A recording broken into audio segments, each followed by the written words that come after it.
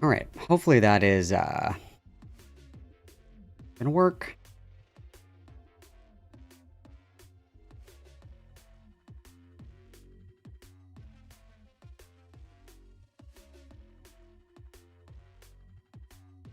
I'm looking... It's not helpful at all. I'm looking to see... Like... I have to get, like, the router port activated or something like that. I don't even fucking know what it's called. And it's like the app is just so user-friendly. Router port.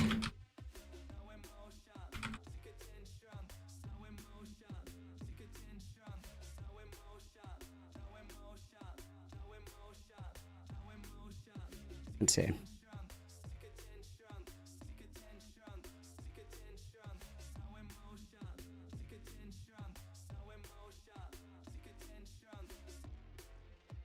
Ah. Okay.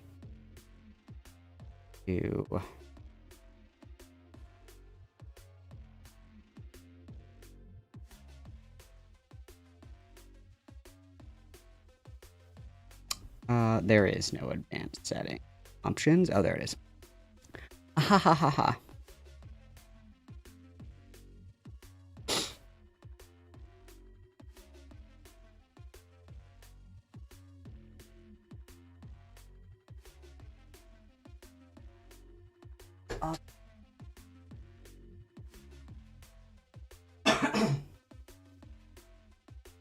I'll have to do that later. I'll put that on my to-do list. Hi guys, let's try again. Let's try again. Hi. Happy Thursday. Happy Thursday, guys. It's almost Friday. It's almost Friday, which is my second favorite F word. Oh, which we love to see. My cable was supposed to be here for my nice camera, but unfortunately, it is not, as you can see. So hopefully by tomorrow, I'll have the correct cable for my camera, because I have my camera all set up. I just have to use this one instead. Smile. Yeah. What's popping? It's been so long. It's been 100 years. 100 years, guys. 100 years, guys. 1,000 years. I still need to get a new monitor. I was hoping they'd be on sale. Of course they're not on sale. What a silly thought that I had, that they would be on sale. I need to get a new monitor, and then, like, I don't even know what those things are called. You know where, like, what is the cable called that the router screws into in the wall? What's that called? What is that? Oh, a coaxial? Coaxial.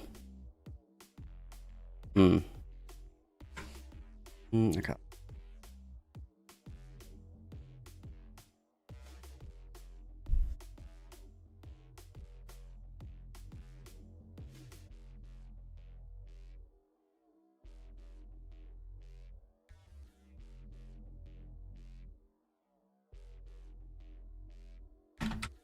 Would that be activation, probably?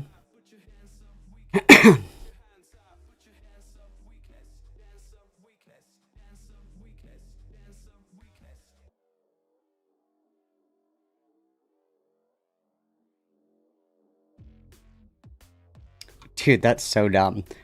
It's like, crawl through your house and look and see if the cord's connected. You can miss me with that bullshit. I'll figure out another way to do it. Anyway, okay. Alright, let's see.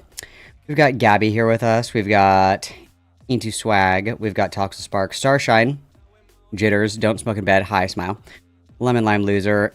Edo is here. Pumpkin Pyrite. Violet Iris. Always Sunny at MTV. Bilotic. Cat Sigs, of course. Jitters Critters. We have Violetism. That's awesome. We have Rigby. You used my member mouse on the fucky stream. Oh, everybody witnessed Rigby. That's so beautiful. That's so kind of you. Let me get... I need my soundboard. Help. I need my soundboard. Help. Help. Everybody witness. Oh my god, I haven't streamed in so long.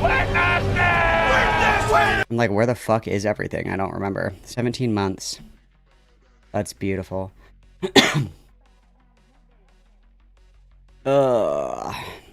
Connor is here, Meringue Jellies is here, Phoenix is here, Lesser Older Tales, Ditzy, Putrid Fido, Depth of My Ego. We have Usagi High Smile, Rubs Belly.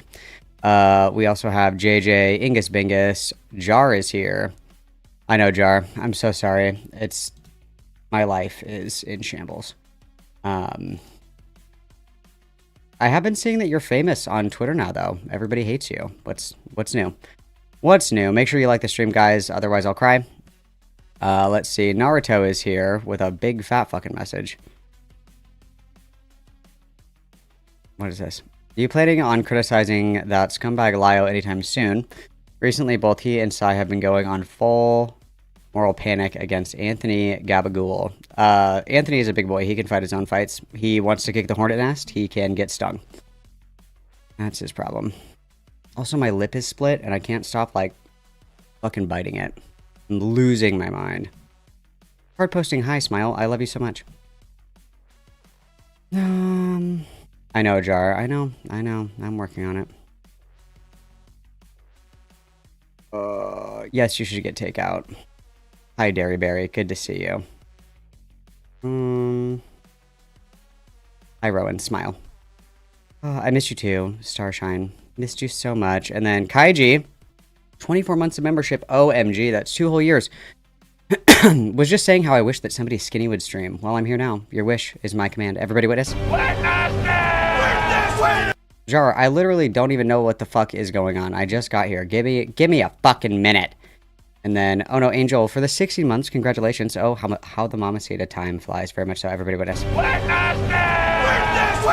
Because I don't even, Jar, I don't even fucking know what's going on. I don't even know. What have you been doing?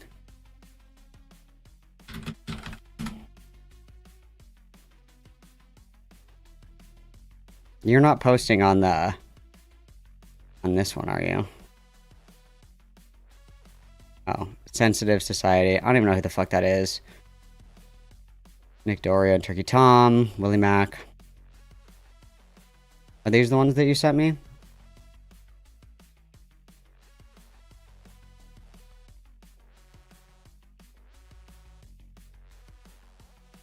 I don't know, man. I just got here. You gotta give me a minute. You gotta give me a minute. I don't even know who the fuck Sensitive Society is. Who the fuck is Sensitive Society?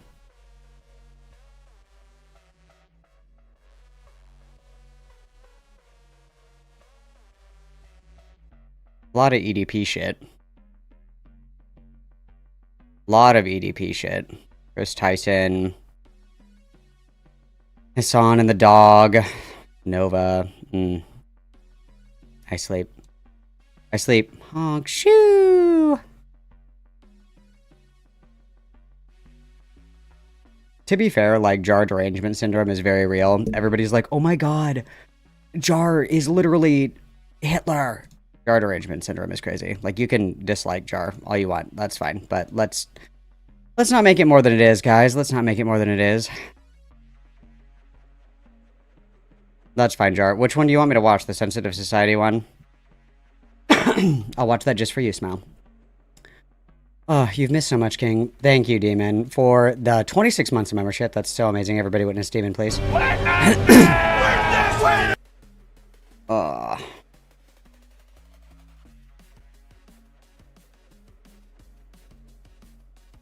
Sounds very boring. Sounds very boring. Oh my god. It's been, what, like 3 weeks? When's the last time that I streamed? August 10th? Twice the legal minute. It's been 14, 15, 16, 17 days. 17 days. Oh my god. Oh my god. Oh my god, that's crazy. That's crazy. 17 days. That's like 1,700 years. 17 billion years. 17 gazillion years. That's crazy. That's crazy. I don't even... I got back from... Fuck, it's stuck on the underside. I got back from Shambhala. And then I didn't sleep. That was awesome. When did I get back from that? That would have been, what, the 22nd? Yeah, the 21st or the 22nd, I think. Didn't sleep. That was super gas. That was super gas. Didn't sleep at all. I was up for like 50 hours. That was really cool. I was a really big fan of that. That was awesome. And then Base Canyon was what? 2 weeks ago?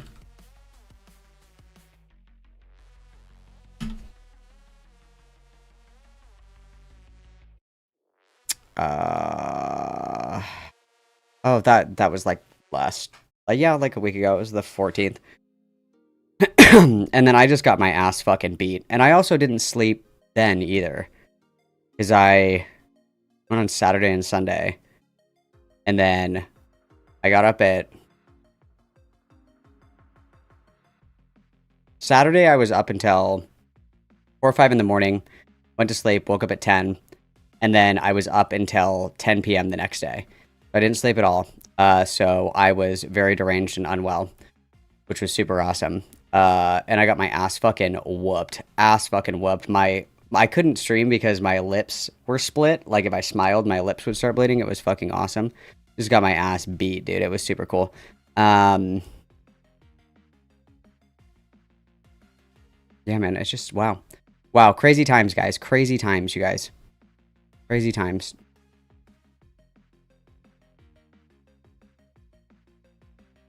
Sai even accused me of mansplaining her simply because I criticized her making a homophobic comment about lesbian manga author. Well, yeah, Lio has like pedophile goggles. That's why I say he's spiritually a pedophile. It's the only thing he can think about is people that fuck children. That's crazy.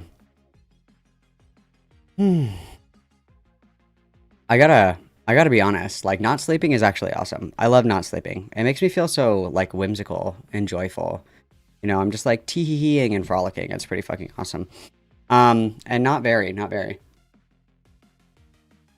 at all. On Sunday, it was Void that played. Can't do psychedelics for Void. It's really fucked up because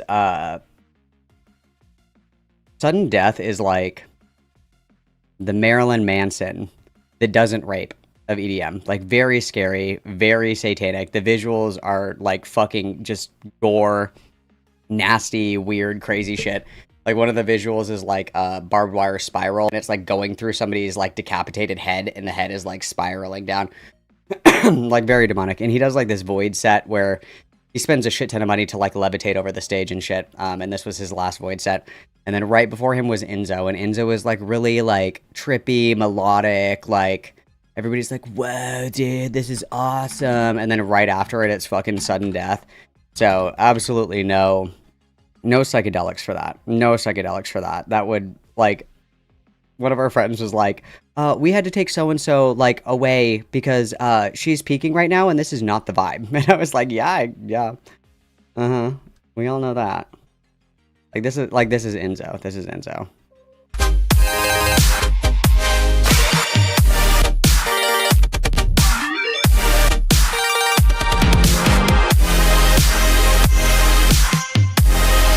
Like, very melodic, very chill, very relaxing, and then, like, this is sudden death.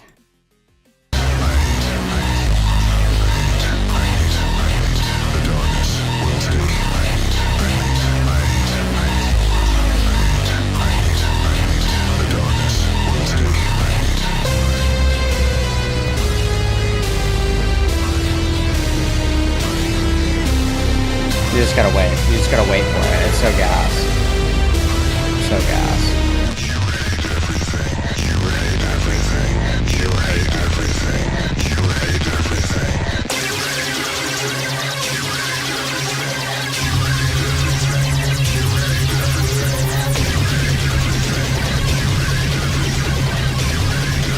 everything. And when you're tripping nuts, by the way, this lasts forever, by the way.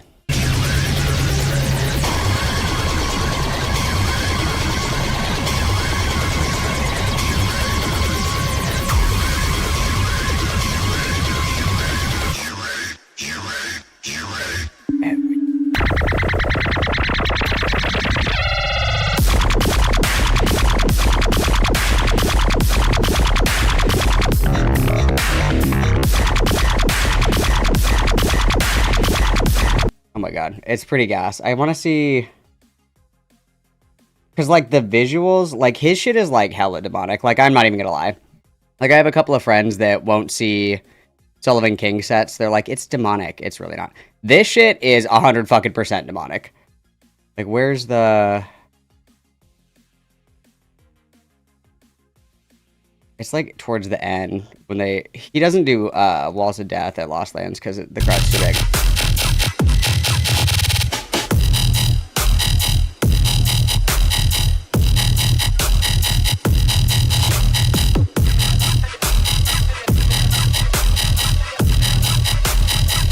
And then that was his last Void set, but I was really excited about it because I knew that everybody was like gonna go from Enzo right into that, and everybody that was on psychedelics was gonna be like freaking the fuck out, and I was right. And then I went to Void Dome like 2 years ago, I think it was. I think it was 2 years ago, and there are like people that do mosh pits purely because they want to hurt other human beings, and those are the kinds of people that are in sudden death mosh pits. And so my wife was like, are we going to the pit? And I was like, fuck, you don't want to be in there, trust me. Before that was Enzo, it's spelled like this. And so people were just getting their ass beat like left and fucking right. When I was at Void Dome, I was surprised. I thought that I was safe in the back. For the Wall of Death, I was not. I was not safe in the back. I was like fucking screaming and trying to run away because I had like a cup of coffee. I was like, please, please, I have a fucking cup. Please, I have a wife and kids, bro. Didn't save me. Didn't save me at all. And then it's like, it's not even like a normal mosh pit. It's like a fish pit, or it's like crowd killing. And people don't understand that. So they're like, oh, we're going to just like run into each other and like tee and have fun. It's like people are like, they're like trying to hurt you. Like they want to hurt you. Like that's the whole point of them being in the pit, is to like physically harm other human beings. But it is what it is. And then this was his intro, because he does this thing. This was his last Void set, because he does this little levitation shtick. And he like DJs while he's levitating. It's like really expensive equipment or some shit like that. And so this is the last time that he did this for a while, because it's so expensive. But he floats like a little fairy. I was freaking the fuck out.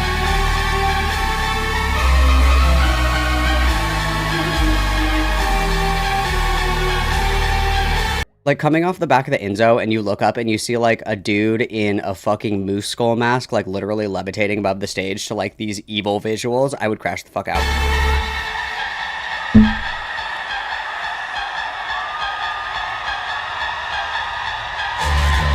I was freaking out.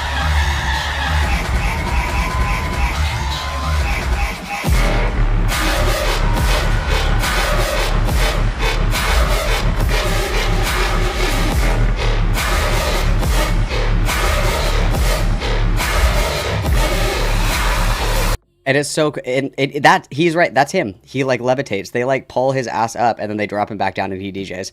And he has like controls in his gloves and shit like that. It's fucking awesome. It's fucking awesome. It's hella demonic. It's hella demonic, but it's so fucking sick, dude. But I was really excited because everybody was like, I'm so excited for everybody to be like shitting and fucking crying and pissing their pants because they got their ass fucking whooped in the pit. And it's like, yeah, like, yeah, dude, they're doing crowd killing. It's not like the, let's do an all-girls mosh pit. It's like, they don't fucking play. That's like the one time that they get to just go like sicko mode.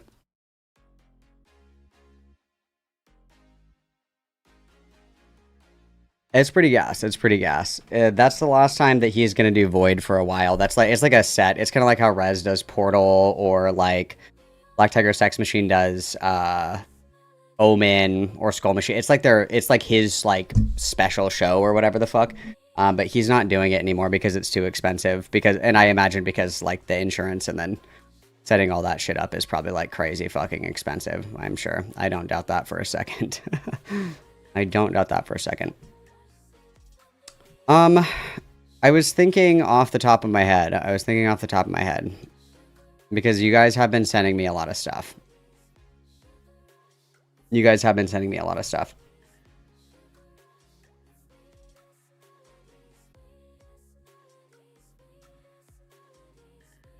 I'm looking. I'm using my eyes. Hang on, I'm trying. Okay. I'm gonna get you guys some shit, So, I was gonna do, Patricia. I can never spell this bitch's name. Patricia? Is it because it's not capitalized?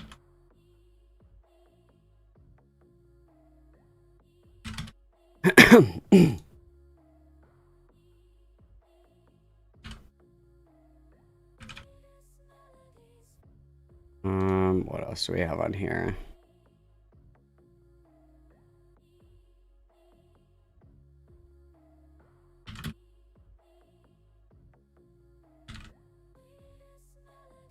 It'd be super helpful if I could spell as well. There was another one in here.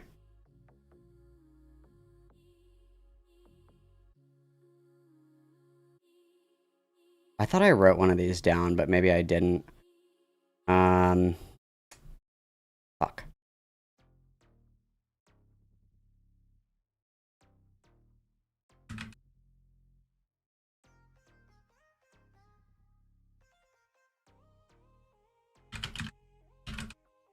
Okay, you guys think about that.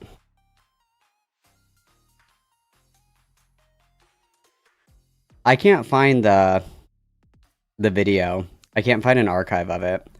I looked on Internet Archive last night because I was thinking about that. I was like, I should watch this. And I have, where's my sticky note app? Because there's like a lot of stuff. My editing list that I haven't touched in like 27 fucking years. That's awesome. Like if I do...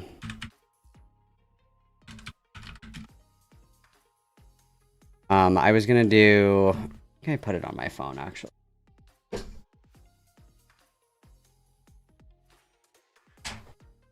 Oh, hi, DZ. Rubs my belly and smiles. Does anybody have the link for the petition, the Patty video? Does anybody have the archive link for it? I know that somebody reacted to it. I know that somebody reacted to it, but I don't know if there's a copy of the original floating around.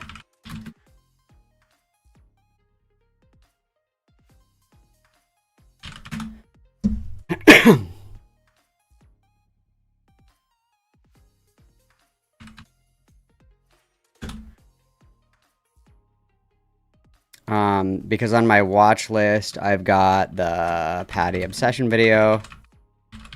I've got jar video on, what was it? Sensitive Society or whatever the fuck. Xander Hall merch.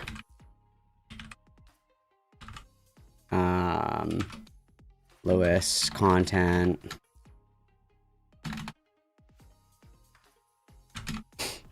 And then there's like, excuse me, I'm sorry. I was planning on covering this before, I literally went through like severe psychosis from not sleeping, and got put on SSRIs.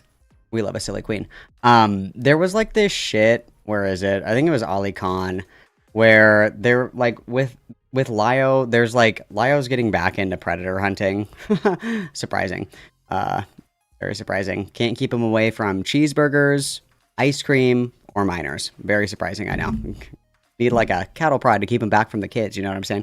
But apparently there's like a situation where there's like a kid that was allegedly raped by another kid, and then Lio was like calling the rape victim like a lying whore and shit. Crazy, crazy, crazy stuff right there. Which is kind of crazy. That was on my list. That was definitely on my list. There was something, I was going to do that before I left, and then, life got away from me. I think there was something else too, but I don't remember. Oh, the clavicular video. And then...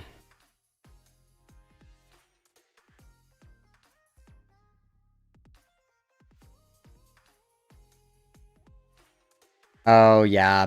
The... I think it was Noval that recommended this one where it's what's it called? Facilitated communication. I don't know why I drew a fucking blank on that. And like that documentary, where it's called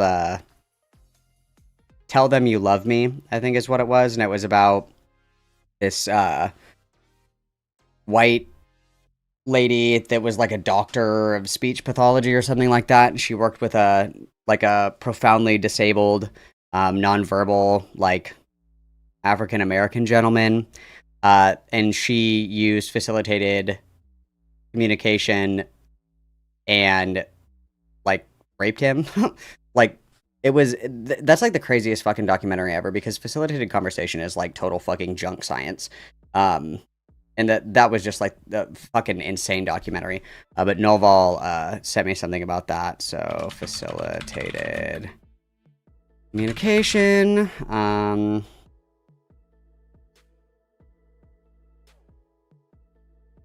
then apparently there's a Shining video that will make me crash out. Shining video crash out.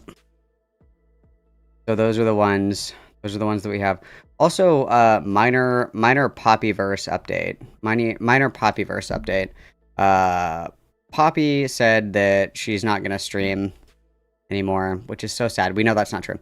But we eagerly await when Poppy decides to stream again. She deleted her Discord server. big step for her in not being terminally online, which is awesome. Can anybody please confirm or deny? Does anybody have the original Patricia video, or do I have to watch it secondhand through this React video? If anybody has a copy of that, like the original one, please put it in the Discord. Otherwise, we have to watch it secondhand, which will make me cry.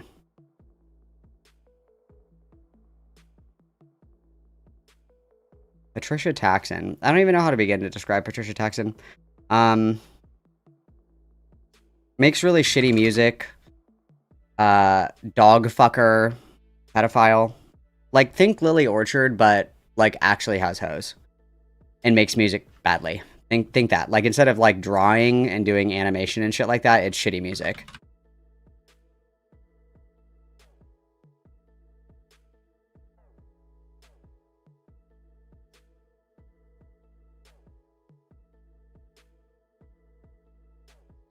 Like, let's see.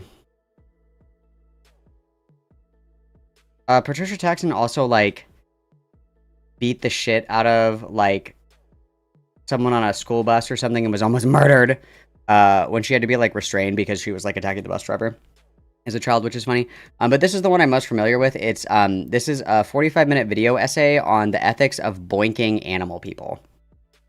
So, that should just give you a peek on that one. And then this is Patricia's music. Just let's skip. Color me with the artificial light that keeps me safe, but what is safety in the end if I still cannot touch your face? Midnight glass. Yeah, so that's enough for me.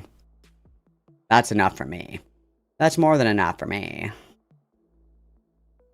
Oh, the Shining documentary.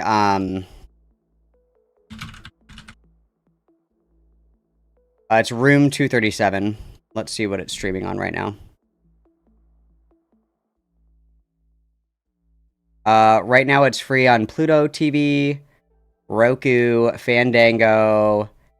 It's free on Plex. It's free with YouTube Primetime subscription.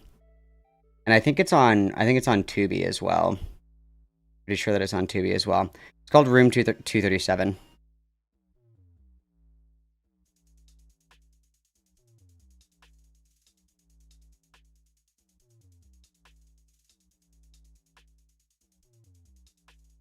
Yep, I started streaming when everybody was going to bed because I hate all of you, correct?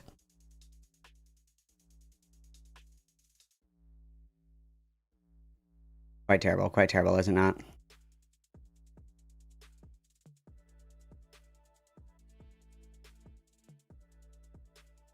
That's Patty's music, you guys, stop. Stop, you guys. It's so gas.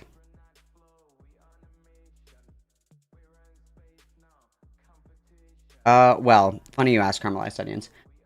Because I ordered a micro, or like a mini HDMI cable for my camera. It was supposed to get here this afternoon. When it arrived, it was the wrong one. And, my bed frame arrived, so I had to put my bed frame together. We did a little, Chinese room swap. Little Chinese room swap.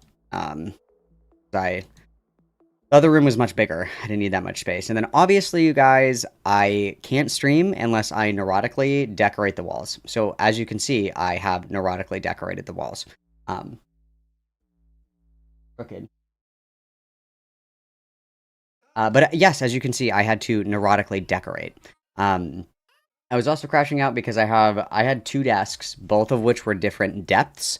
And so, like, trying to get the feng shui of the room correct with one desk that was like really fucking wide and one that wasn't was driving me insane, because I wanted my standing desk for when I do paperwork and shit. And so I just took the biggest IKEA desktop that I could find and I just put it on top of the standing desk mount. So it's like it stretches the whole wall and it's perfect. It's perfect. So I was obviously not okay. I was obviously not okay. She has an album about how she fucked her dad. Kanye did it better. That's all I'm gonna say. That's all I'm gonna say. Okay, did anybody answer me? Do we have the original Obsession one? Do we have the original Obsession one? Yes or no? Hello? Anybody? Anybody have it?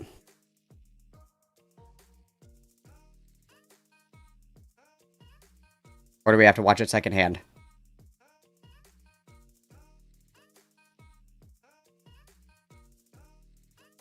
You guys are literally ignoring me. We can't watch the video if I don't know if you have it or not. You have to tell me. You have to say, yes, I have it. Or no, you have to watch it secondhand. You have to tell me. Thank you, depth of my ego. I appreciate the answer. Anybody?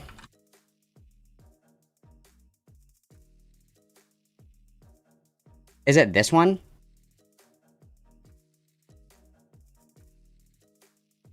Is it this one? Is this the right one? It's just on the alt account. This one? This one? Listen, don't catch an attitude with me. Don't even start. Don't even fucking start. Okay? God, you guys. I think this will be good. This will be good. Because I also have a lovely Annie tweet that will complement this nicely. If I can find it. Hang on. I haven't like been on Discord on my desktop in so long. I don't know where anything is. I'm literally a newborn baby. I like can't fucking walk. Hello. Okay, that's it. So we'll do that.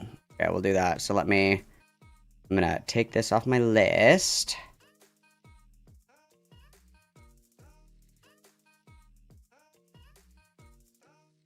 Oh, hang on.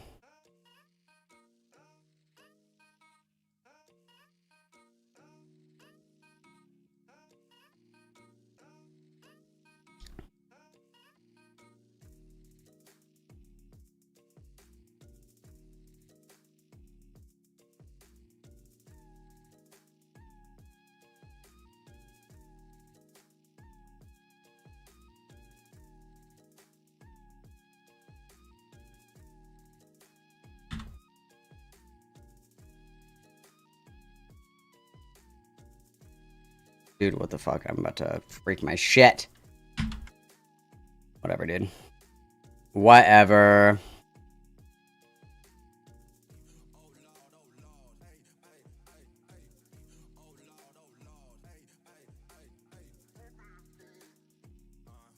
Shut up, DZ. I didn't know that Patricia had 2 accounts. I didn't know. Shut up. It's like you guys don't even want me to be here. It's like you guys don't even fucking want me. It's fine. I just won't stream. That's fine. I'm just gonna go to bed. Okay, that's all. Bye.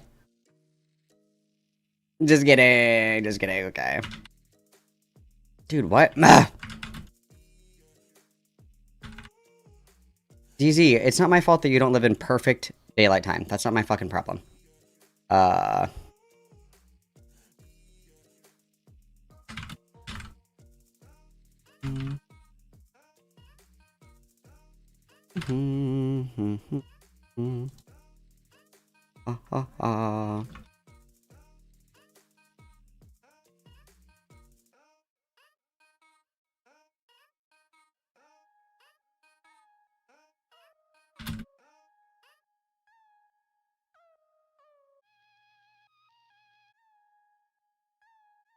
Okay, I'm setting this up for when we're done, because this is like a 7-minute video. I don't know how long this will get me through.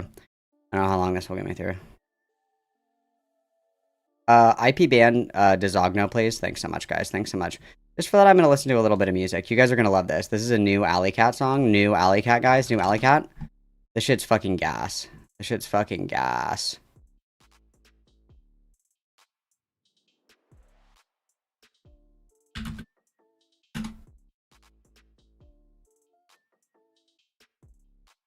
This is gas. Feel the morning on my face. Ain't a pill that I didn't take. Just a lifetime, 'cause it's been a long day. 'Cause I'm asleep when I R.I.P. Feel the morning on my face. Ain't a pill that I didn't take. Just a lifetime, 'cause it's been a long day.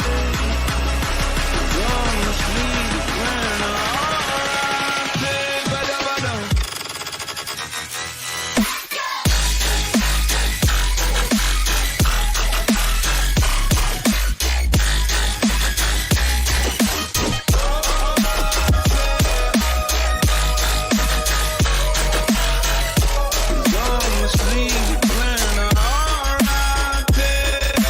Oh, Gorge.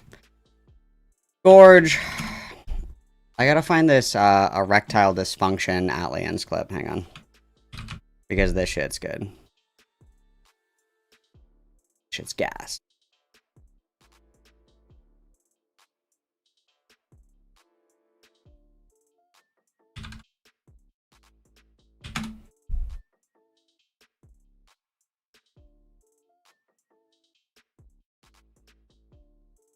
Yeah, I'm allowed to have autism time, you guys. Leave me alone. God.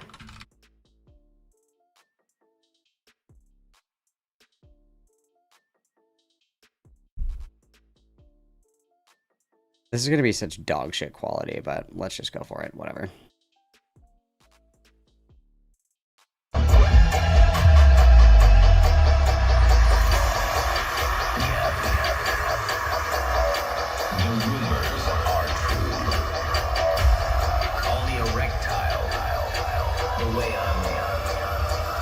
Dysfunction.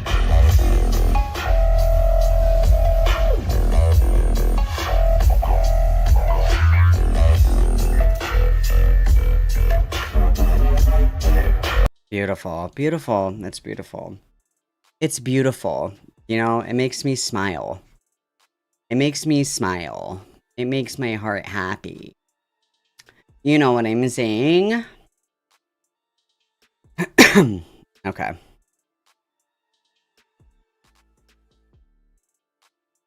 Wow. Neck and neck for Lewis Mcclung content. Never thought I'd see the day, guys.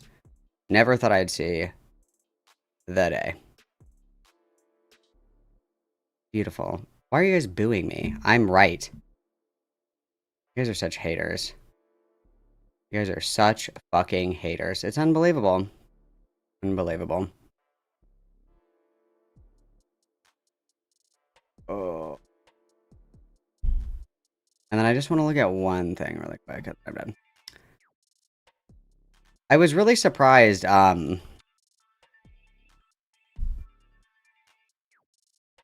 Wait, fuck, hang on. What was that bitch's name? What was that bitch's name? The one that, oh god, the fat turf that FIREBAT was, like, beefing with or whatever. What was that bitch's name?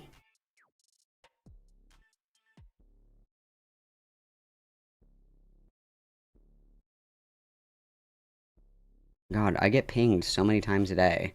Never ping me ever. It's like it's doomy or something, right? Something like that.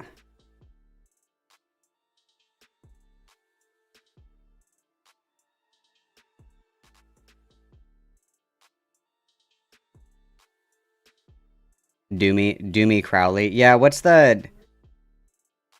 Oh, it's hi Doomy.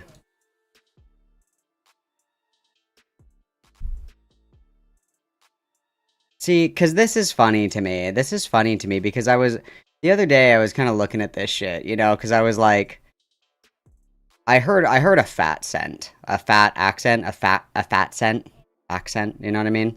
I heard a little bit of husk to a voice, and my ears kind of pricked up, and I wanted to look. Like, this is interesting. This is interesting to me. Like, here, look at this. This is a 4-hour stream, Candace Owens versus Andrew Wilson debate. Why? Why does anyone give a flying fuck? Men's rights advocacy. That's super cool. That's super awesome. Test stream. Who is this guy? Who is that? And then it's like, she watches the whatever podcast, and it's like, girl, they would have to zip tie like 3 chairs together for you to even get on the fucking whatever podcast. Like, what are we doing with our life here? Like, I understand pick-me's in general. Pick-me's make sense to me, obviously. But there are certain people that are pick-me's where I'm just like, you're wasting your fucking time. Like Pearl Davis is one, where it's like, she's like, you know, you need to be like a soft, feminine, like traditional woman. It's like, you literally already have like 3 bodies. You're like 6'2". You're built like a fucking refrigerator. Like, you're way out of your depths right now, dude. Like, it doesn't, like, even if you weren't a pick me, you still wouldn't be, like, there's no universe where you're the one getting picked. You know what I mean? It doesn't matter what you do or say, because sometimes, like, with pick me's, you know, there's an opportunity. An opportunity does arise to be chosen. Like, Pearl Davis, there's no fucking shot, dude. There's no fucking shot. She's built like a fucking linebacker. And she's saying, like, men want, like, dainty, conservative, pure woman. It's like, you're none of these things. You're not dainty. You probably wear bigger shoes than he does. You're also ran through, just like all the girls that you're fucking complaining about. You say that women are, like, worthless if they're not married by 25. It's like, you're 27 and I don't see a ring.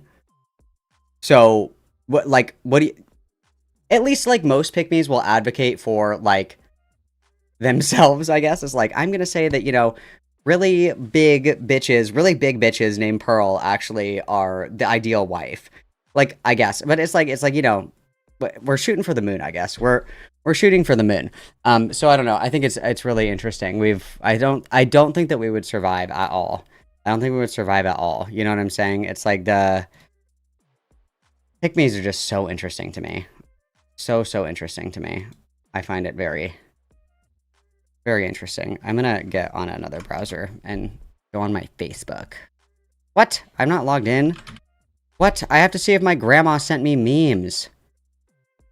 What? It wants my password? Oh my god. Dude, get out of my fucking face. That's sad. That's sad for me. Oh, we have an X account.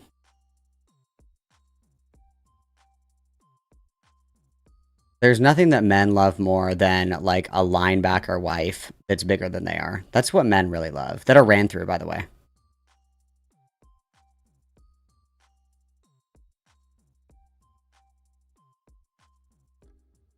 Oh my god. This loser is, like, fighting with people on Facebook. Is it, like, 2017?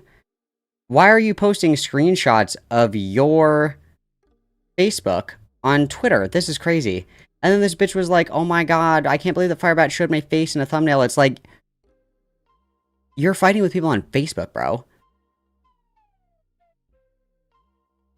Oh my god. Dr. Jess Ting emailed Jeffrey Epstein once. That means that all transgenders are pedophiles. True! Dude, she can see through the matrix. That's so cool. So awesome. We're tagging Asmongold. Anyone else miss at Asmongold? My YouTube feels bare without him. I'm a men's rights activist, but I'm going to advocate for the most dysgenic men who think that the taste of water is disgusting and smear their bloody gum juice on the walls. and literally live in a cockroach den. Got it. Got it. Got it. Man. She's fucking thick as shit, too. Damn, girl, you gotta get, like, the fucking 0.5 zoom on your camera to take this mirror selfie. Holy shit.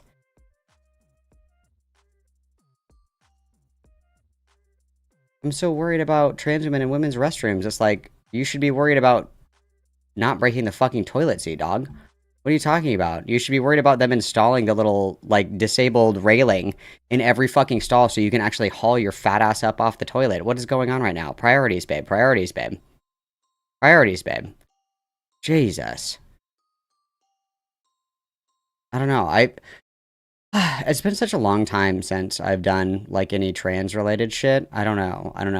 It's pretty interesting to me. Interesting.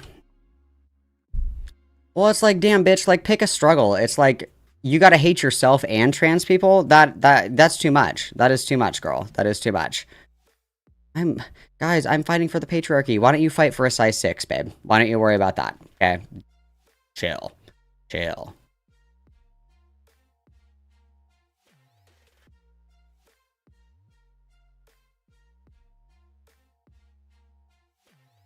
What's this? Trans talk. This is crazy. Fat victim card. Bitch, you are fat. Look at this. Like, is she blind? Is she blind, deaf, dumb, and illiterate? She's like, oh my god, the fat victim card, fat liberation movement. Girl, I thought you were part of this AI fucking thumbnail. Yeah. That would be like if I attacked really skinny, funny, and handsome people. That would be so stupid of me. I'm attacking my own kind. You know what I mean? What are you doing, girl? What are you doing, girl? You take up a third of the fucking thumbnail, and you're like, all these fucking fatty, fat fucks. Girl, the call is coming from inside of the fucking McDonald's. What is going on? Oh, yeah, we're watching some of these. That's what we're doing today. I feel like being evil. Oh, I feel like being evil. I do. And I'm not afraid to say it. I'm not afraid to say that I'm in the mood to be evil tonight. I definitely am. Let me change the title of this stream. Snarking, hidoomy, parentheses, and others. Smile. There. Let's go ahead and make that reflect the nature of our reality, shall we? Oh, fuck. I accidentally minimized that window. No, come back. No.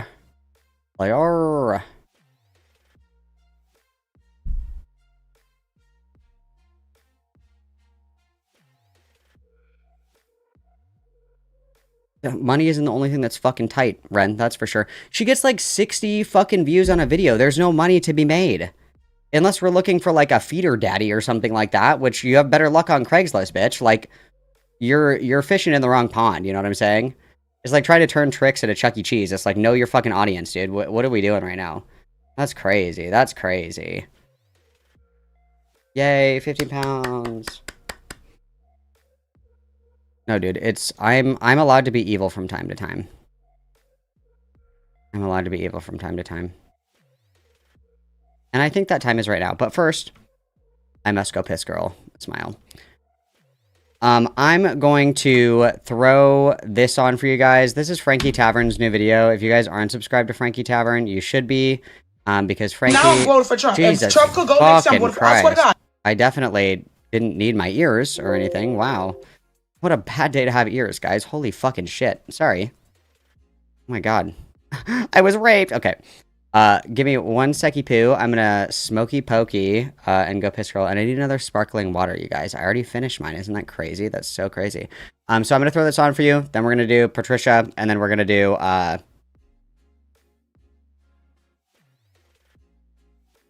beluga whale. I don't know. I was trying to think of something. I killed it. I killed the bit. I took too long. I'm sorry. I took way too long for that one. I'm so sorry. If you're not subscribed to Frankie Tavern, please go subscribe to Frankie Tavern. Okay, Frankie's awesome. Shut the fuck up, Ditzy. What the fuck? I'm sorry that I have a petite bladder. I can't help it, okay? It's very ableist of you to say that. I actually lost my bladder in the war, you fucking bitch. Watch who you're talking to. Okay, I'll be right back. Everybody behave. I don't want to be black no more. Please. Do not walk in a group 5, 6 niggas in Miami don't like that shit. The day I scam, bitch, I will show you I'm scamming. Hey, you mind me asking what race he is? He's white. Perfect. I love it. You won. Okay. All right. Now, my next step is make sure you on his life insurance policy. Make sure you on his 401k. I just witnessed at Poochie yesterday these two married couples, white men sitting down, a girl shopping, and they took out that fucking that platinum Amex card. Both of them had it. That's the crazy thing. Pay for the shit, and them hoes walked out. I had to wait because they were still looking for my size, and I wasn't in a rush. And I told them take care of them. I just watched these white two couples. Why us black queens can't get that treatment? Why we gotta walk in the store and pay for our shit? Now I'm mad because I'm trying to tell these niggas stop trying to fuck us for free. Y'all hoes fucking for free. Y'all hoes get up every day. Y'all want dick and liquor. That's why niggas don't want to do shit for y'all. Because y'all so easy. Hello, hello, and welcome into the tavern, weary internet travelers. It's lovely to see you all again, and boy, do I have a story for you today. So settle in, friends, because this one is a doozy. As usual, before we get into it, I have some trigger warnings and disclaimers for you. Today we will be discussing topics such as SW, internalized racism, internalized misogyny, scamming, and even briefly be touching on a recent murder that is still under investigation. If any of that is not for you, it's okay to skip this one and maybe catch the next one.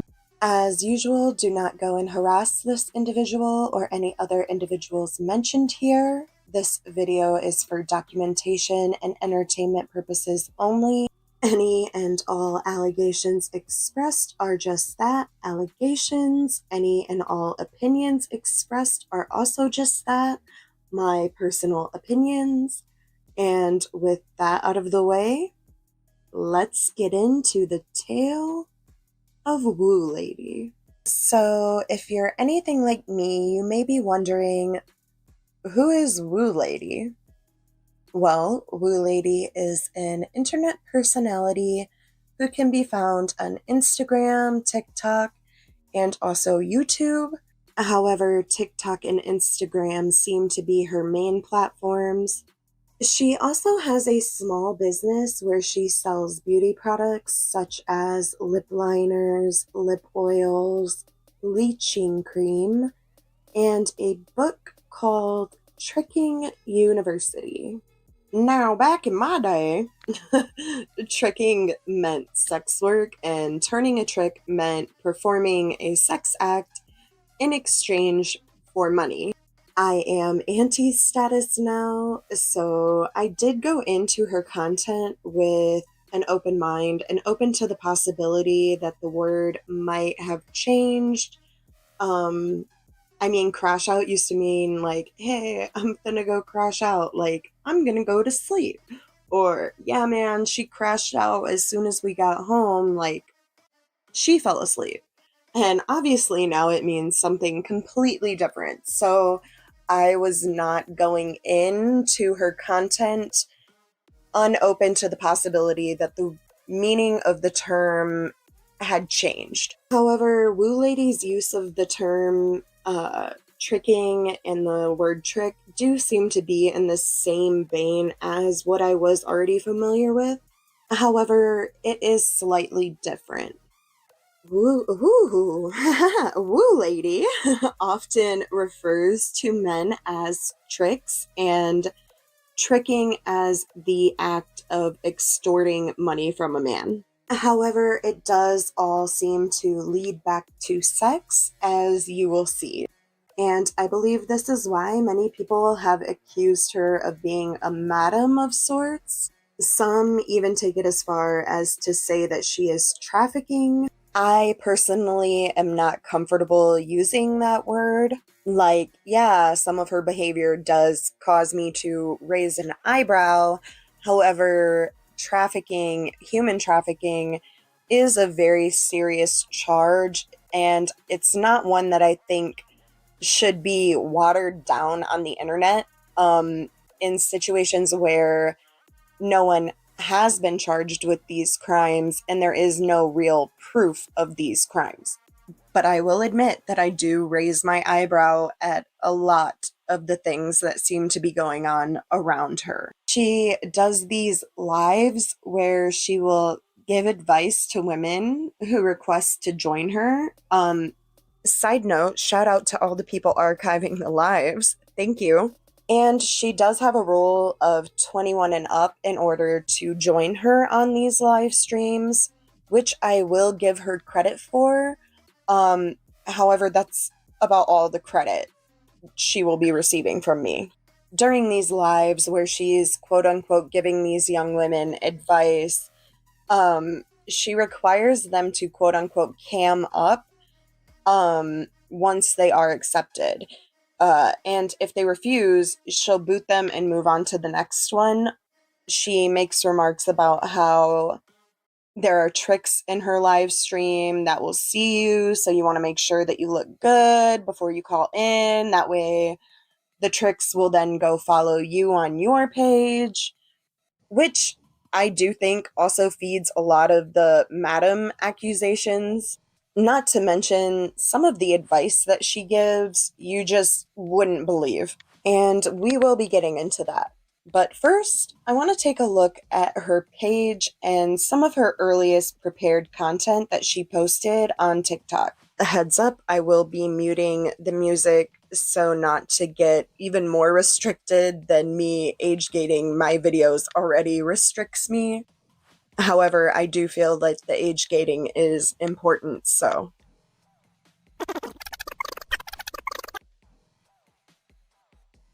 So sorry, my dumb bitch dog was just refusing. Someone called.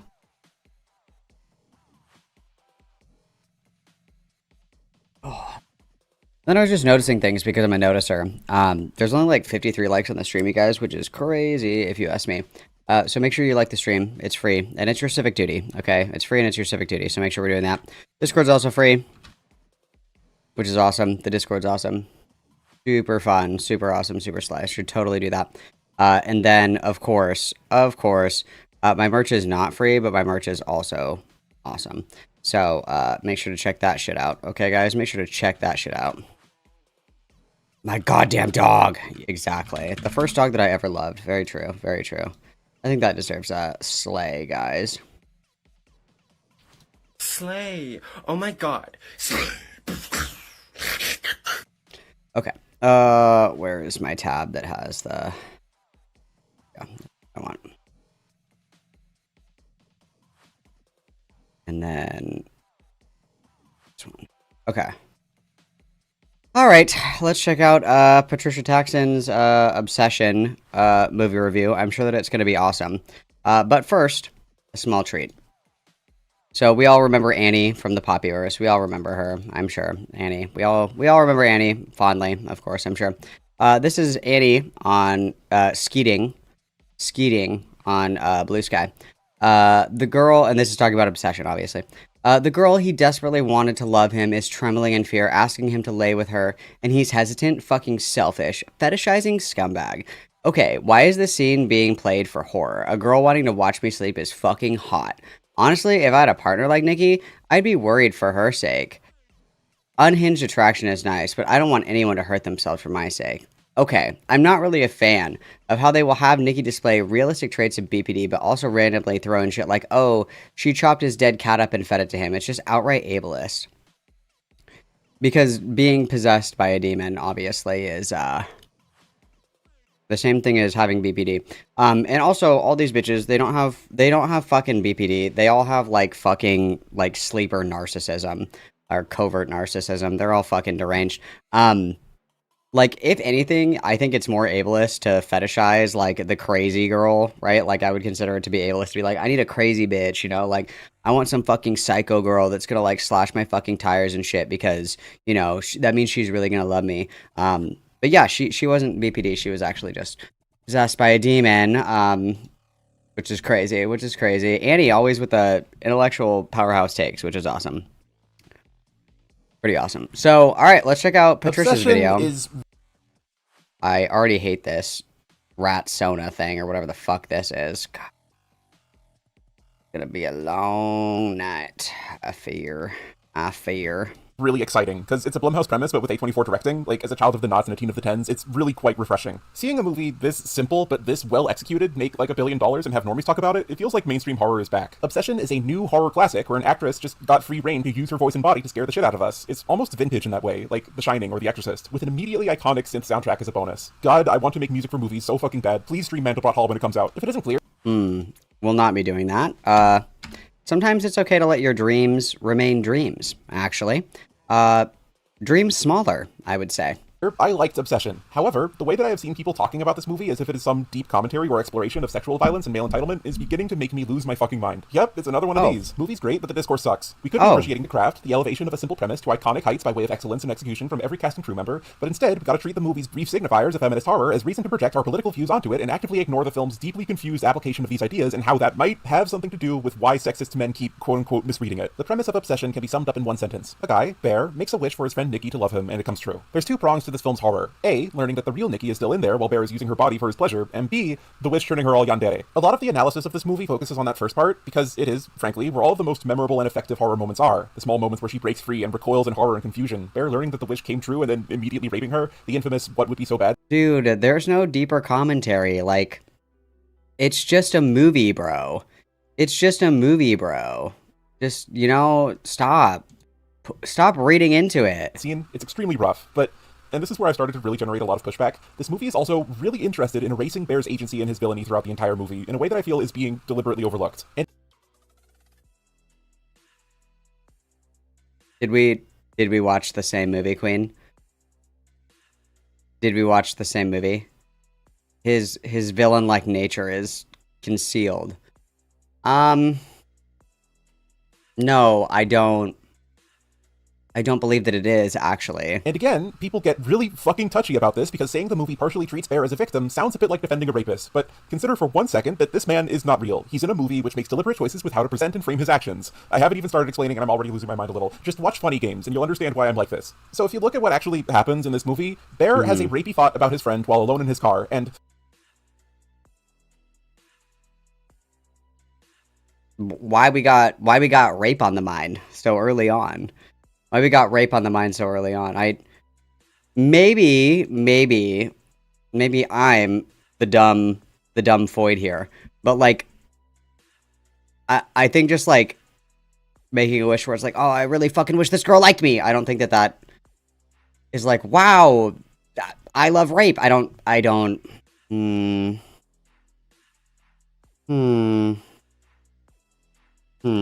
I can't believe I have to say this, but simply expressing a selfish thought alone in your car is not a biblical sin, and he is then punished with an abusive, coercive, inescapable partner. As soon as he shows diminishing...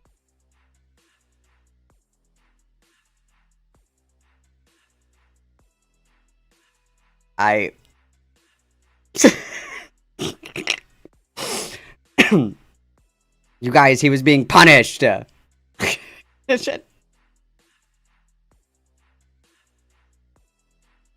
Yeah, it's almost like, I know that, like, people that think that animals are hot don't really have any kind of concept of this, so for the dog fuckers out there, like, yes, like, when you take away someone's free will and agency, that's kind of like a monkey paw curl situation, right? Like, that's kind of what that is, right? You know what I mean? It's like, you got your wish, right? She loves you more than anything, but that comes at it's like a monkey paw curl situation. It's like how genies always tell you, you know, well, not you personally. For those of you who speak to genies regularly, you know, it's like you can wish for anything, but you can't wish for like another person to feel a certain way about you, because like controlling someone else's free will is almost always, not even almost always, it is always like a violation of that person's autonomy. But we should consider the perspective of the rapist, I agree. Interest, she becomes a monstrous, terrifying force. And make no mistake, Bear is a rapist who becomes knowingly complicit in the magical enslavement he benefits from. But also, like, what if he'd done the right thing and turned her down when she was obviously acting mentally unstable? He'd just be speedrunning to the part where she starts killing people. But dude, what a Sophie's choice. I can either, these are my choices, guys, these are my choices. I can either do the right thing and say no, which might have bad outcomes, Or I could rape and then also have the exact same bad outcome. This is a real head scratcher, I think. Which path of this involves rape? I know, I'll take that, like... Okay, got it. I'm also having, like, the worst time ever. I put this fucking boom arm right here, but, like, my mouse is right here, so I keep, like...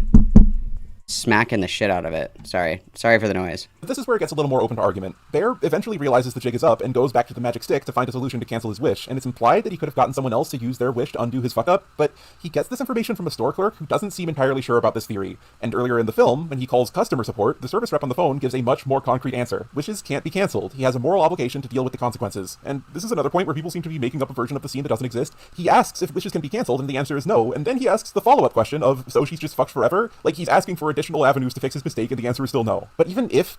Are we missing the part where he doesn't ask to cancel it? He, like, specifically says, I don't want to cancel it, I just want to modify it?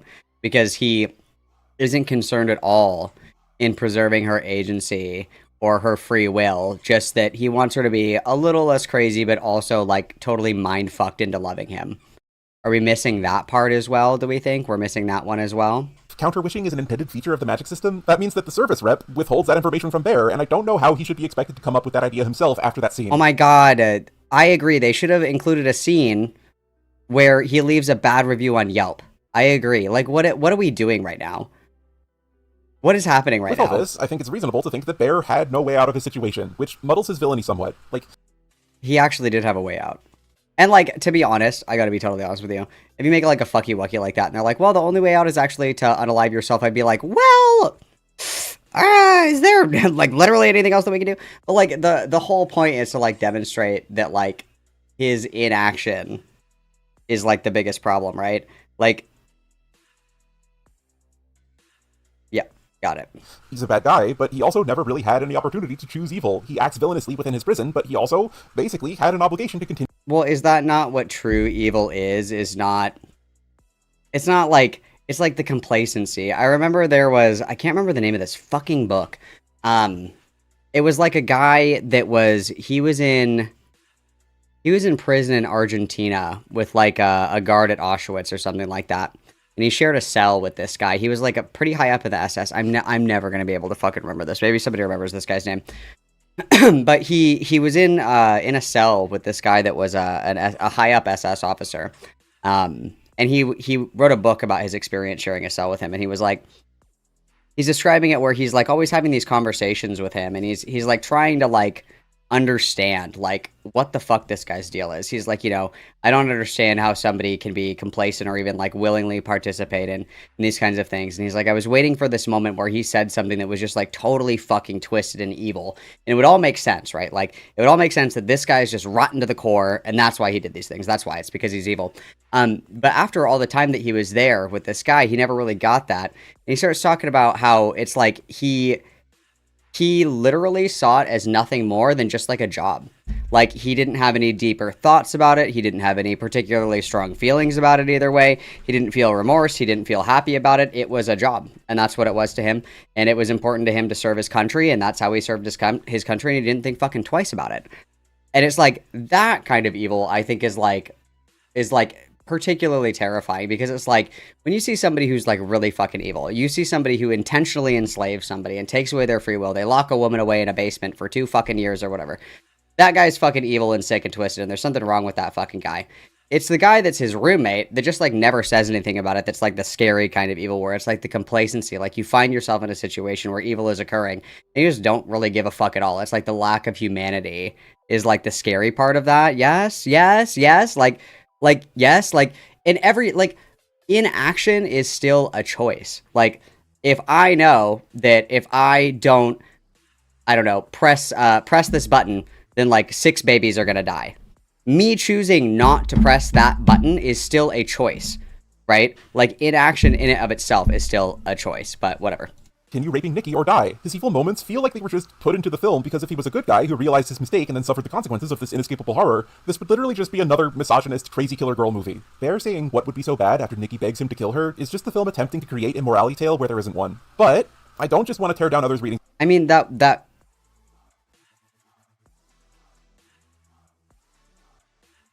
Okay.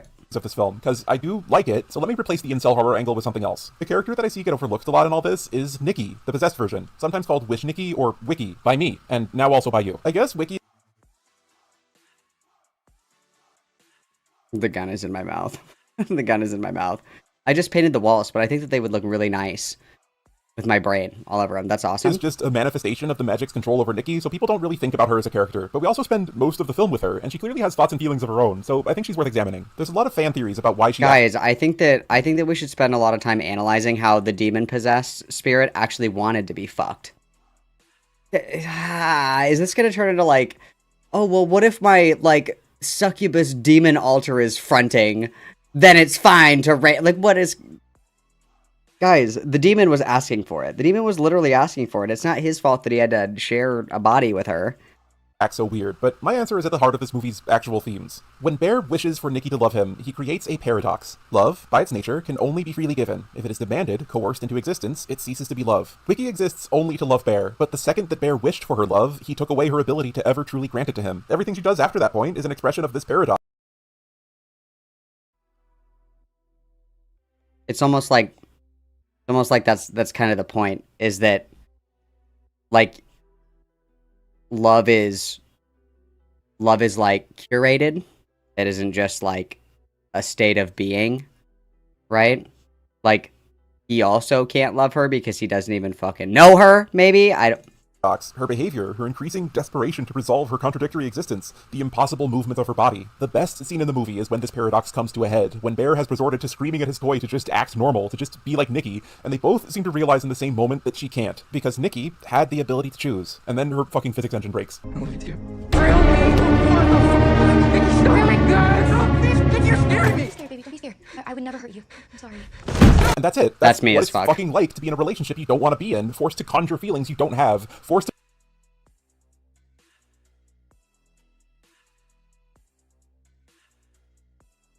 Yeah, this is just like my step uncle and his wife. They hate each other, but you know, the mortgage and the kids, and it's just like that. You know, like a girl possessed by a demon, by a selfish and cowardly man that's then raped and has no agency or free will by magical powers is the same thing as being in a dead marriage. That's that's the same thing. Yes. Pretend like this is something Yes. even resembling human Or cooking. interaction. Eventually, you just stop functioning like a robot trying to divide by zero. Maybe I like that Bear is presented as a victim too. Maybe I like a movie that acknowledges that fate can just trap two people in a room with I just really like it when we're very sympathetic to the rapist. Okay, got it. each other and slowly kill both of them. Maybe some of us would do good to hear that Bear isn't exceptional, that perhaps every time you ask someone to smile or show gratitude or loyalty or affection to conjure love, you could be doing the exact same thing he does. You could be... There could be a rapist inside of you as well. Wow, good.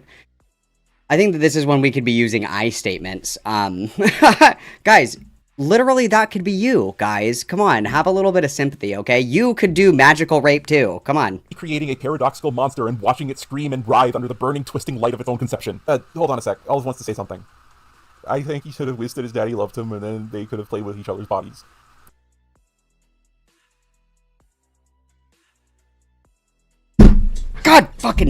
God damn it! God damn it!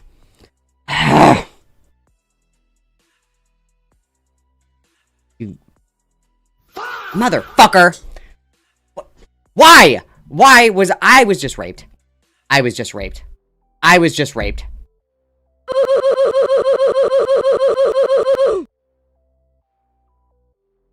We were all sexually assaulted. I will be contacting the local police department. I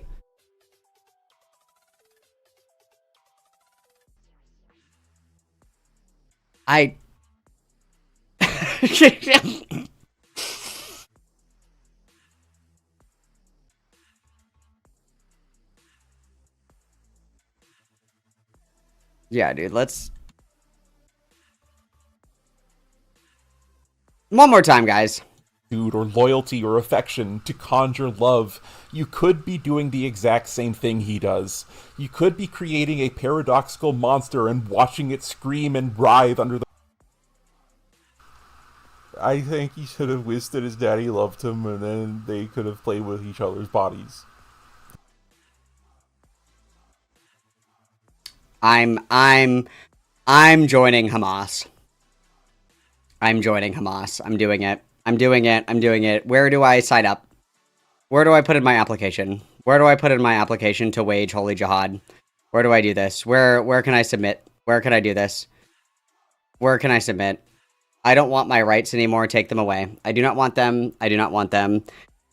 I will spend eternity in forever summer camp gulag if it means that this fucking freak is right next to me the entire time. Please, Lord, please, please, Kim Jong-un, please liberate us. Ayatollah of Iran, please. I don't want to do this. I don't want to do this. I don't want to do this anymore. I don't want to do this anymore. I don't want to do this anymore. This is crazy. This is crazy, dude. That made me really fucking pissed. That made me really fucking pissed off. Wow, that was quite literally like getting murdered. That was like getting murdered. I didn't like that shit at all. I didn't like that shit at all, dude. I didn't like that shit at all.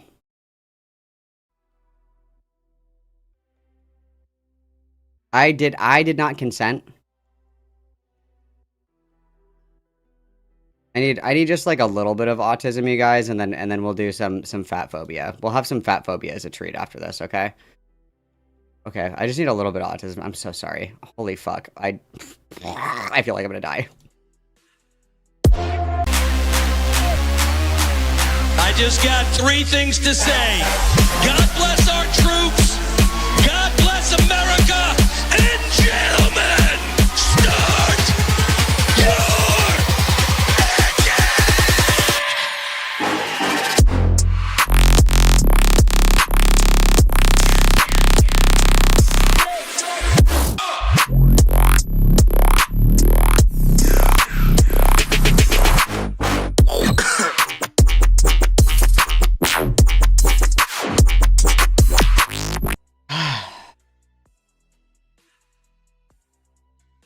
Another one. Hit me with another one. Hit me with another one.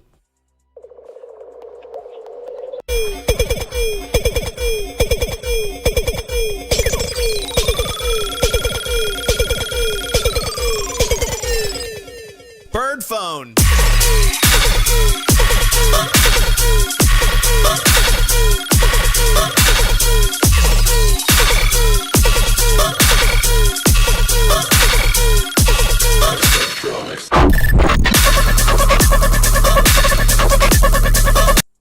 Save me, God, please. Please, God, please. I'll do anything.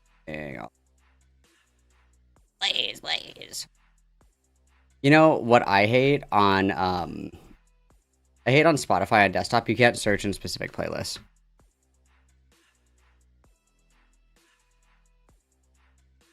That's the one I'm thinking of.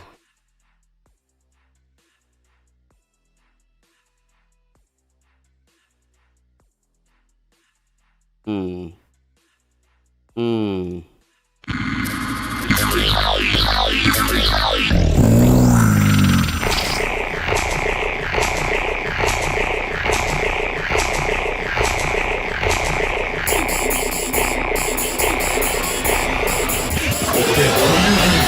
dare challenge me?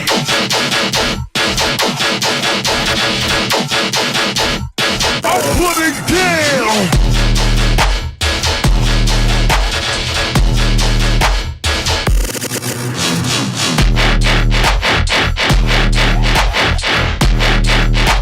Alright, one more and then I'm done.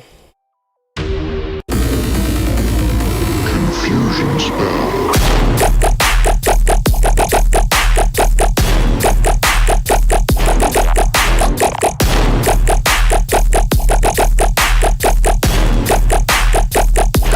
I don't know if I can, like, be alive anymore. I just don't even know. I don't even know if I can be alive anymore, dude. I just don't. I just don't. I just don't. You missed it. I was talking earlier about, I was showing videos from, Void at Base Canyon. His last Void set. It was beautiful. I was, like, freaking the fuck out. I was, like, jumping up and down on all fours. I was having a little bit of a mentee bee. A little bit of a mentee bee. In a good way. In a good way. I was having a positive mental breakdown. Because I was, like, kind of, like, bullshitting. Because, like, his intro was pretty long. Because he has to get, like, strung up on the fucking thing, you know, it takes a while for them to set the thing up, and I'm, you know, yapping away, and then I, like, look back, and he's just, like, fucking levitating there, and I was like,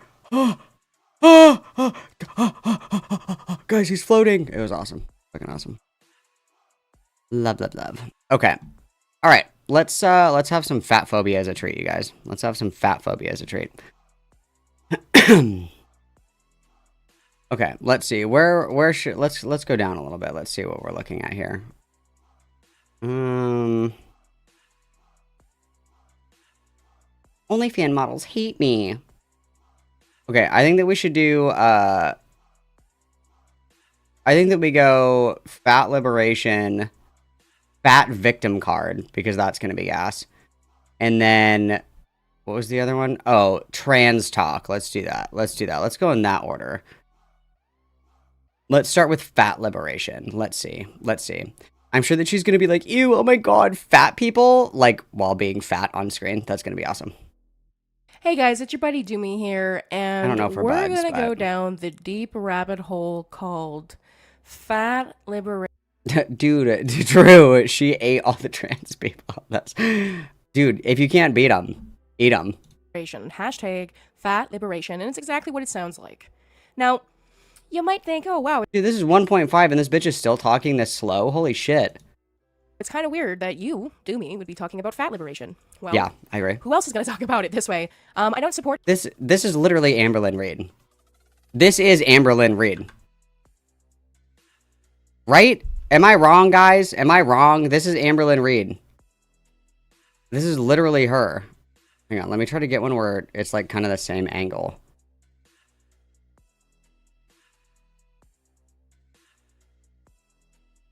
Like, this is Amberlynn Reed.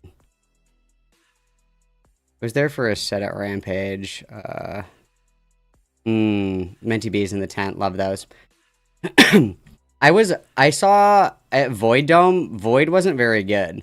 The first day of Void Dome, he went B2B with YVM3. And so it was like heavy as fucking shit, dude. It was fucking insane. And Nimda played on the first day. It was fucking bananas. It was cuckoo bananas. And the second day he closed with Void, but it wasn't very heavy at all. I was kind of like, are we ever gonna like maybe like do a drop, maybe perhaps?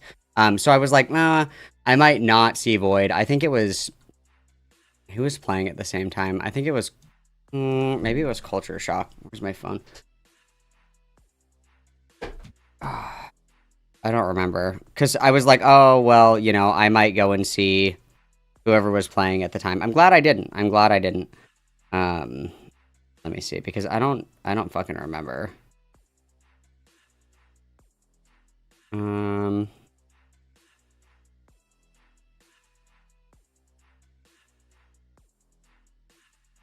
Oh, it was Ghastly. Or Yusuf. Ghastly or Yusuf. I was like, I wanted to see Yusuf. Yusuf was like the only hardstyle person that they booked this year.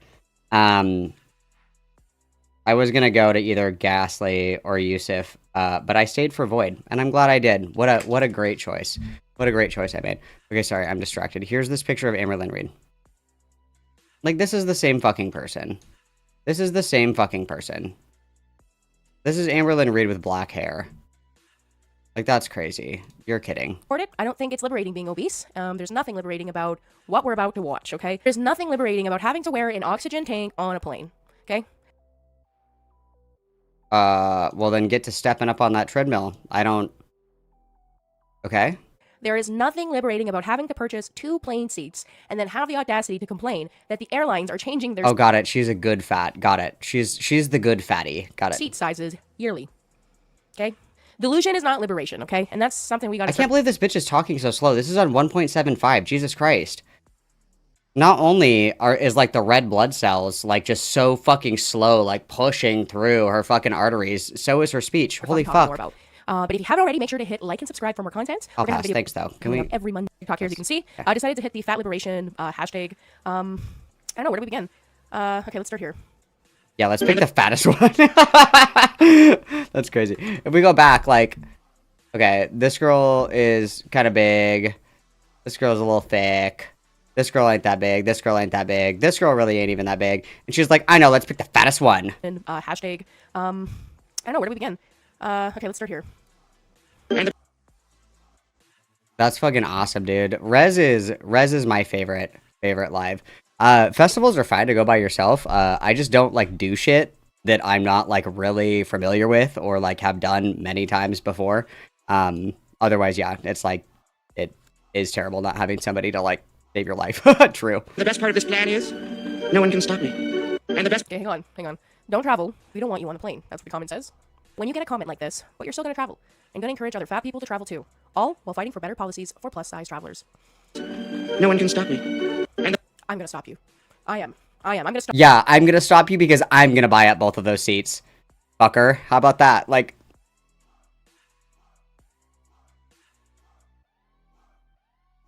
what?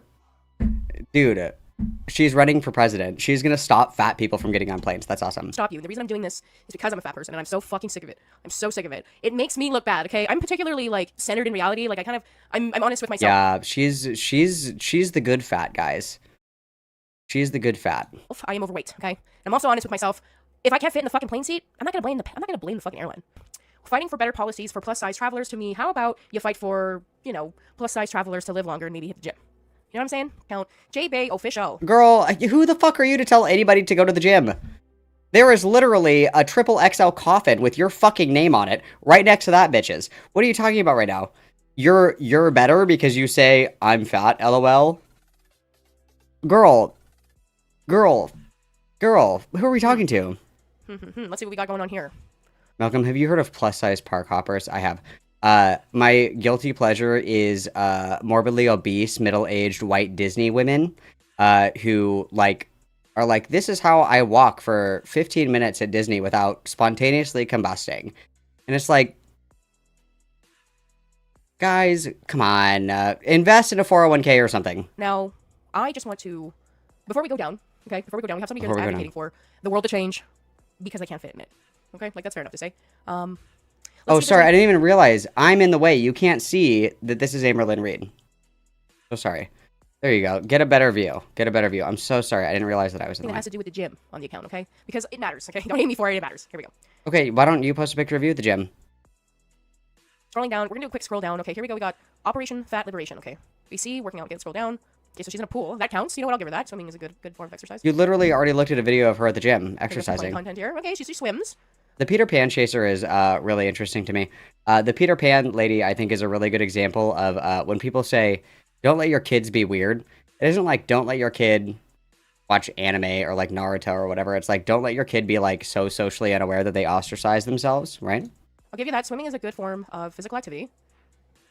All right, nothing. Other than the videos of her in a pool, which, we've seen that one video of her working out. I think I saw. Here we go. We just scrolled past like 4 videos of her in a pool, but okay. Today I'm headed to All Body Strong to do a boxing class, and I'm so freaking excited. I cannot wait to take you along with me. I cannot wait to see how this experience goes. As a fat ambulatory wheelchair user, I have not felt comfortable in a gym space in a long time. I'm taking you along with me, and I'll let you know how it goes after I'm done. Welcome to All Body Strong, the first fat-owned and operated gym in the Pacific Northwest, designed to be inclusive for all bodies. This gym was thoughtfully created with fat liberation at its core. From high-capacity equipment to inclusive seating, every detail ensures accessibility and comfort for everybody, no matter their body size or mobility needs. The space itself is awesome, welcoming, accessible, and filled with thoughtful touches like body-positive artwork, and even a bidet in the bathroom. This right here is Coach Chris. She's helping me get wrapped up for our boxing class. She's a great coach and so much fun to be around. She made sure Jake and I had the best time. I got to experience the boxing class, and I did it seated. This was my first ever seated workout, led by Coach Chris. Okay, this is like horribly boring. Is she gonna watch the whole video? Coach The whole video. Place to work out. It's a community I have ever felt as a fat person. The whole video. Just happened. No cuts. The whole video. Okay, so I wanted to finish the video before I commented on it. And I appreciate that was really hard.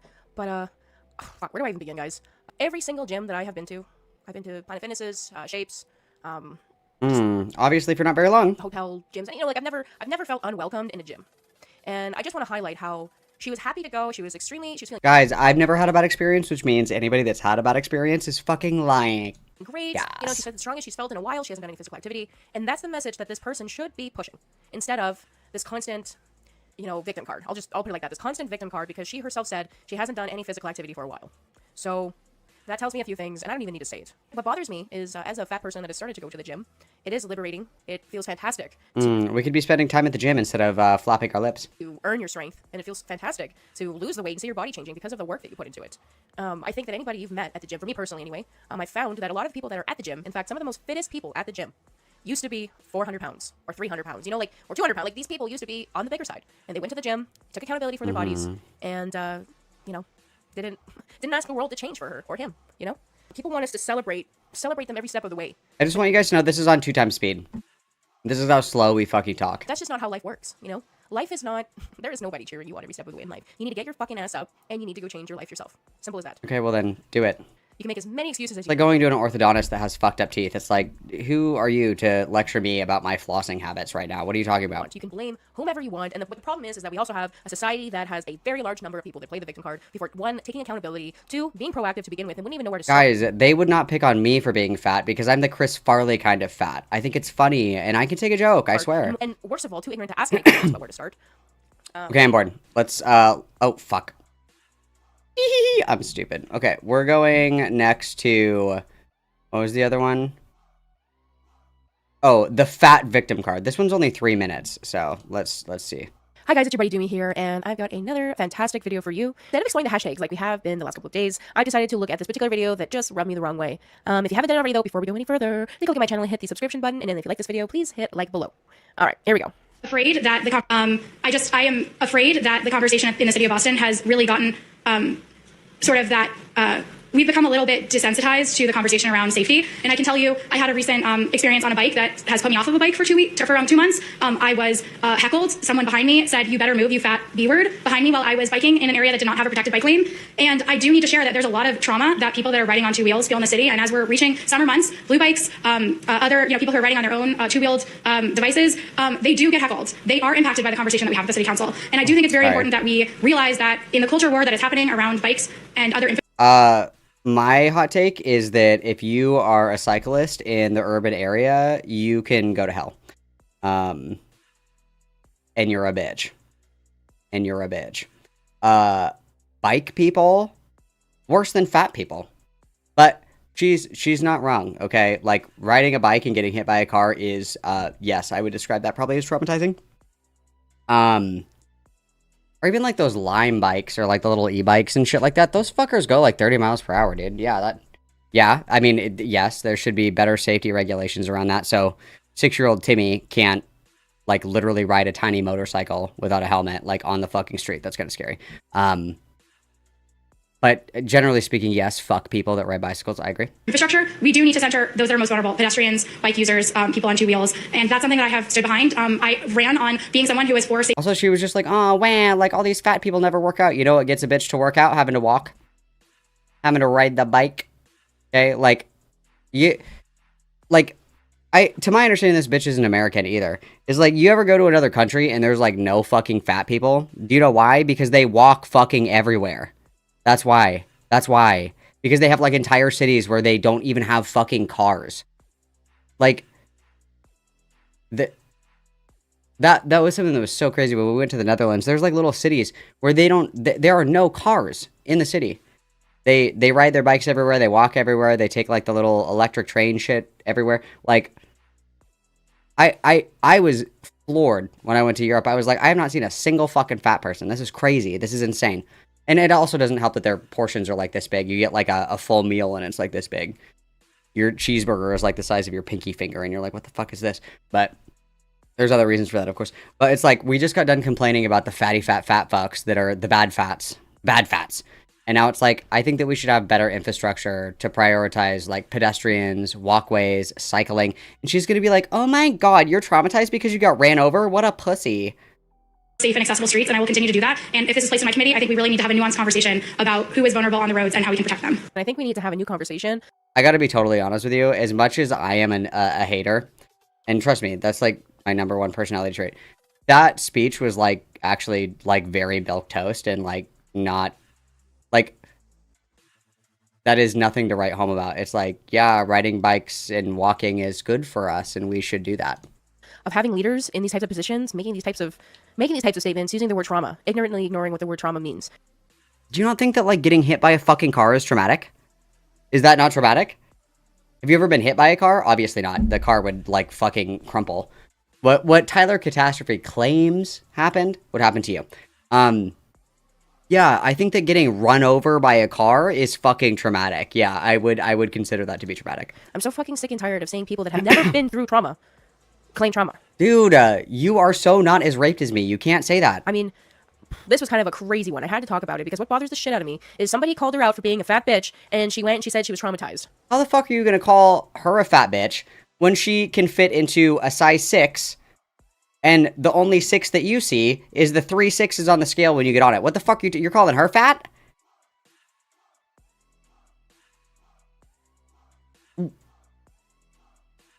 This bitch isn't even fat, dude.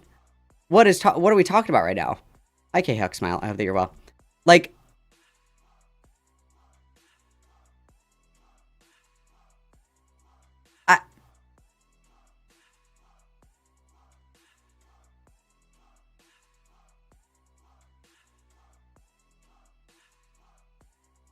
Girl, come the fuck on. Come the fuck on. Imagine if I got traumatized every single time somebody called me a fucking pick-me or fucking fat or anything. I'm traumatized. dude, it's true. Getting called fat is the same thing as getting hit by a fucking car. True, I agree. Traumatized? Words hurt, guys. Write that down. Oh my god. Have you ever gone through something so unspeakably horrific that it left you psychologically scarred? Is there a certain event or experience in your life that still haunts you to this day? If so, what you are experiencing is called trauma. Because riding your bike and somebody calling you a fat bitch telling you to move is not even close. That's pretty much like, as much as I hate a bitch on a bicycle, okay? When you're a bike on a road with cars that are going way faster and can fucking kill you, yeah, it can be actually kind of fucking scary. Hello? The reason why I made this video, I wanted to highlight how absolutely effing ridiculous that was. How effing so fucking ridiculous, sick of this fucking guys. fat victim card, okay? This fat victim card. Dude, look at her, look at the camera. She's like, God, I wish that was a fucking Wendy's 4 for $4, dude. Holy shit. I'd fuck that shit up. That's crazy. Happy birthday, K-Huck. Okay, so that's all that fat bitch had to say about other fat bitches. Okay, what was the other one we were gonna watch? Oh, the trans one. This trans shit's crazy. Okay, let's check this shit out. Hey guys, how's it going? It's Buddy Doomy here, and I'm here with a little bit of a strange video for you, but I wanted to give you a little bit of insight about maybe my opinion on the matter, and then also how maybe the other side handles opinions and kind of Also, why we got the Clorox wet wipes out? That's crazy. What's this, like a plague doctor mask? Interesting. I like that because it seems like there's an overwhelming amount of people that want to say everything under the sun, that what they have to say goes, you should all listen to them. But the truth is that the truth hurts. Not everything we hear is going to be something we want to hear, something we want to accept. Good news is that you can become a better person once reality hits you in the head. Stressed enough. Talk about this comment on Threads that I saw. Now, it is regarding trans people, and when I, talk about this, I mean it with the utmost respect. Things just need a whole overhaul and a whole new system, but I certainly don't want to live in a world. Dude, the only trans that you should be worried about is your trans fats. Get those bitches down. You're worried about the wrong kind of trans, girly pop. Come on.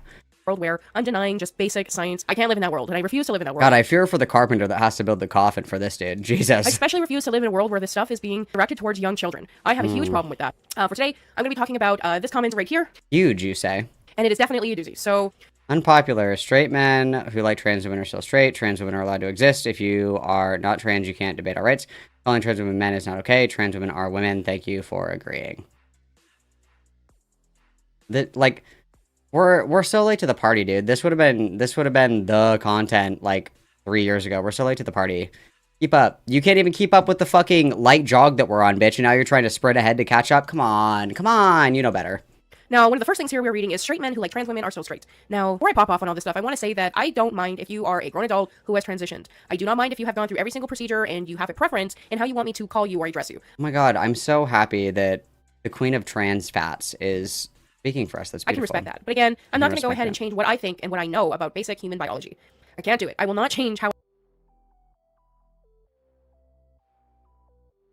Uh-huh. Yeah, okay. What about like the biological function of, like heart attacks, stroke, high blood pressure, COPD, any of those things, maybe we could think about that. Kaiji for the big $10 readers. Thank you so much. Malcolm, I gotta go sleep, have some money. Thank you. Sleep tight, kisses you on the lips. Everybody witness. Yeah, this is like old as shit, dude. This is like from a time capsule. How I feel about science, just to make somebody else feel a little bit more valid. But I will treat you with respect. I will never disrespect somebody for wanting to be addressed as something that makes them feel more comfortable, within reason. Like, if you think you're a dog, I'm not calling you a dog. Simple as that. Okay, based. Awesome. Okay, based. I totally agree. Sorry. You're not a 40-year-old dragon paw kin thing. Sorry. Correct. Straight men who like trans women are still straight. So I disagree with that statement there. I think that being a trans woman means that you are part of the LGBT plus community, which basically means that your sexuality... What is the B? Was she trying to say like BLT or some shit and then fucked it up? What is she talking about? Isn't straight. You're not a cis woman. You are a trans woman. When you're a trans woman, that means that you're a man that transitioned to a woman. Does that mean that if you're a straight guy who's dating a bi chick, you're technically queer? Because that's part of the BLT community. Sorry, guys, I'm just so fat. Like,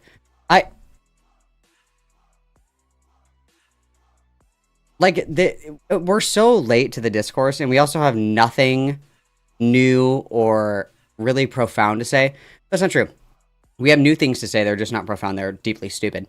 Like, even you guys, even Andrew Tate of all people, he was like, would you rather fuck Megan Fox with a dick or Hulk Hogan with a pussy? Obviously, you would fuck Megan Fox, even if she had a dick, because you have to look at her. You can't fuck Hulk Hogan with a pussy and still call yourself straight. That's gay. The leading minds of the manosphere on this topic, it's settled science at this point, dog. It is settled fucking science, dog. Okay? If you have to choose, gun to your head, Hulk Hogan with a pussy or Megan Fox with a dick, if you choose Hulk Hogan, I'm calling you gay, because that's gay behavior right there. That's gay behavior right there, okay? That's all I'm going to say. That's all I'm going to say. It's settled science at this point, okay?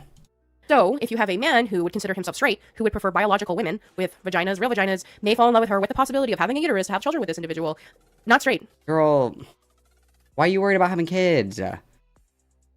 Worry about being able to do 2 sit-ups unassisted. Come on, chill. Not straight to have sex with somebody who had a penis or has a penis, who identifies as a trans woman, trying to call themselves a woman. It just doesn't work like that. I know it's really hard to hear that. I know that the reality is that you wish that you were born in a different body, okay? But I think it would do you a lot better to just be happy with who you are now, continue to strive to be the person. Oh my god, I'm cured. Guys, just be happy? I've literally never thought of that before. Holy fuck, she saved my life. That's you awesome. Want to be if you're not that person yet, but stop denying those facts, because denying these facts are not going to make you feel better. But moving on and gradually trying to become a better person from it will. Hopefully that helps a little bit. And I mean that with love. The second comment is, trans women are allowed to exist. I completely agree with that. Trans women are allowed to exist. Trans men are allowed to exist. I have a problem with people I'm so glad that I was included in that. Treat others with no respect or decency or human decency. People that are death threats, people that threaten other people's existences because they don't necessarily understand somebody's identity. And that's wrong. That is wrong. And I understand that we have a playing it real safe, I think. I expected more edge here. Crisis of really not being able to understand anything. And that affects all groups of people. So the sooner we get on board with that and being more open to understanding and acceptance. Like how to order a salad instead of a McChicken. Yeah, I agree. Sooner that everybody can exist without even having to get to the nitty gritty and trying to change scientific facts to try to make everybody just treat them better. Because at the end of the day, I think... Would you rather date a fat chick or a chick with a dick? Dude, she's going to hate that question. Don't. Stop. It's not funny. Don't laugh. It's just such a struggle to try to get people to understand. And I get why people go to such extremes sometimes. But it still doesn't make it right. But I can understand that... I can see why she, chooses to be fat. Because, she has nothing of substance to say. Not particularly charismatic. No uniqueness, nerve, or talent. Not funny at all. The slowest talker that I've heard talk since Ethel. Since Ethel, guys. She talks slower than Ethel of Thruston. That's fucking insane. Yeah, obviously we have to continually loop back to, but guys, I'm fat. It's that's right!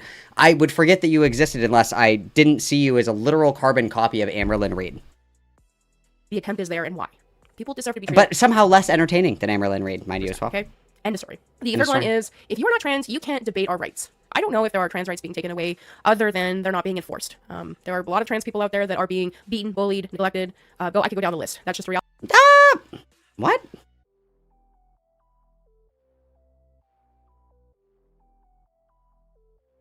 Where is she from? Canada? Of it because there are people that just don't understand. And I really wish we had more people that would understand, because we wouldn't have such extreme measures. We wouldn't have what we have now when it comes to social media and such a hard push on this. I think all of our really transphobic stuff is probably lives on Facebook. Boring. Stuff if we had more understanding people. And that comes from the right, but that also comes from the left. There needs to be understanding on both parts. There needs to be a middle ground. Guys, I'm right in the middle. You know what I'm saying? I have no idea how Ethel's divorce is going. Doesn't Ethel skeet sometimes? Selfies and stuff? I don't know. Who knows? And we both need to just settle on that middle ground, okay? Calling trans women men is not okay. Well, I would say it depends on the context. If you're going to say that this was a trans woman, you could say that was once a man. But if you are saying that this trans woman is a man, you are blatantly being disrespectful and trying to hurt their feelings. Just shut the fuck up. If they're not trying to have... But I thought that facts don't care about your feelings, dude. If that's a fact of the world, if that's a biological fact, dude, obviously... It's a sin to ask someone to lie. And you're just gonna do that shit? That's crazy. Babies with you, or trying to have a child, let's just say in this case it's a trans woman, and they're trying to say that they have a uterus and A, B, and C, then sure, no, that's a man. That's, that part, but you can't be disrespectful and just go, ah, fuck, this person's putting all this effort into trying to change their identity on how they present themselves to the world, and you're just gonna be a dick and call them a man. Not cool. Despite your biological belief, you know, on the matter, it just doesn't make sense to treat people like shit because of it. You know, there are a lot of people that are going through things that you don't understand, and again, the U word, understanding. And the fifth one, trans women. Do I have to have a Blue Sky account to look at skeets? I feel like that I have to have one, don't I? Are women. Now, it's not that I don't think that trans women aren't feminine, can't be feminine. Oh, fuck yes, I don't. Let's see.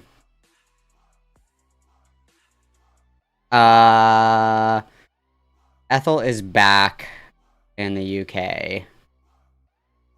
And back on estrogen. That's what I'm seeing right now. That's what I got.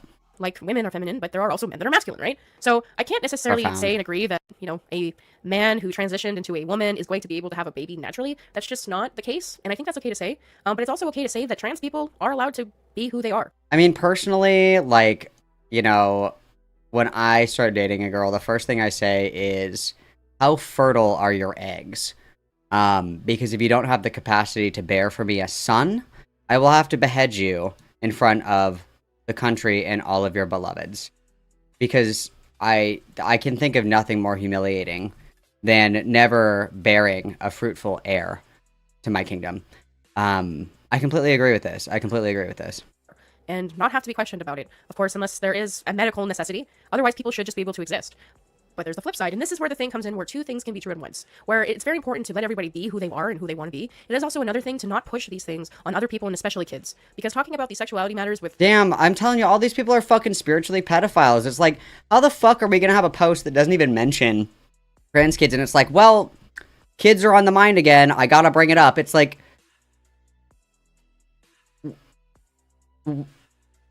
Okay. With young adults and young children before they understand themselves is such a problem. And the sooner we start being able to recognize certain symptoms of mental health per se, and I'm not saying every trans person has mental health issues, but it certainly does help to talk to people when you're going through such a huge, huge thing. Something that I can't imagine. I can't imagine waking up every day and not feeling comfortable in the body that I was born in, and especially those... That's really interesting, because you don't look very comfortable in, the racerback gaming chair that is quite literally buckling underneath that you. have gone through the process to make sure that, am I okay mentally? Have I gone through anything that has happened to me as a child? Like, am I okay? Am I ready to take this on? Is this the best step? These things are important, and especially now, I'm noticing that there are a lot of medical professionals out there that, forgive me for saying this, but they seem to be quite... do we have, I got 2-to-1 odds, $20 that she's gonna bring up Justine because she just learned that name yesterday. Woke, and would rather give in to the circumstance of somebody's mental illness rather than risk being scrutinized on social media at this point. Or in the media, or in a newspaper, or the news, or whatever. Wow. I think that's... Dude, it's true. I deny basic truths because I, too, live in fear of getting canceled by the woke mob. Every day I wake up in a cold sweat and I'm like, the woke mob is going to get me. You know what I mean? I agree. The point where we're at right now because we know that social media has such a grasp on everything. That's the scary part. So there are a lot of branches to go through and to go down and to figure out, I guess you could say, when it comes to this topic. Because, again, so many things can be true at once. Big but questions. also some things could be also not true. And some things you just need to accept. So with that being said, make sure to take care of yourselves. Well, guys, that was harrowing. That really helped me grow as a person, I think. I really think that changed my perspective. I'm just gonna say it, you know? I think that's beautiful. I think that's beautiful. I also think it's funny that this bitch is, like, afraid of FIREBAT. I think that's pretty funny. Let me get on my phone, because for some reason I got logged out of Facebook on my desktop. I can't send my grandma memes. I have to send grandma memes. Hang on. What was it? It's Doomy, right? Oh, what was it? Doomy Crowley. Like Aleister Crowley? That's so edgy. That's so edgy. Yeah. They call me Baphomet. And sometimes they call me Lucifer. Lucy for short. But that's only if I like you. Got it. Spooky girlies, speaking up for women's safe spaces, men's rights, and other undervalued topics. Got it.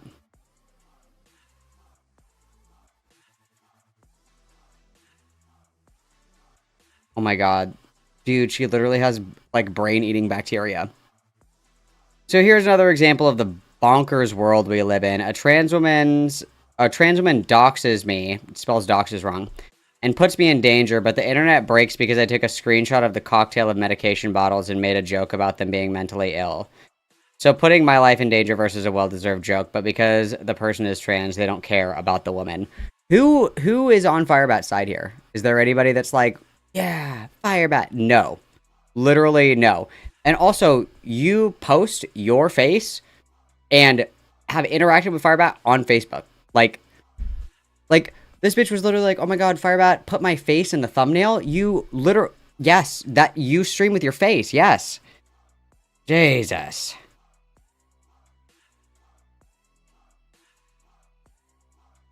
Oh boy, we're posting on Facebook an Asmongold video. That's really cool. Damn, how does she even do like an angle maxing thirst trap with her bazongas out and she still looks fat as fuck? That's crazy.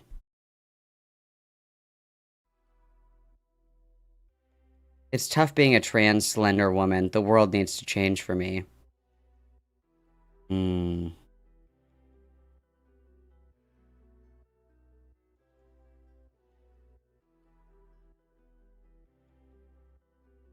My heart goes out to China right now. Damn, this bitch be posting on Facebook like every 10 minutes. Jesus.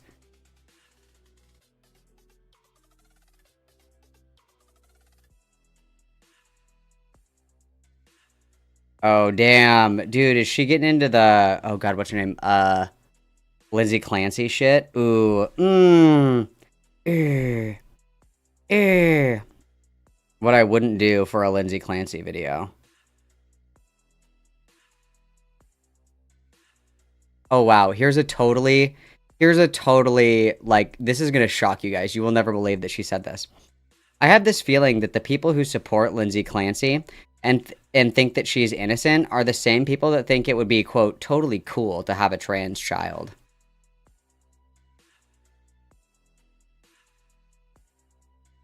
Literally just mind raped to death by trans people. Like, waking up in a cold fucking sweat at night thinking about trans people. Jesus fucking Christ, dude. Also, nobody thinks that Lindsay Clancy is innocent. It's a question of competency. It's a question of legal culpability. It's not a question of innocence or guilt. She did it. She's admitted guilt. She's admitted, yes, I did do these things. It's a question of if she was sane at the time. And if she's competent, like, to accept the consequence of doing that, like, was she of sound mind? That's the question. It's not a question of whether or not she did it. We all agree that she did it. She agrees that she did it.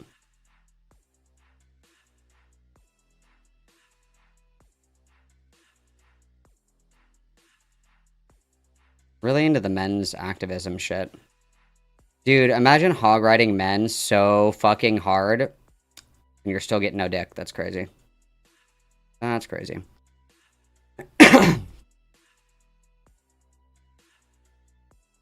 I don't know, dude. The Lindsay Clancy thing has sent so many people into a deep psychosis that the discourse around that is just like unfucking bearable, in my opinion.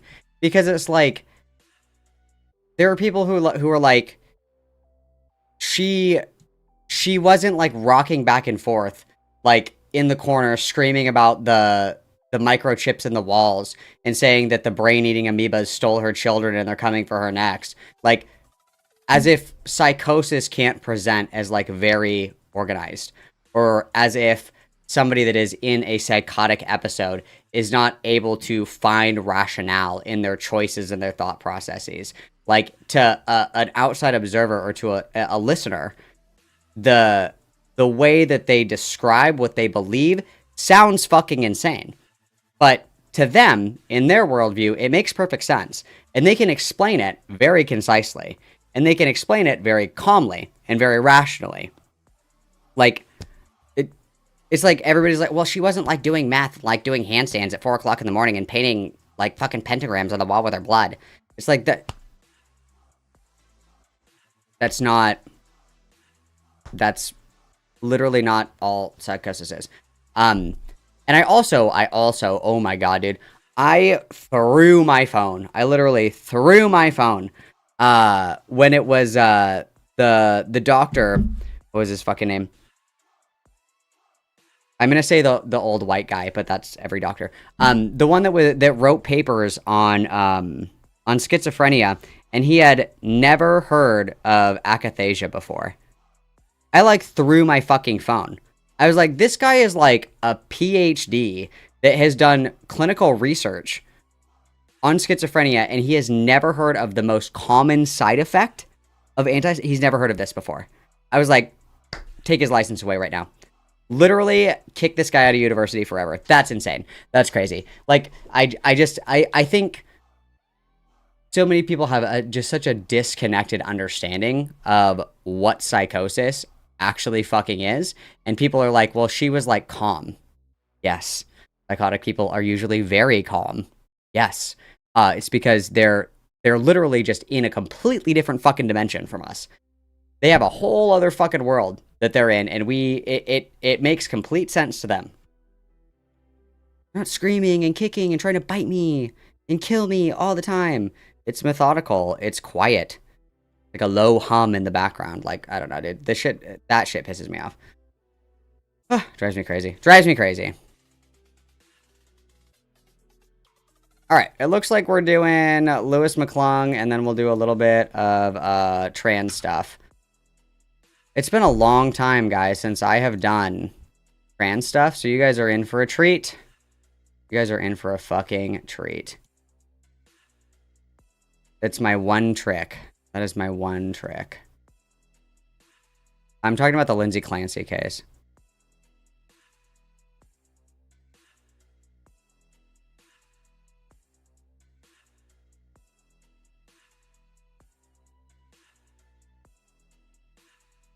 There's one other thing I was going to look at. I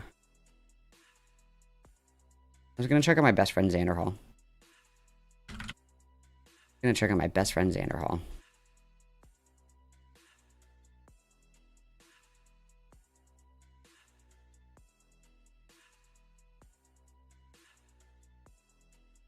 Did he just take like a bunch of selfies that he can like cycle through for thumbnail images? Like, look at this. It's like he did like a Sears catalog photo shoot. How many times can we make the same face? Like, every thumbnail is the same. I'm, like, getting schizophrenia from this.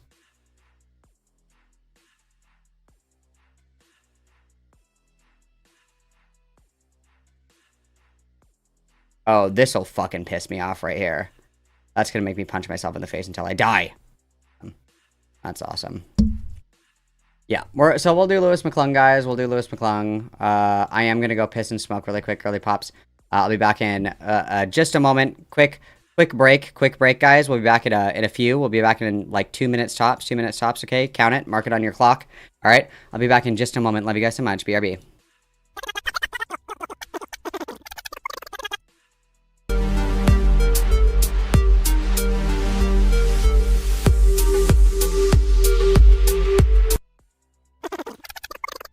Hey guys, come on to get tricked on in Thailand. All the boys brought us Poochie, y'all. So this was July's birthday. We had a great time. This is us in the club. And we about to get ready to go to the plane, y'all. Get tricked on. They brought all of us Poochie, y'all. We had so much fun. This is us to the club at 2-4. Go to 2 Club. This is money throwing money in the air, child. It's just a lot going on. This is us getting off the plane. We landed in Thailand. So this is the Poochie store, y'all. We got all the bathing suits. They tricked on all of us, y'all. We had a Poochie party in Thailand.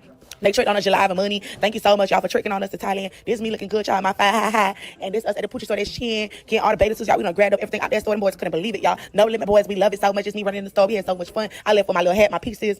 And we going to Thailand, y'all. We about to get on the plane. This us at the airport. We had so much fun. Thank you to the boys for tricking on us to put you with the Thailand bathing suit. Y'all, if y'all in Miami, come to Miami, y'all. The boys have the money, y'all. If y'all ladies, you gonna get tricked on, come to Miami. This is us landing in Thailand. This is the yacht party we had. This is the Poochie party we had. This is us walking in. It was so much fun at the Poochie party. This is us in Thailand walking in. They greeted us with champagne. It was so good. We had sushi. It was a good vibe. It was a good time. There's Chin, Shay, Arabian, Jemiah. The scenery was amazing. That's us clapping our ass for that Poochie bathing suit. We had so much fun. This is me, y'all, with the Poochie on. I was killing it, honey. Face, ass. That's shit live right there. We had so much fun, y'all. Come to Miami. The boys getting tricked on. I'm gonna tell y'all where to go to get them boys, y'all. Ladies, Miami got the tricks and the dealers. Okay, that's us in the Poochie bathing suit. We had so much fun. Listen, if you looking for a rich nigga, come to Miami. I'm gonna start posting all the rich niggas, y'all, on my page, on my TikTok shop. This is Chin right here, making it clap. Yeah, making it clap. Y'all, we had so much fun. This is all of us in our Poochie. Thank you to Money. Thank you to the Honey Bun boys. Come on now. So, as we can see, she started TikTok in 2024 and she has been promoting a lifestyle ever since. A lifestyle that many say is dangerous to be promoting. And after 4 weeks of being in it and all of this content, I have to say I agree. Not that there's anything wrong with living what looks like a luxurious lifestyle and, you know, vacationing and whatever, yada yada. It's the way that she goes about funding the lifestyle, and that is what she is teaching other women to do. That is what her live streams, her content, and her book centers on, is teaching women how to extort money from men. She is reinforcing the red pill rhetoric that a woman's value boils down to access to her body, and a man's value boils down to the size of his bank account. And equally, she's telling women that if a man spends so much on her, she owes him sex. And equally, it's teaching young men that he has a right to a woman's body if he spends a certain amount of money on her, making human interaction and human connection purely transactional.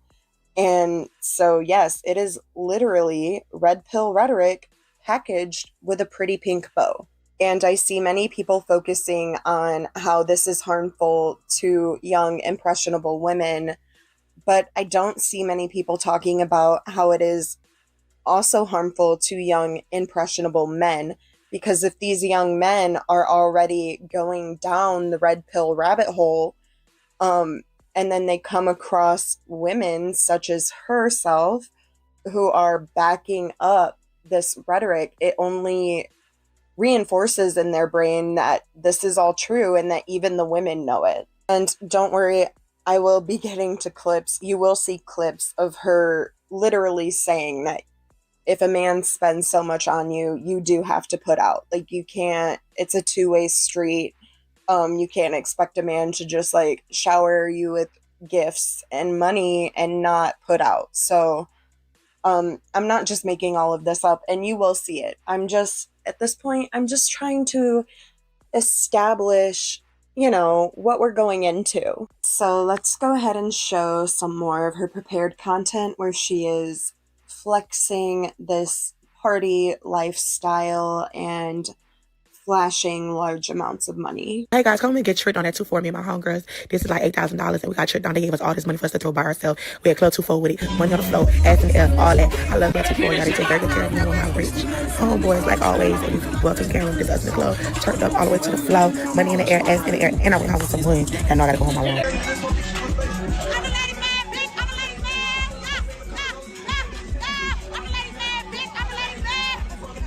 Good morning, it's breakfast. We had a ball. And just like that, I'm mad I ain't leaving more, y'all. And the Chanel got money. There's more down there. I love Miami. I don't want to go nowhere. But y'all love Club 2-4. I love the homeboys. I love the niggas with the money. The niggas with the money get me a little. And that.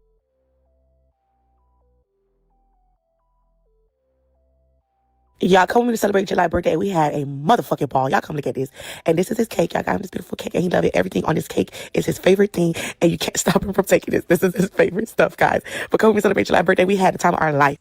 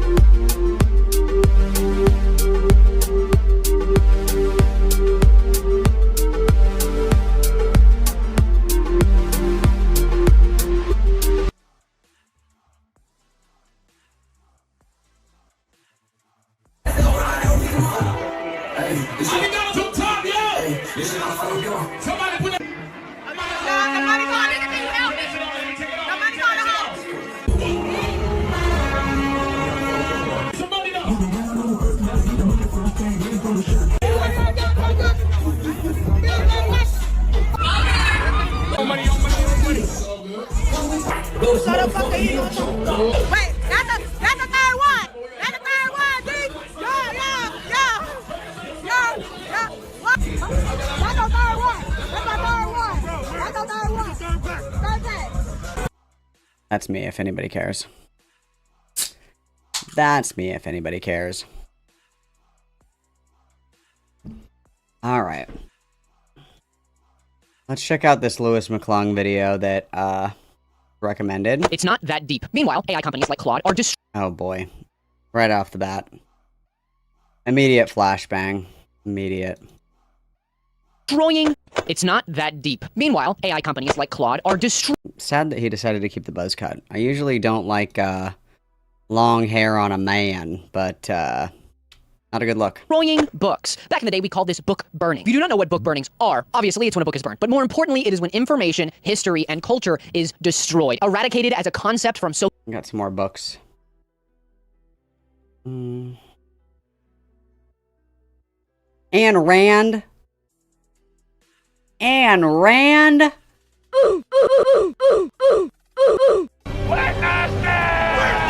Holy fuck. Ugh. Social reality. How these AI companies destroy books is they take these tomes, anything published from before 2020 all the way back to when books were first being published with the printing press. Less popular books, less well-known books, cutting off their spines so that they are easily pushed through a scanner to put the information into their AI algorithm. Then they're shredding them, burning them. Whatever is the fastest way to get rid of this waste instead of just scanning the books slowly and selling them back into the ecosystem. I'm not even asking you give them away. Get your money back. Keep the books in the system. What are you doing? This is stupid. Whoever is destroying books is the villain. A lot of people throughout the years have said something similar to this. Those who are destroying books want you to be dumb. They want you to not know things. You watching the video right now, even if you're somebody who hasn't picked up a book since high school, even if you're somebody here just because you thought my title was interesting, whatever your reason is, the people destroying books always want you to be stupid, to need.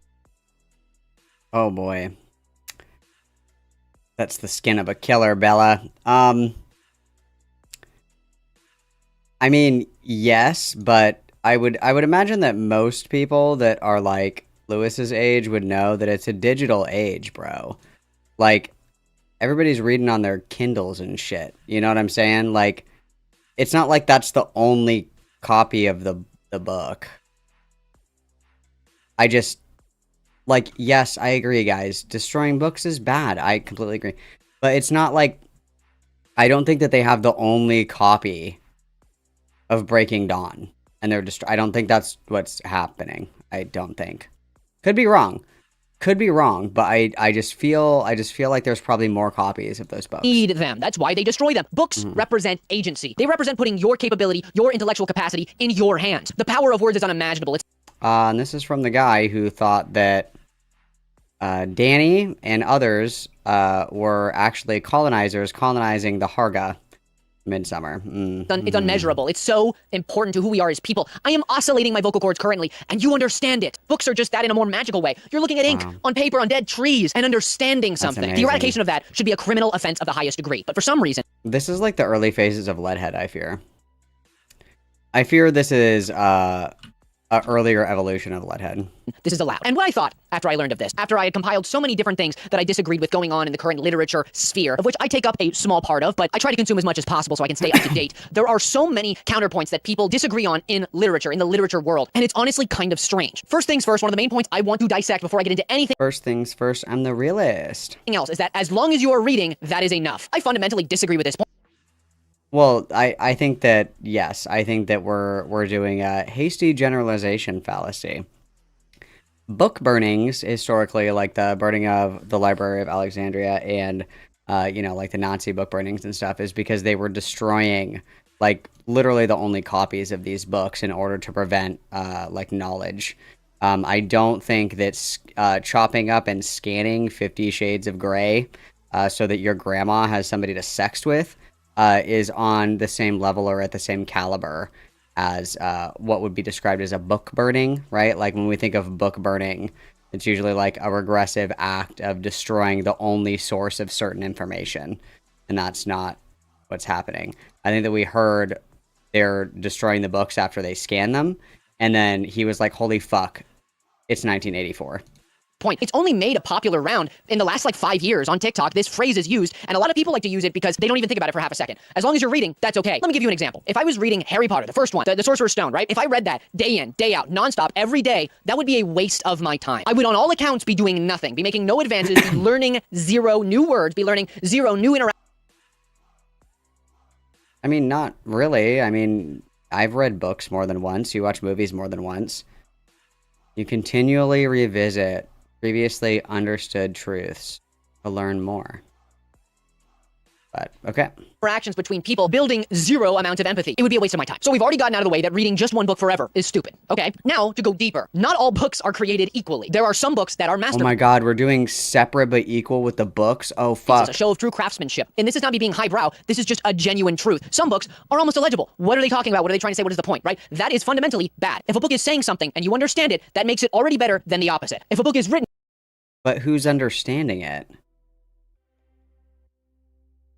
If the ability to comprehend dictates whether or not something is good, how many people does it have to appeal to in order for, like...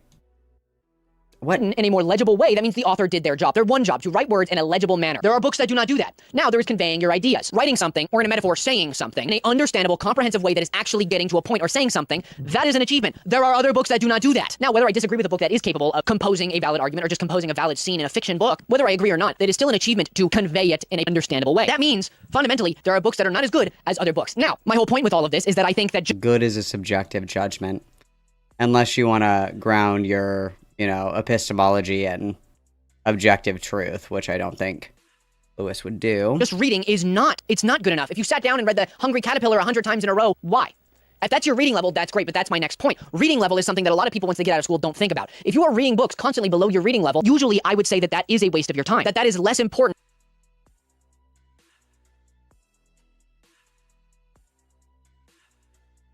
Reading books above your reading level is more of a waste of time because you're not really absorbing any of it. Than if you were reading something at your reading level. Now, that is all null and void if you were reading about a culture you do not know about, or an occurrence in history that you do not know about, or learning something. That's the whole point, though, about reading. And for some reason, this is contested. Reading is a form of learning. Fundamentally, definitionally, reading is a form of learning. Learning somebody's story, learning how to empathize, learning new words, learning from a phrase, metaphor, or idiom, from a poem, anything. Reading is a kind of learning. Yes, that includes even audiobooks for your purists out there. How do you think people told stories before we had paper? Reading is the same as having a story told to you. I'm not some purist. I'm not highbrow. You are a human being with unbound potential. And for some reason, you find it a contentious point to say that you should be trying to learn something from everything you read. I find the idea of enjoyment for enjoyment's sake anti-intellectual in concept. Enjoyment is not a resolution. It is a byproduct of doing something. You cannot enjoy enjoyment. Enjoyment is something that happens after you do something else. If you read a book where you like to... This is a 20-minute video. What are we really doing here? I think a diary would be really helpful for character. Lewis. That is a dissection of the text that brings you enjoyment. If you go, above all else, I liked this character. That gave me enjoyment. That is what you learned from the book. You learned to enjoy that character. Now, you could go a step further. You do not have to, why you enjoyed that character, or why you enjoyed the scenery they were taking place. What's this video? The lying gay Marxist? That's awesome. That's me. That's cool. Awesome. I'm into that. Why is this not... If, for instance, you like the world building, that's a dissection that gave you enjoyment. Enjoyment is a byproduct, okay? This argument of, I just want to enjoy a book. Yes, I want you to enjoy a book as well, but do you know why you enjoy it? No, he's just very verbose. It's not... It's like, it's just so wordy and unnecessary. That book. Or are you just mindlessly enjoying something? That brings me to a couple of other bullet points I want to hit. Next was this video I saw. I don't necessarily disagree. What did that say? That was too fast for my old eyes. I want to hit. Next was this video I saw. I'm not ashamed to admit that I'm a passenger princess reader. Plot holes need to be plot creators before I even think twice, and I have zero theories about anything ever.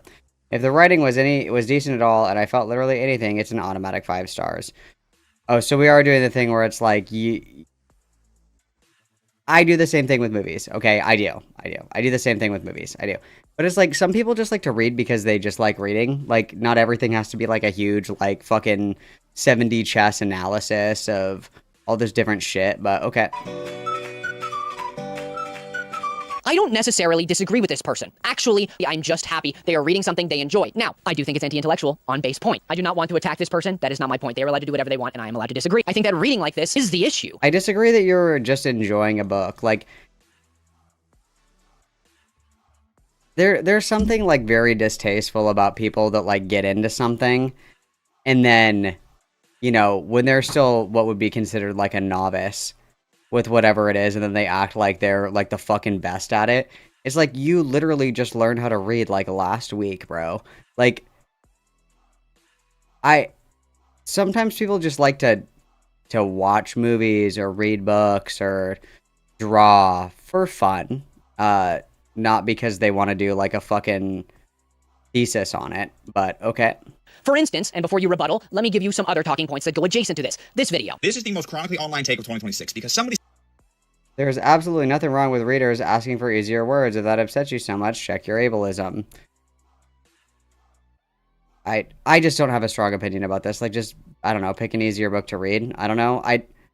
This is like a I don't care. They said that using big words is ableist. Let that sink in. Someone using a word that you don't know the definition of is ableist. That makes a lot of sense. You know, if only we had something like a dictionary, you know, a physical book, a phone, you know, the... Oh my god, but what if they can't read? That's also ableist, dude. Something you could do to look up a word that you don't know the definition of. This video. Anti-intellectualism hasn't gotten that bad, people say. The literacy crisis is made up. Someone on Twitter posted one of the most basic grammar rules humanly possible, and people started freaking out. This literally makes no sense. I have literally never seen this be used in actual writing. And in case you missed it. Oh my god, I'm gonna base my entire, like, objective statements, positions, facts, understandings of the literary crisis based on, like, 15-year-olds that are reading manga on Twitter.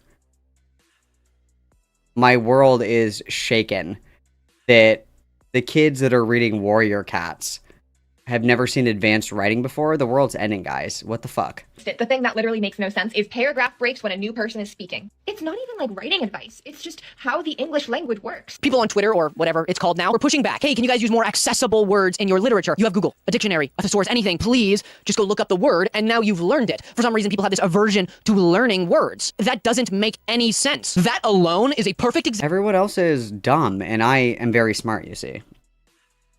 Okay, Google, what does took it to my penthouse and freaked it mean? Example that just reading is not enough, because there are people who think it is other people's fault that they cannot understand something. That is an issue that is not fixed, obviously, very poignantly by just reading. Ooh, he just learned that word today.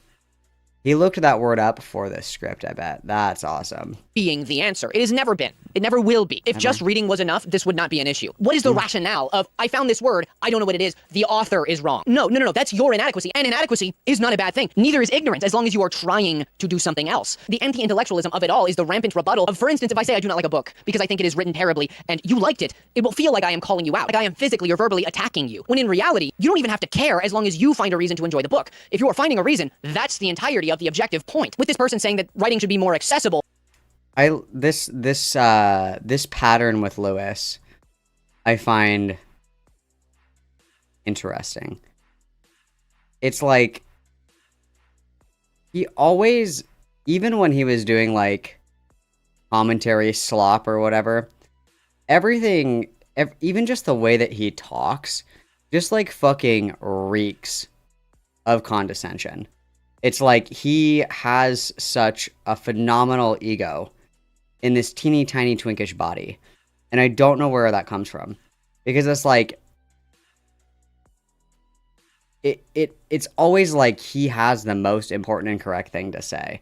And obviously, if you want to make content, you need to have confidence or, you know, some kind of buy-in, or, you know, you have to actually believe what you're thinking or you're saying, sure. But it's like, he's just like such a fucking know-it-all little booger. And it just gets under my fucking skin, dude. It just gets right under my fucking skin. It's like, I don't know if I'm old now or what, but there's just something that makes me want to put my entire face through drywall. Like a fucking 21-year-old that's like, actually, you didn't understand the allegorical implications of the effects of colonization and destabilization of native communities in Midsummer. And it's like, you literally have brain damage. What the fuck are you talking about right now? It's like, what were some of the... Does he still have his old channel up, or did he delete that?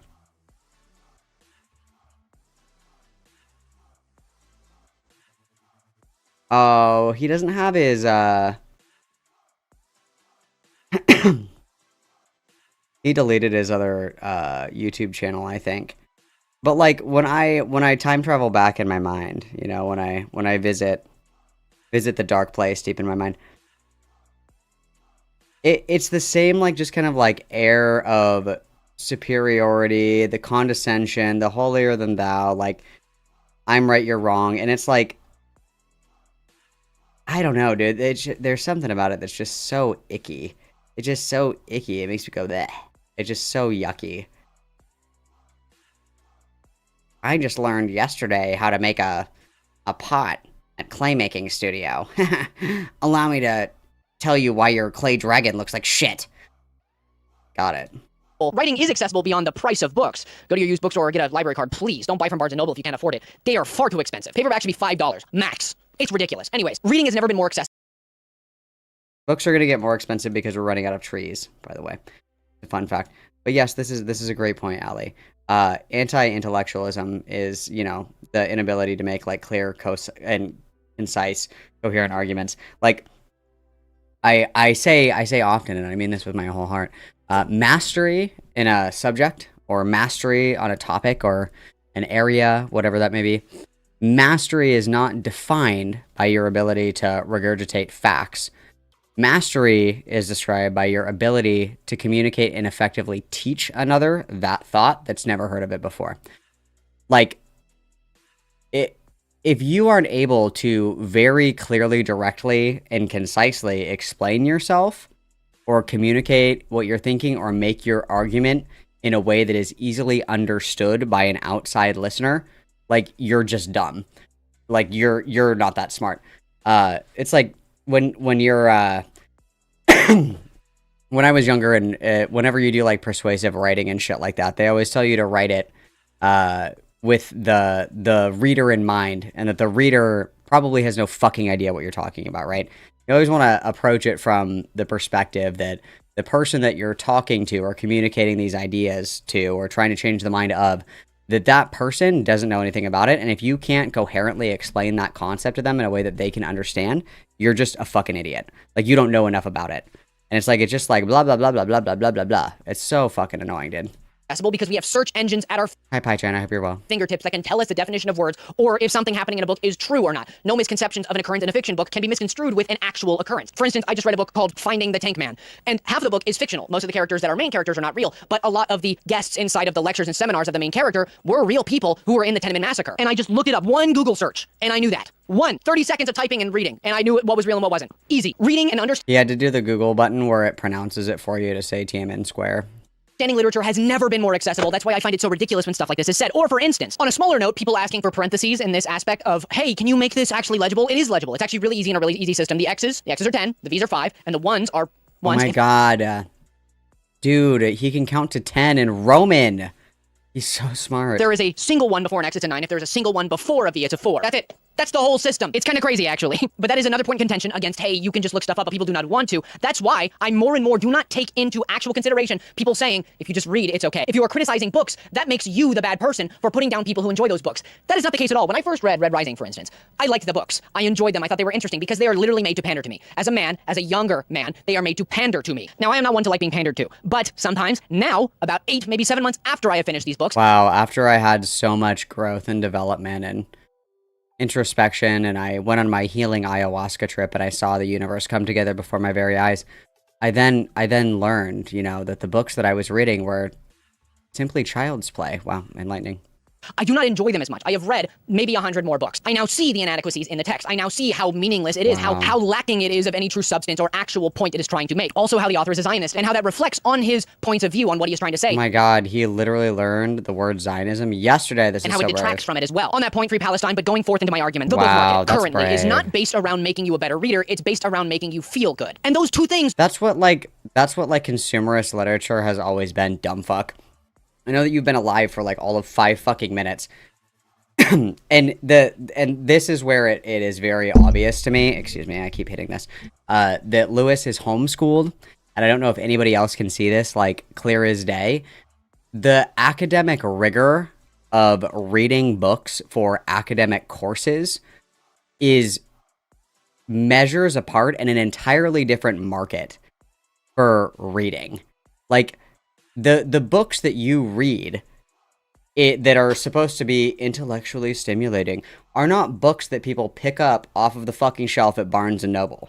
People are reading like white women love like those fucking James Patterson books, okay? Like those are awesome. Twilight was the #1 bestseller. Like people like fantasy, like fun, like woo books. The books that are academically rigorous, those are books that most people don't read for fun, and those have never been like you guys, we're just making slop books for people at the slop factory. That's what, like, leisure reading has always been, is slop books at the slop factory. That's what they have always been. I'm very smart, yes. I'm, like, the smartest person alive. But, like, the books that I, even in high school, the books that I read in high school were not the books that I was reading for leisure. Like, I was reading Inkheart, I read the Aragon books, the magic books where it's spelled with a K, like those kind of fantasy novels, you know what I mean? Warrior Cats, if I may be so daring. The books that we were reading at school were like Huckleberry Finn, Eli Wiesel's Night, Gary Spinelli's Milkweed. I liked The Book Thief and The Thief Lord before we read it at school. What were some of the other ones? Like, you know, like Moby Dick, like Of Mice and Men, 1984, Animal Farm, like that shit.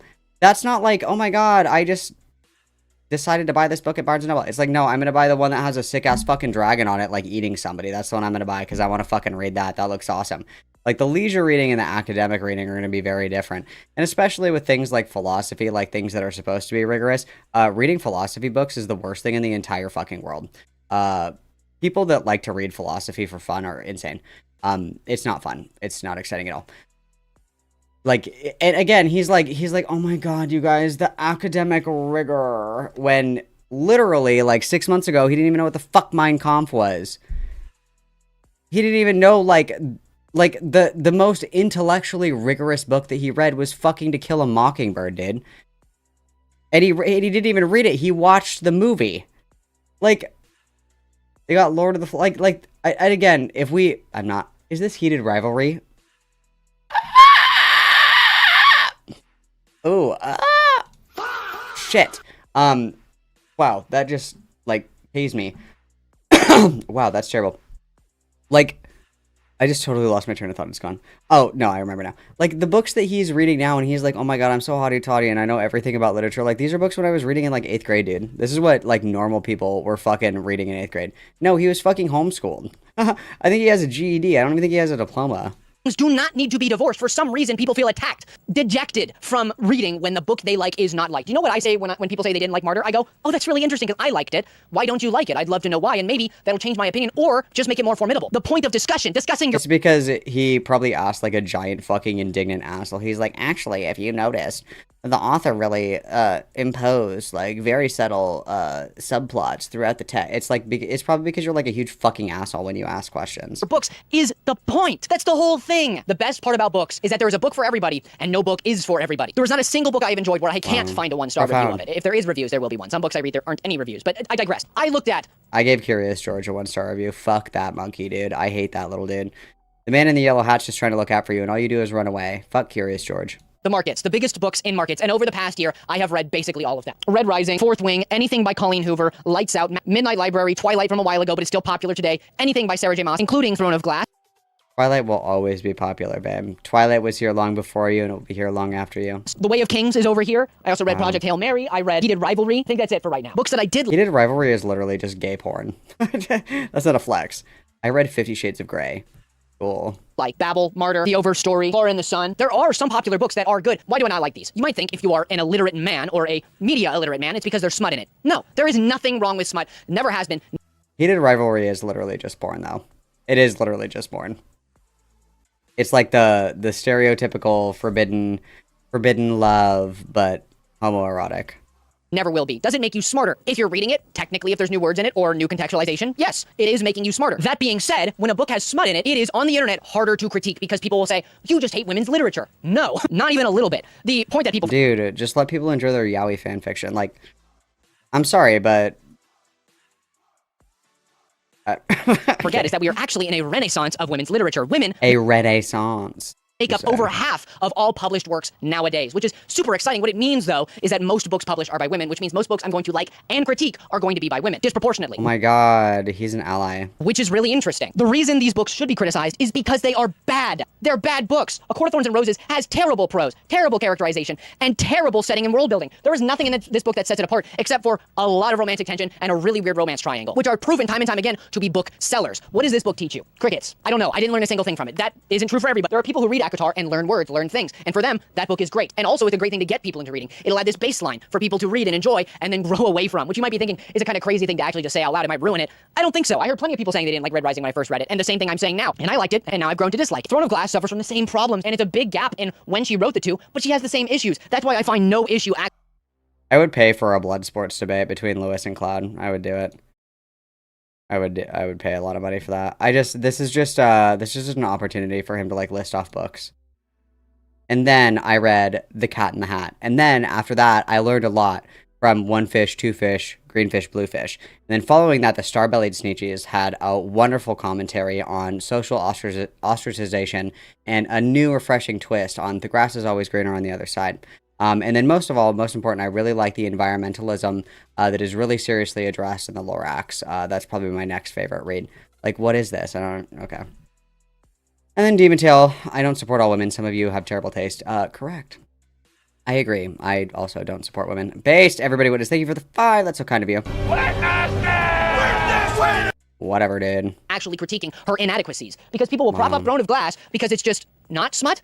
No, that's ridiculous. They both have the same issues. The Way of Kings, Stormlight Archive. The world building is one of the best I've ever come across. One of the best I've ever seen. The best is The Hobbit.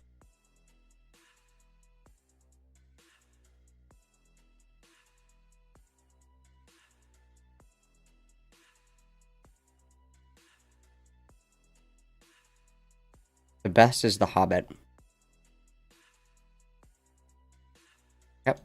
Hobbit, and it's not even close, but The Way of Kings is one of the most popular men's books. And I saw somebody in a video I made comment, they're not marketed like that. Yes. Yes, they are. Just look around. Look it up, okay? Dude, it's literally about kings. It's obviously for guys. Books for men. Way of Kings will be there. I promise you. I read it to dissect it, to think, hey, is this actually that good? No. The characters were uninteresting. Their arcs were lackadaisical. And whatever the book was trying to say was lost. Lackadaisical. We just learned that word too. That's a new one. 200 pages in, it never got back. The story of a hero is interesting, but it's one overdone and you have to try new things to make it interesting. And you might be saying, this is like 16 years old. Yeah, that's not that long in the world of literature, all right? We've heard the hero's tale millions of times before that. I read all of these books that are in the current zeitgeist to get a better idea, to research. Now, I also get comments, again, on this same aspect of this entire literacy crisis of, well, why'd you read those books if you didn't think you were going to like them? Research. I can't know if people out there saying these books are... I really needed to read the gay hockey porn book to know if it like, I'm doing research, actually. Guys, I am reading 50 Shades of Grey for research. Do you mind? Great or right or wrong if I do not read them, okay? I didn't think I was going to like Babel because everybody says it's their favorite book. And I did like it. I still like it now. It's a little childish, but that's okay. Sometimes that's great. If I didn't like Where's Cloud? Cloud, how do you feel about this? Book, it's because I didn't like it. There's no agenda for me. My agenda is to get people to read for an extended period of time, to continue reading. In America specifically. In other countries, it's a little different. But in America specifically, we have the first generation in history to go down in literacy. That is Gen Alpha. I hope that this gets righted. But the reason for it is obviously technology. Also, less strict... I have a feeling that that is not true. Literacy rates by country 2010 to 26.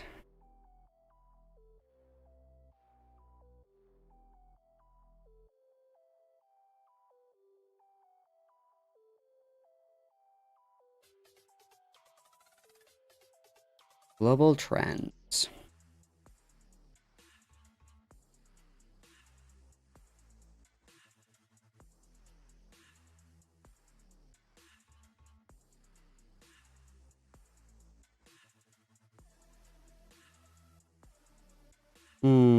It's actually gone down in India as well. It's also gone down in Egypt.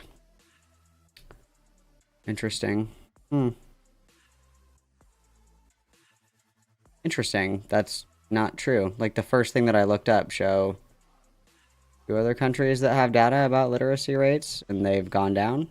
The US isn't even on this this chart.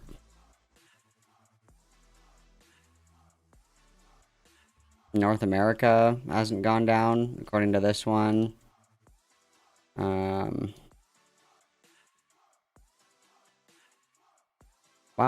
Nice, Lewis. You could have just Googled that.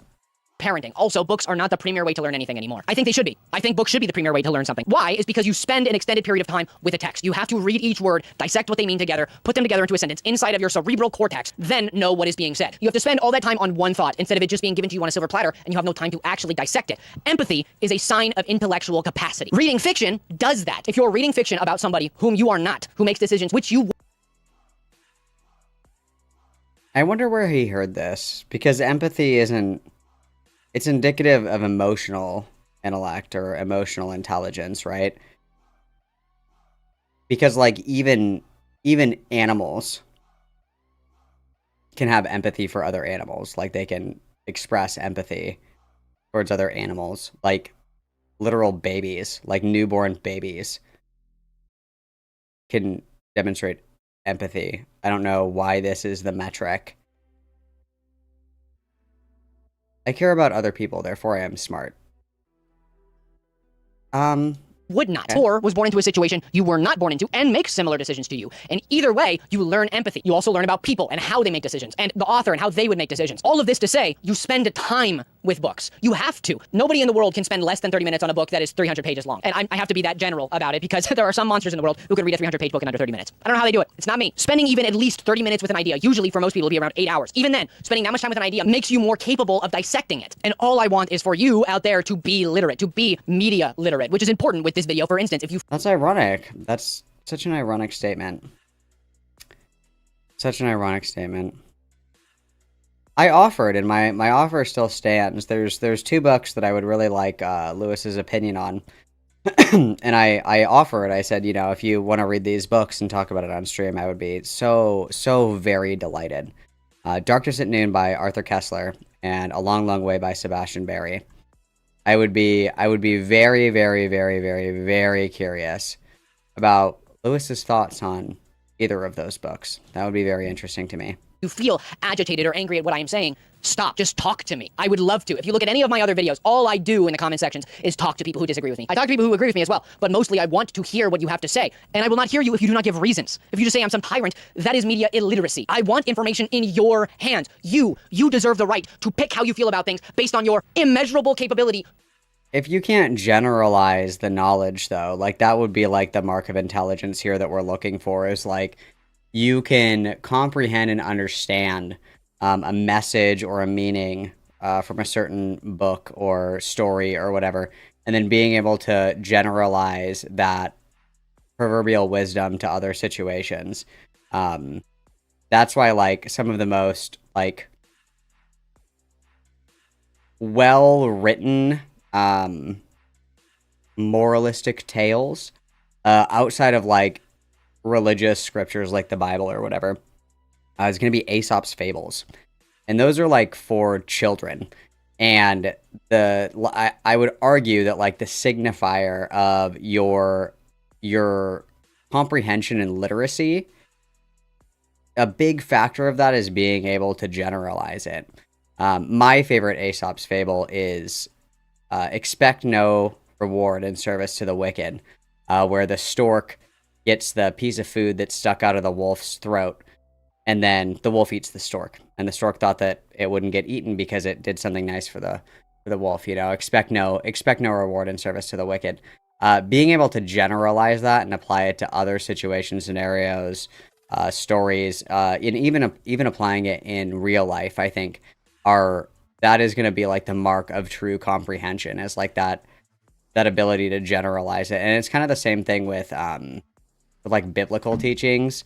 Like, I think of people, like, that know the Bible, you know, front to back. Like, they can, you know, quote verses or, you know, tell you all the 12 disciples and shit like that or whatever.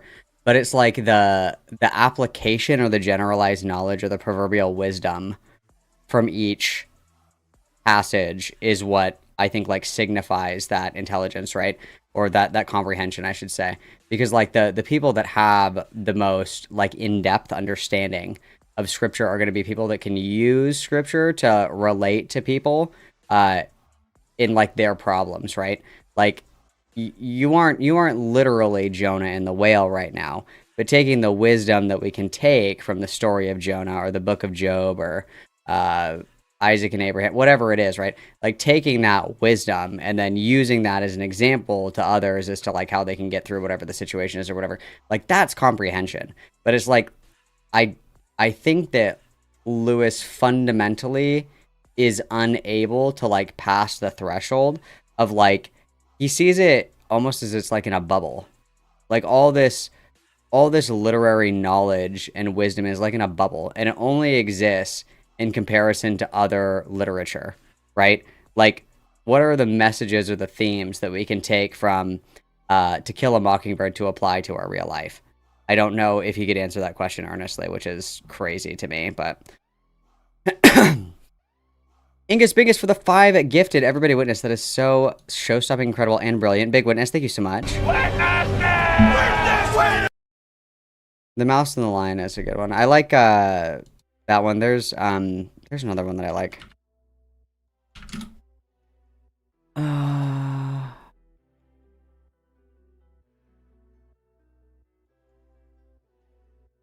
I think that I don't have it in here. I have it in the living room. I have a copy of Aesop's Fables. It's one of my favorites. But the Stork and the Wolf is the one that I think of most. I like that one a lot, but it's a good one. To give a reason, to know the reason. And yet I think Aesop's Fables is a little too advanced for Lewis. Your mind, as a human, is literally unmeasurable in its capability. We don't know how capable we are. And for some reason, it is a popular idea to say, no. We don't have to read books that are good for us. That's a highbrow idea. No, it's not. It's the least highbrow idea ever. I want you to enjoy what you're reading. For a reason. Not simply for enjoyment. Enjoyment, you can't enjoy enjoyment. Then you're just an Ouroboros eating your own tail. It doesn't work. Which one is the Fox and the Crow?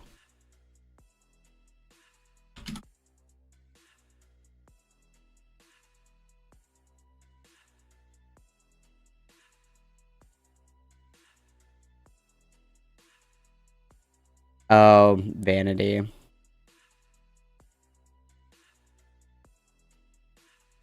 Yeah, I think that Aesop's Fables is awesome. Like I'm a big fan of those kinds of, you know, like little morality tales that teach like, you know, deeper values or principles or whatever. I think those are fun. I think they're quite nice. But I'm sure that Lewis would like laugh and be like, this is fucking juvenile, and it's like, these are some of the most profound examples of teaching morality. Work that way. Humans are also not meant to constantly enjoy things. We are not. We don't learn that way. In a book I read recently, which I don't agree with entirely, but what he did say in that book that made me very interested is that we want this utopia as people. We want a world where we can just read whatever we want and just enjoy for any reason. That is not the world we live in. Humans, as a concept, need discomfort to grow. We need a reason to fight, to actually go against what is being told to us. It is part of our identity as people that suffering is what creates art. It's what creates discussion. It's what creates disagreement. It's where innovation comes from.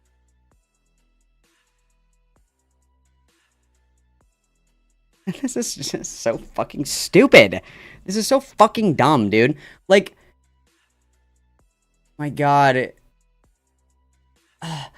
If Van Gogh wasn't depressed, we wouldn't have Starry, Starry Night. Jessica, do you not think that we would have even more beautiful, like, intricate art because he wasn't so fucking depressed that he was trying to fucking kill himself all the time? And he could use his creative talents unimpeded to create art? Like, the purpose of being alive is to struggle. I think that he did read Mein Kampf. I think he did read Mein Kampf. I think he did. I mean, the only thing that I'll say is yes, 100%. Adele's music only fucks after she just got her heart broken. Completely agree, okay? It's like you can never write like a song or a ballad about something good, like... but the truth is people don't like that shit. Like, there's a reason that Paradiso and, Purgatorio and Paradiso weren't nearly as popular as Inferno. But it's like...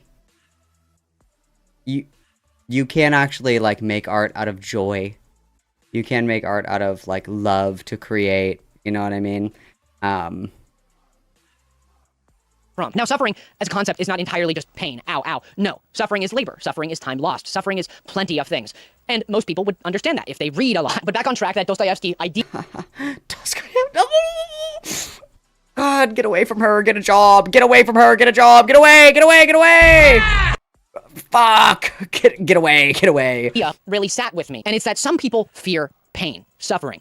And that's a good thing. What's even better is confronting that fear, confronting what you are scared of so you can learn it's not as scary, or it is as scary and it deserves your attention. You do not live in a world where people won't try to take away your books. They're already doing it. They're literally destroying our books in America. Guys, that was literally the last fucking copy of 50 Shades of Grey. You don't understand.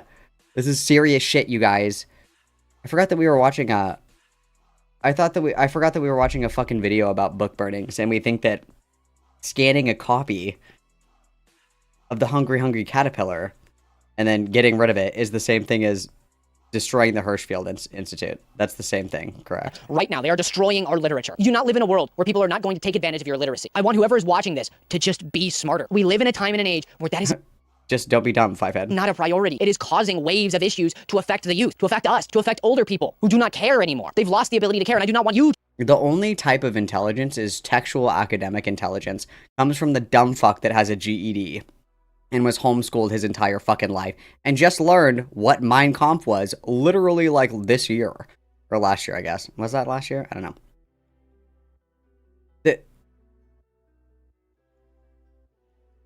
It's just so interesting. It's so interesting, people that like fetishize academic knowledge.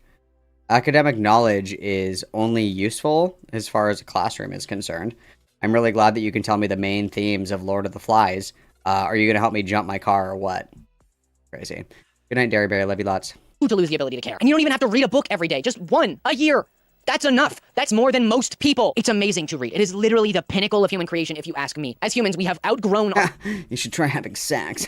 our need to fight for survival. Now we can fight for ideas, to have our own ideas. Humans are naturally creative, naturally learning creatures. Let me just end this on some questions. Do you believe there is a media literacy crisis? Do you believe... I do, yes, but I think that running parallel to is false literacy, which leads people astray. Or you have people who claim to be media literate and are not, and then lead all the lemmings off the cliff. Believe there is a critical thinking crisis. Most people would answer yes to these things, mostly because all of us are flawed people and we see ourselves as a higher echelon. Maybe not the highest. Most people, me included, do not see themselves as the highest echelon. I don't even see myself as close, all right? But as a flawed, egotistical... The humble brag. You definitely do. The way that you talk about it sure says so. Creature, most of us will answer yes to these questions because we see ourselves as the exception, that we are media literate, that we have critical thinking. Now, the next question is where people get lost. With those two things in mind, do you think that there are good books and that there are books that are not as good? Not just poorly written, but bad for people. That's where a lot of...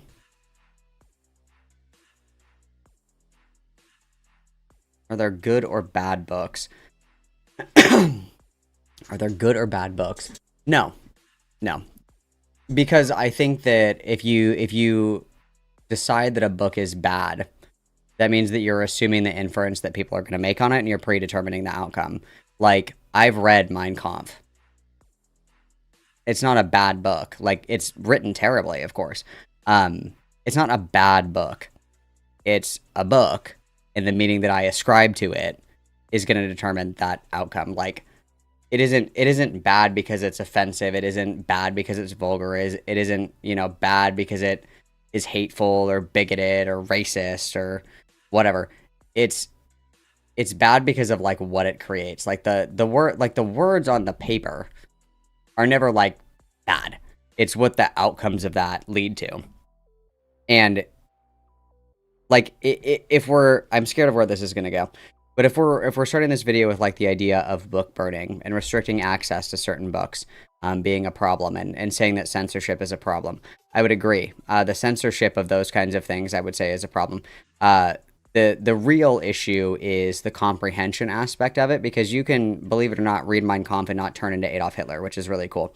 You can read, like Heated Rivalry and not turn into a homosexual hockey player. You can read the Bible and not turn it into Jesus Christ. It's about people's ability to engage with literature and take it as it is. And that's something that Lewis also fundamentally lacks, ironically. There's not really such thing as like a good or a bad book, right? It's what people do with that. It's like when people say that like the Quran is bad, but the Bible is good.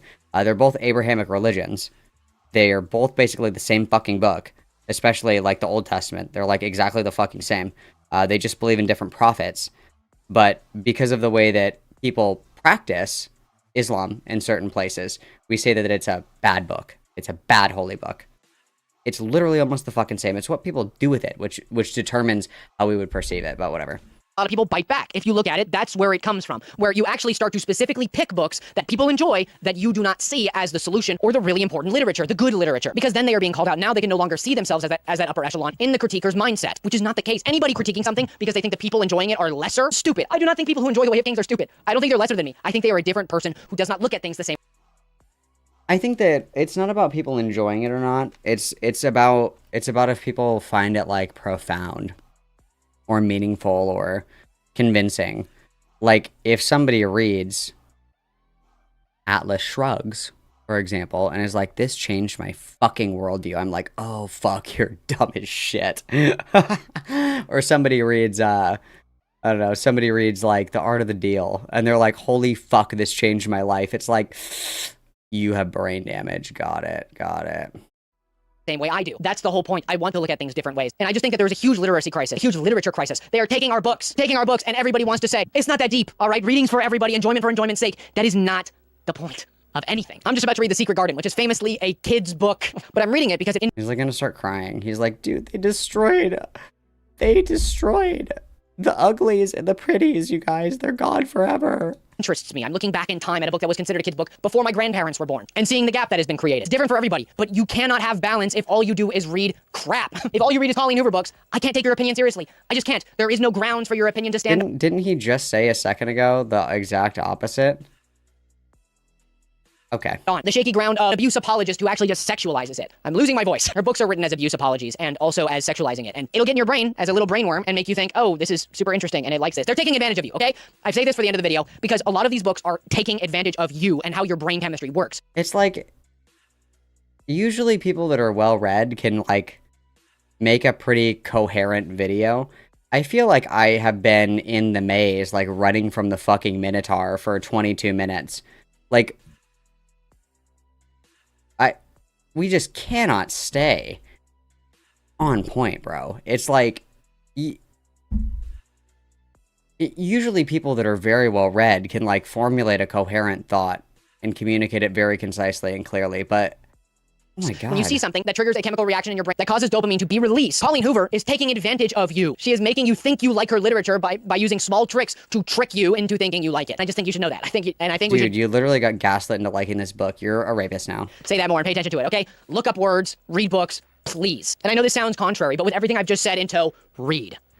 Anything, the closest book to you right now, read, and then read another one, and then read another one, okay? Not in succession, but over time, take your time, okay? Nobody is rushing you except for the slow and subtle collapse of everything we know and hold dear. But that aside, I am not rushing you, and nobody else who takes this at all seriously is rushing you. Read a book a year, read a book in 2 years. It doesn't matter as long as you are reading, learning, growing as a person, growing your empathy, and understanding of others. That is the point. That is everything. All right, that's the end of the video. Like I've said already multiple times in the video, I would love to discuss with you what... Guys, discuss with me. Cloud? Lewis wants to discuss Babel with you. Get on it, dude. Get on it, dude. Get on it, dude. Ayn Rand. Atlas Shrugged.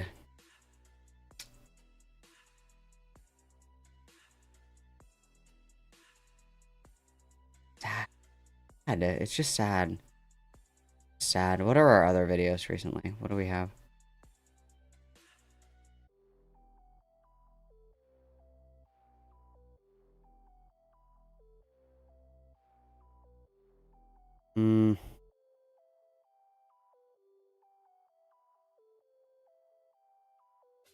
Oh, we did watch his Twilight video and I almost unalived myself. I remember that.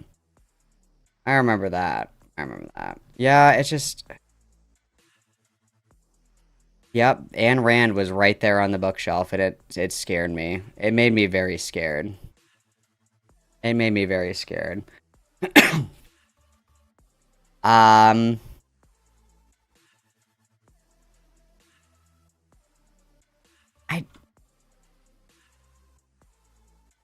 Lewis just, he wounds me. He wounds me so deeply. He wants so badly to sit at the big kids table. So desperately. But he's like, guys, I read a book this month, and everybody's like, oh, that's awesome, what'd you read? And he's like, The Cat in the Hat. And it's like, Oh, probably not. But either way, you know, it's bad. It's bad either way. Either way you slice it. Ugh.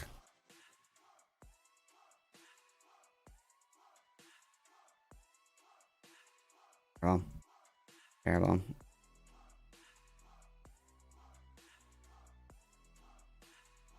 Okay. I got one more Seggy in me, you guys. I got one more Seggy in me. I don't think we can do the Shining one. That's like 40 minutes long. That'll kill me. That we'll have to do that during the daytime when I'm not super upset. Sorry, I shouldn't say that. I have to do it in the daytime when I'm more conscious, is what I meant. Sorry.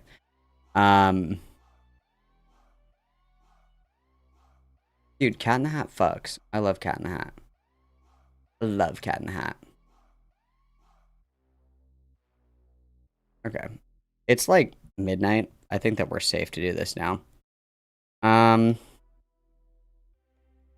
was one of these videos. We'll take a trip down memory lane, you guys. We'll take a trip down memory lane and we'll do some FIREBAT shit, but trans related, okay?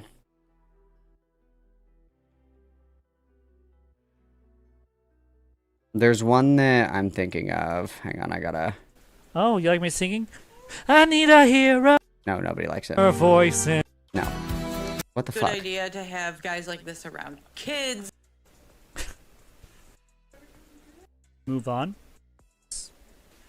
What And getting podcast is harassed. Myself a vampire. There was one that I was listening to in the background, and it was, I heard Aaliyah Ismail.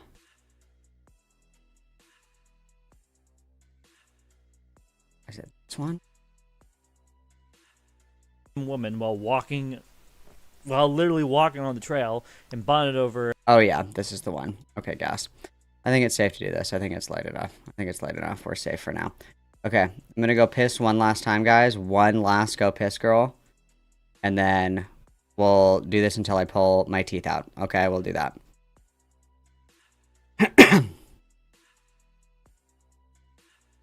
No. It's this one. The trans women are men. I'm thinking of. It was bits and pieces here and there, but, you know, we haven't power leveled trans shit in a while, so. No time like the present, as they say. Okay. I'm gonna go to the bathroom, smoky pokey, and then we'll see how long I can handle this, okay? Love you guys lots. I'll be right back. Everybody behave.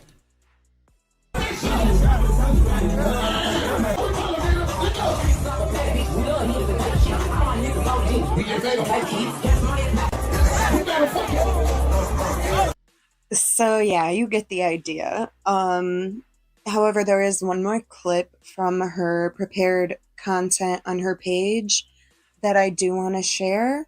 And I want to share it because there are a couple of things that she says in it, one of which I do think is really important for context.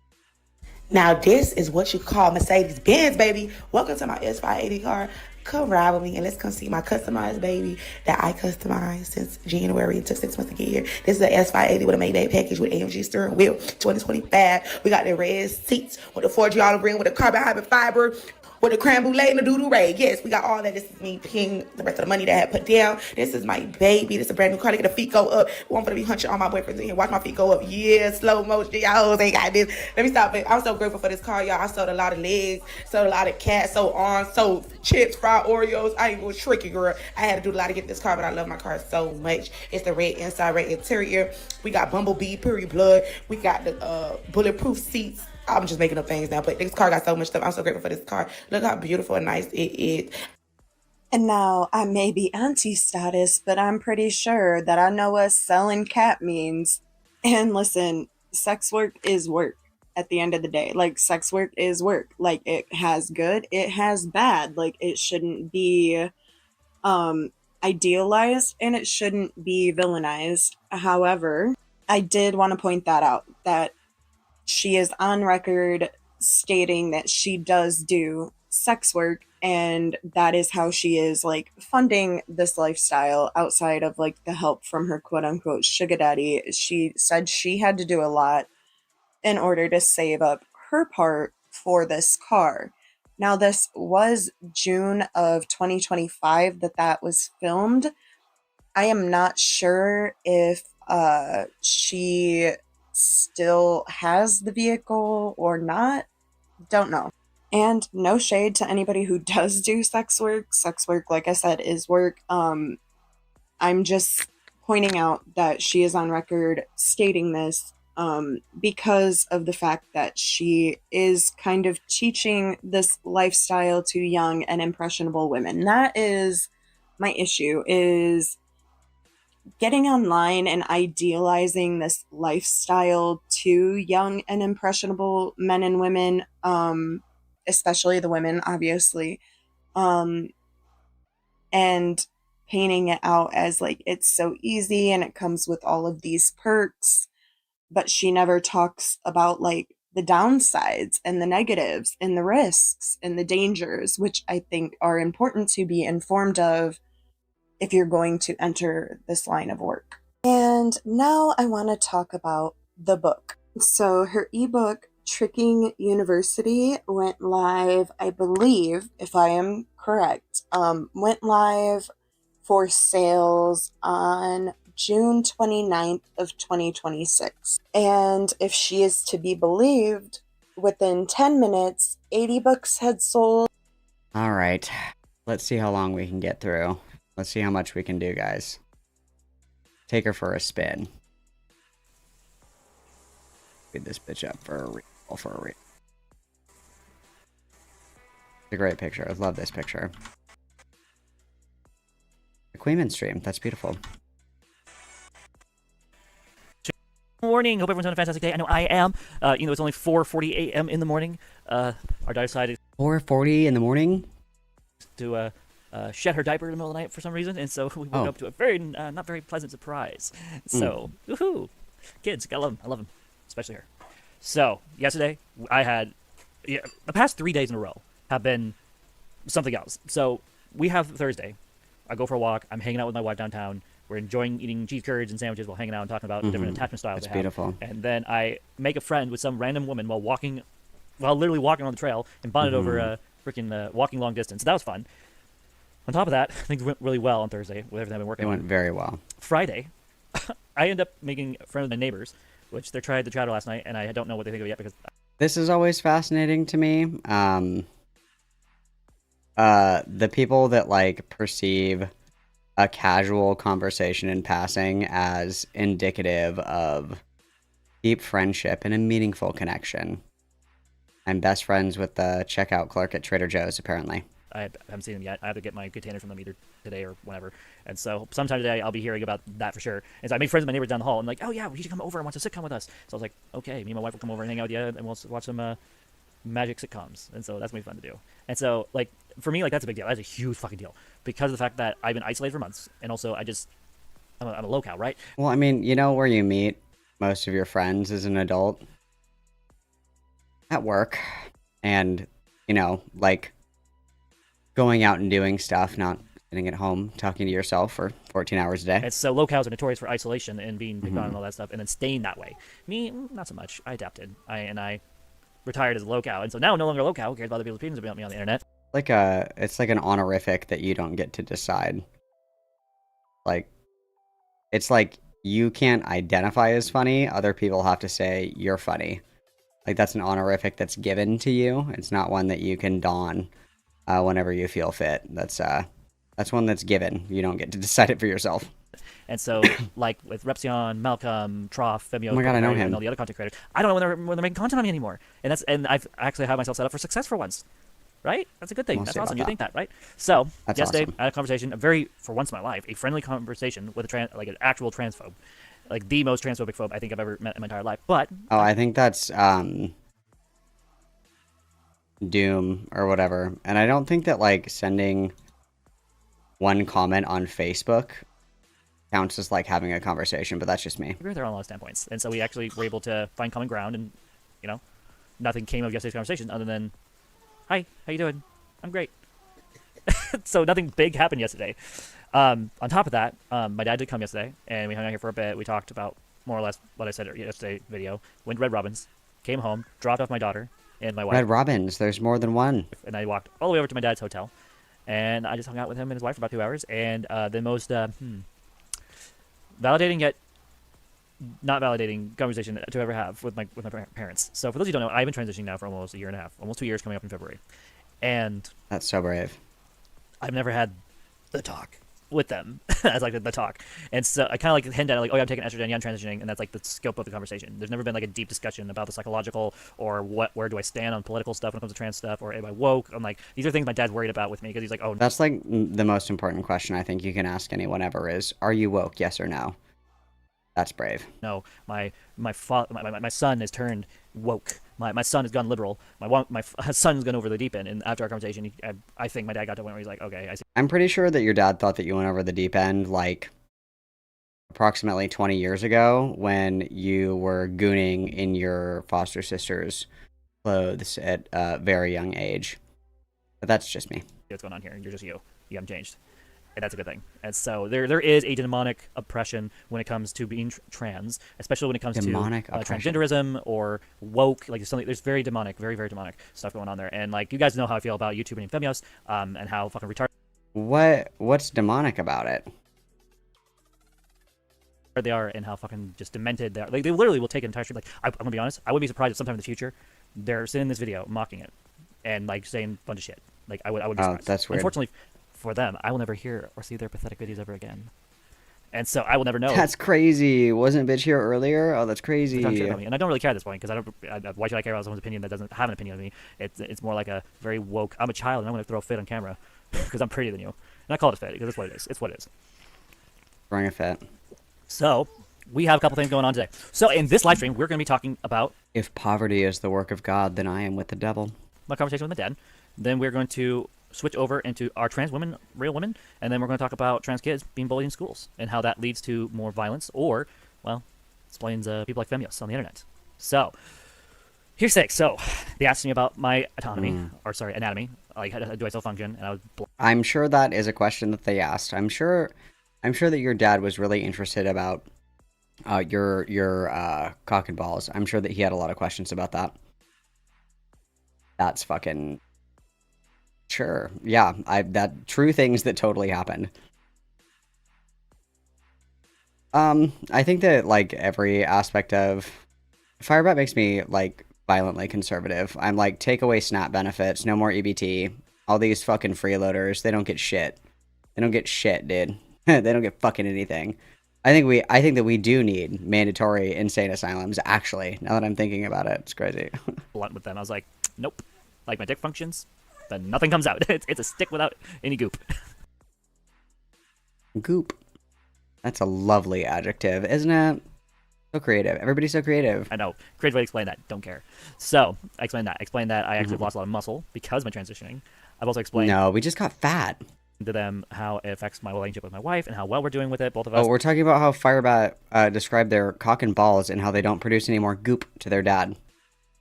Which I can't imagine, like, a greater eternal torment, truthfully, than having to describe in illicit detail my sex life to my parents. I think that is a punishment worse than death. They asked me about what will Saphira call me? Trans mama and mom. That's why we're going about that. And then we went into deep discussions, and finally I was able to talk to someone that's reasonable about Femios last night with my dad. I actually talked about this. Dude, I spent Thanksgiving complaining about the snarkers. This is Ethan Klein in another life entirely, dude. This is crazy. This is so funny. Dude, I am just consumed with... We need to go back. I don't know when we need to go back to, but we need to go back, okay? I miss the golden the golden era that's before I was conscious of this person's existence. This crazy ass trans woman that thinks she's a woman when she's not. She's actually a man cross-dressing as a woman 24/7. Oh, sorry, not 24/7, on camera only, and then doesn't do this freaking facade that she has online and dresses as a man, wears a hoodie, and goes out in public. And so I had enough people to actually have found her in public. And they sent me a picture of her and what she looks like in public. And it's like, oh my god, it's like, wow. And she judges me for wearing my hoodies in public. Like, what the heck? Why is this bitch? It's not the hoodie, it's that you own one hoodie and it probably doesn't get washed as much as it should. That it's like the one hoodie that's hanging on for dear fucking life. I think that's more of the criticism here. Also, it's just stones and glass houses, babe. It's just stones and glass houses. It'll never not be funny to me. Like, it's like Doomy being like, look at all these fat bitches. It's like, what one? The one in the mirror? Like, what are you talking about right now? Like, just a dude dressing like a chick. Like, interesting you would say that. So fucking crazy. Like how is it that she can be on camera? Wear these like freaking slutty ass skirts. They're so short that she bends over just right and you literally see her panties. You literally wear like a bralette out and about. Like regularly. Pretty crazy. Like, I hate to be the bearer of bad news. I really do. I really hate it. But if you're hot, you can get away with dressing like a skank in public. You can. If you're good looking, you can wear a fucking G-string that's popping out over your low-rise jeans, and no one's gonna say a fucking thing to you. No one cares. If you're uggo, though, you're not allowed to do that. I don't make the rules. I just work here. And she's freaking wearing these shirts that are just like absolutely slutty as fuck. Literally dressed up as a fucking fetish. And yet come to me and say I do the same thing, which I don't. I mean, if memory serves correctly, we AI edited photos to turn ourselves into a sloshing blueberry. And dressed up as a blueberry for Pride. Got it. Actually, I don't. I haven't for over almost four months now. Almost 4 fucking months. I have stayed away from fetish. When I say stay away from fetish, I'm not talking about my videos I've been doing. I'm not talking about that. I mean actually participating in fetishes. I've walked away from that stuff. Waffle stomping, not a thing. First of all, congratulations on being sober from waffle stomping. What do we mean when we say like we're not participating in these? Because like, are we talking about participation as in like having alone time with these things? Because usually I think of like indulging in something as like actually doing it. I don't think like fantasizing about doing it like counts, right? Like I fantasize about cracking open a cold one. I fantasize about getting an 8-ball and staying up for 4 days. I fantasize about that a lot. It's not the same thing as doing it, right? Like I think that abstinence is the lack of action, not the lack of desire. Otherwise, we're all fucked. Anal play, nothing. At this point, a little bit of AI art. Mostly self-boudoir pictures because I've been getting into doing boudoir again. And that's it. That's it, folks. That's all. No more, no less. Boudoir is when I put on Walmart lingerie. Gosh. Not going too far with it. Not fetishizing myself, not being femios in any way forward. And so, honestly, I actually need to thank her because of her existence. Because as someone who is a Christian, who is a Republican, who is a, more centrist Republican, someone who, wants to be a good role model for trans women on the internet, one thing I'm going to teach is sanity. Here's the thing. Trans women are not women. I'm sorry. You're not. We're not. It's fact. Scientifically. It's fact. Biblically, scientifically. And historically. A social categorization is a scientific category. The more you know. I'm listening and learning. A trans woman is speaking. Everybody listen. Historically, we're not women. We're chicks with dicks. Let's be real. Actually commented on I like how you can always tell when FIREBAT learns a new word, or like a new phrase. I love that. It's so fun. Green transphobes. Doomy Crowley's post yesterday. And I was very funny about it when I commented on, where's it? Be quiet. Let's see. Oh my god, I almost played my blueberry sloshing porn. So sorry. My bad. Let's see if I can find it. Because there was something she posted yesterday. Where is it? Also, again, we're fighting with people on Facebook like it's 2008. What's happening? What's going on? I want to see if... yeah, this is it. So, she had posted a video, Doomy Crowley, a anti-trans woman, trans man who is very protective of women's spaces. Same. I agree wholeheartedly on that. Literally made a post saying, being a woman... I love the irony of a self-admitted rapist being concerned about the integrity of women's spaces. I just love that. It's poetic, really, if you think about it. It's beautiful. Isn't the same as being a trans woman. And my response to that was, correct. 100% agree. Trans women are not women. We are chicks with dicks. That's what we are. And so there's a lot of people like feminists on the internet who are men who dress up as femboys because they're creepy ass motherfuckers who prey on other people. I would consider, like, if we have, like, the category here of creepy and not creepy, I feel like somebody that thinks that a child from a movie is hot, somebody that's caged and plugged up at church and wearing a bra, and somebody that spreads hole in public parks and at work, I would consider to be like way more creepy. Or even people that, you know, like make honking motions at breasts every time that they see them. Or maybe even, dare I say, people that would approach women and solicit them by saying that they look mighty milkable. I would consider that to be significantly more creepy than, like really anything that you could show me, to be honest. Who are like them, or women, and then they go on the internet and go, I'm a femboy, and then they transition at some point, or transition. I don't know how much. Which is what FIREBAT did too, by the way. It's factual that she's actually a trans woman at this point. I mean, if you've seen her chest, it's very small. Have you seen her bone structure, the fat on her face? Girl, the call is coming from inside of the house. Like, we're still in our Target training bras. Like, what are we talking about right now? Like, I'm sorry. It is what it is. So, since we have moved on from Femios and we don't ever see or hear what they have to say about me on the internet anymore, because I don't care about what she says or thinks. I don't give a fuck. I got to a point with my daughter's death. Sorry, my grandmother's. Oh. Interesting. Okay. Sheesh, that got dark real quick. What I was trying to say, oh my gosh, my tongue just got twisted. My daughter's birth and my grandmother's death changed me forever. Made me realize how precious life is. Now, do I hate Femios? Do I think she's garbage? Yeah, I do, and I won't apologize for it. I will not apologize to someone I'm not sincerely going to apologize to until I'm ready, which is something I do. Every so often, I'll say shit about them, and then I realize I've gone too far in some cases, and go and say I'm sorry, and then move on. And then I do it again. This is the song that never ends. So, here's the thing. I'm allowed to have my opinions. I'm allowed to have my feelings. I just love this slick back greaser look. Tunnel snakes rule. I'm allowed to be myself. And above all, I'm going to speak truth about the trans community. I'm sorry. Trans women, trans men, I'm sorry. We are fucking insane. All of us, including myself. I put myself in that boat. We're all fucking crazy. I mean, this is a good time to use I statements, I think. And I think that this is all subjective. You know what I mean? Somebody might say that I'm insane because I love traversing the universe like a little psychonaut. That might be insane to some people. But I think that universally it can be agreed upon that wanting to be filled up and sloshed like a blueberry so you can bust a nut I think that meets the criteria to be institutionalized, like, universally. I don't think there's a single person that would say, no, you should be free to roam the streets. I think that's, yeah. Including Blair White, including, Samantha Lux, including also Ashley, we're all batshit crazy. We have a mental illness called gender dysphoria. That's fact. It's science. Wow. There's no actual science that supports that we're born women in men's bodies. I'm sorry. There's no actual science about it. It's fucking bullshit. I've done enough research over the past. I also love it's science, and then somebody's like, evolution of science. It's like, well, but not like that, so. Nice. 10 years to know that that's a thing. Now, unfortunately, because of our mental illness, it does suggest that we do have more of a connectivity to the opposite gender of the roles, which is why some of us are successful transitioning and some people like Femios are not. Now, some people might...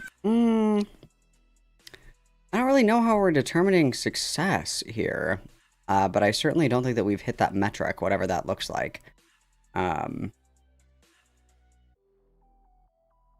don't know if I would describe any of this as successful. If there's a single thing that FIREBAT has done that would earn the descriptor of successful. Interesting. To hear me say that and go, wait, FIREBAT, she's literally prettier than you. She's literally more like of a woman looking than you. Is she though? I mean, she literally will rage bait people and go, oh, you'll validate my transitioning. I'm going to kill myself as a joke. And she... We also held a knife to our throat and said, Violet, kill self.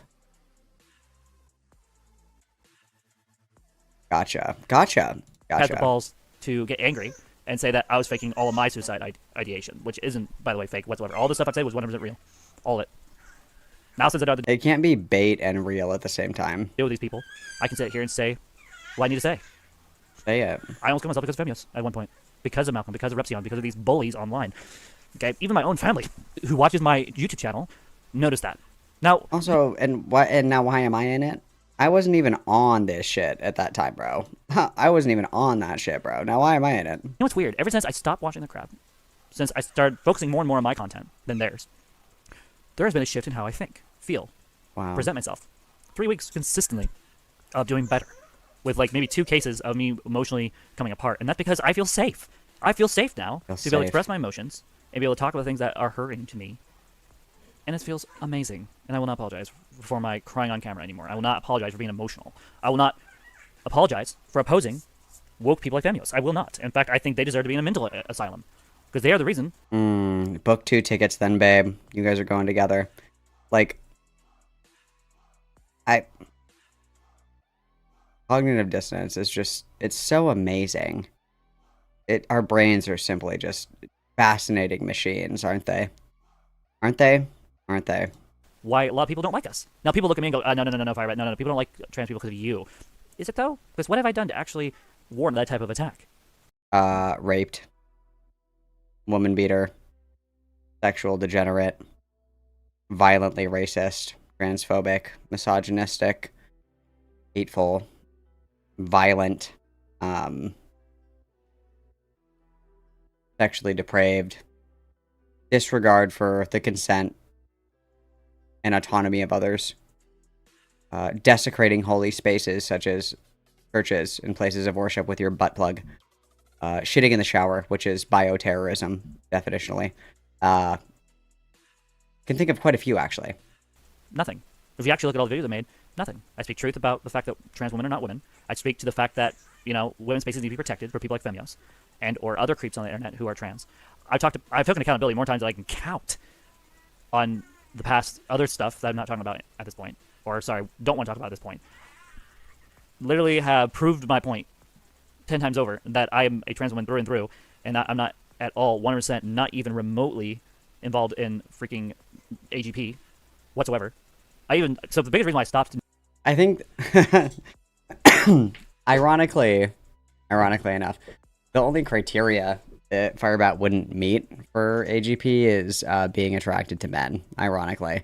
Other than that, it's like, we just checked off the whole page, fuck going through each individual box, right? It's like, the inner workings and mechanisms of FIREBAT's mind are truly fascinating. I feel like the mad scientist Cube, creating the perfect terrorist to release, to destroy the Earth. FIREBAT views women as so beneath them, like that they are the most, like, the ultimate form of being submissive, that they are, submissive by nature, all this other shit. It's like, and FIREBAT's ultimate fetish is to be, subservient to the Black New World Order, as we all know.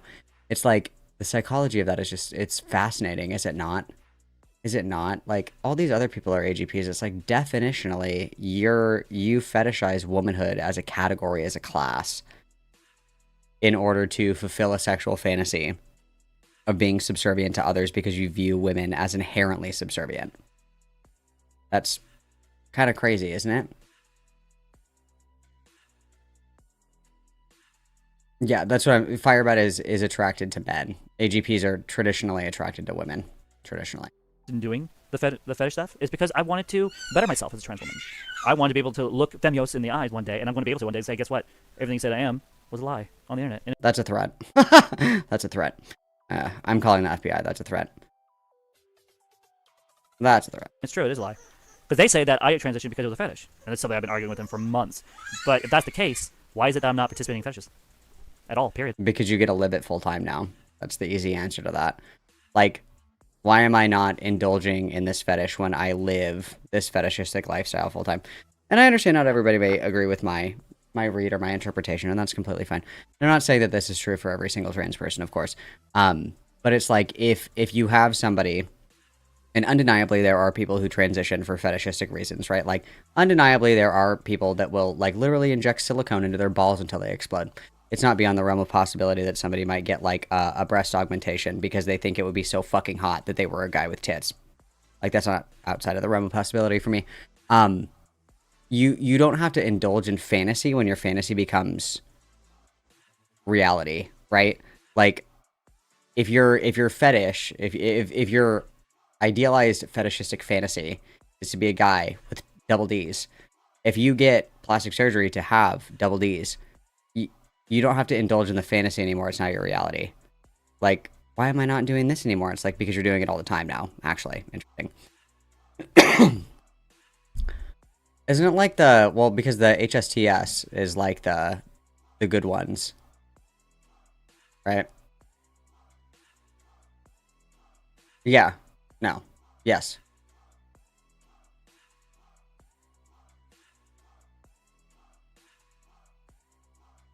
I can't remember who there was somebody that did it might have been Ray Williams. Or maybe it was actually, it might have been Aaron Kimberly. I don't remember. Somebody did like an interview. It might have been Aaron Kimberly or Aaron Terrell. They did like an interview or whatever with Ray Blanchard, and he specifically said, I think it was like within the last 2 years or something like that. He said something where it was to the effect of like that it's like uncommon for AGPs to be attracted to males. Like it's usually like the fetishism of womanhood as a whole that typically they're attracted to women. I would have to look for that. I want to say it was either I think it was Aaron Terrell. I think it was Aaron Terrell. I could be wrong. Good. Oh, that's right, because fetishes are separate from gender expression. What a crazy coincidence. What a weird thing. What a concept. Foremost. And so, I'm sorry, Femios is not a woman. She's a freak. She's a dude who likes to play pretend. She Interesting. is a femboy, pretending to be a woman, and then goes on public as a man. And then cries like a little bitch and goes, oh, I'm afraid to be myself. Bitch, please. No excuses. Be yourself or shut the fuck up. No excuses. You could die, but just be yourself. That's just...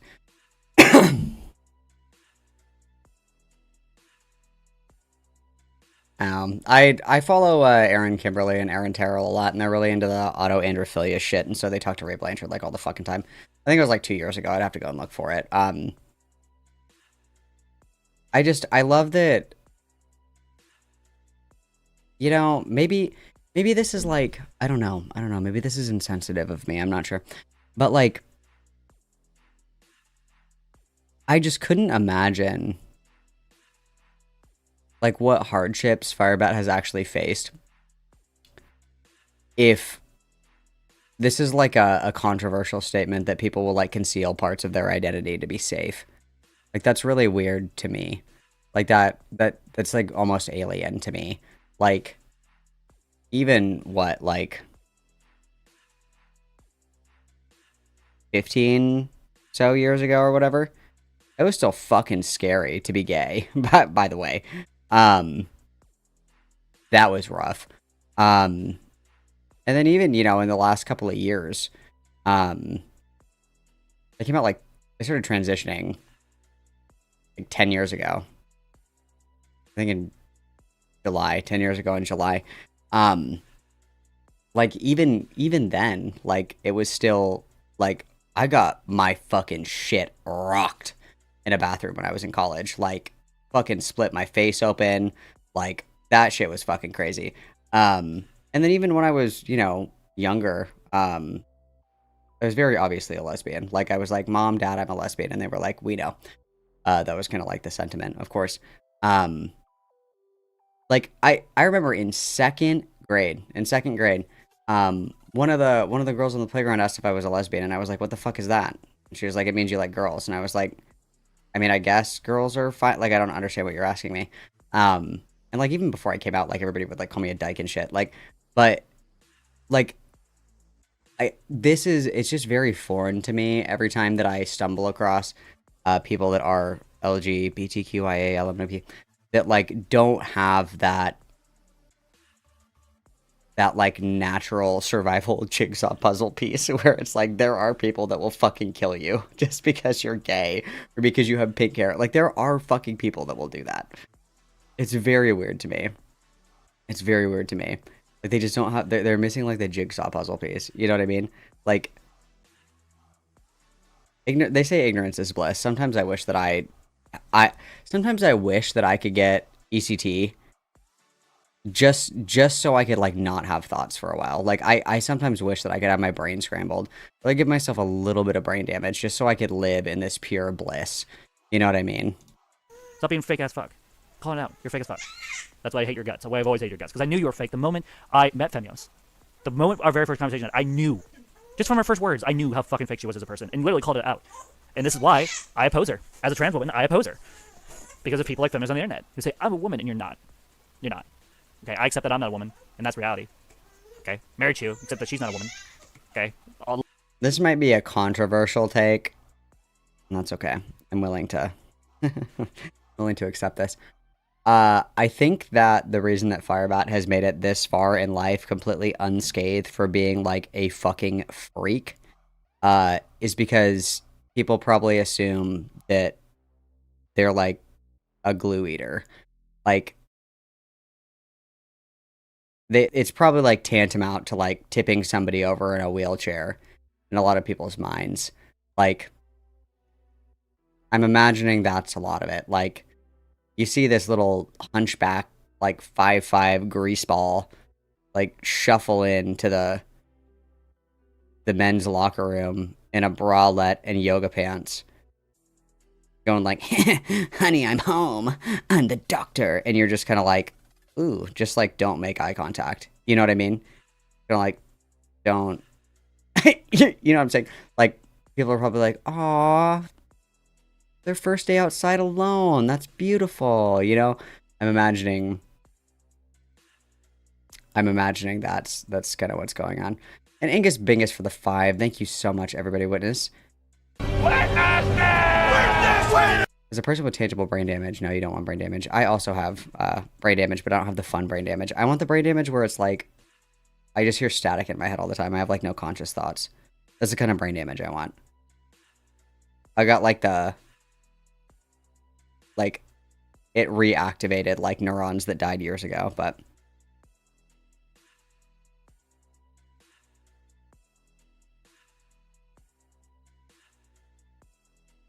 yeah, I think that people are just kind of like, you know, it's like, they're like, oh, it's like a lost puppy. Like, aw, it's so cute. Like, you know what I mean? I don't think people are like, the other thing as well is like, that isn't like particularly threatening either, right? Like, if I saw this little thing like shuffling towards me, you know, walking like fucking Meredith Grey with a fucking spinal cord injury, I wouldn't be like, oh, look out, scatter children. I'd be like, oh, guys, we need to be nice to everyone, okay? Everyone has different needs, okay? Everybody is, you know, precious in their own right. Timmy, don't stare. Like, it's not like a hide the kids kind of situation. Like, we're in a totally different kind of thing. Oh, dude, my ex, it's late night Malcolm hours, okay? My ex, I think, was like genuinely an evil person. I think that she was actually evil. And I didn't really notice it at first, you know, like over time it came to fruition. But like, her sister was disabled. She told me that she used to like lock her sister's wheelchair and like leave her in a room when she didn't want to be around her. And I was like, it's kind of crazy that you would say that to me. That's kind of weird. Like, I don't know why you would tell me that. And then one time there was like a family of quails that was crossing the road and she was driving and she sped up and I was like, what are you doing? And she was like, they're just birds. And I was like, I think that you're the devil. I think that you're the devil, actually. Now that this has happened. Wow, that's crazy. Obviously, I was young as well. I was no saint, but I certainly didn't look disabled people's. I don't know what the fuck that was. But like, that's the scariest thing anybody's ever fucking said to me. Like, I hope I never get in like an accident, and you have to take care of me. That's terrifying. And then also just like the slaughter of the innocent quails. I was like, damn, you're evil. You're fucking evil. Like, that was crazy. That was crazy.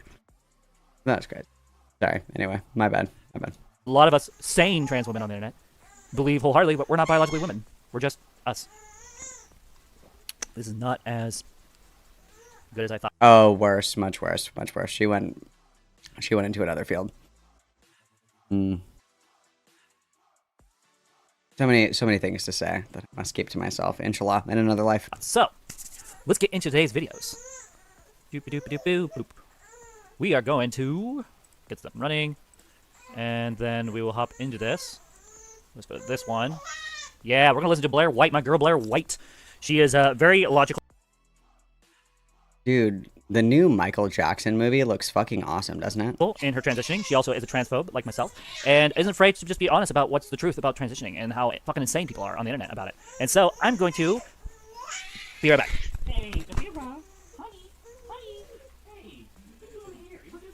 Oh, hang on.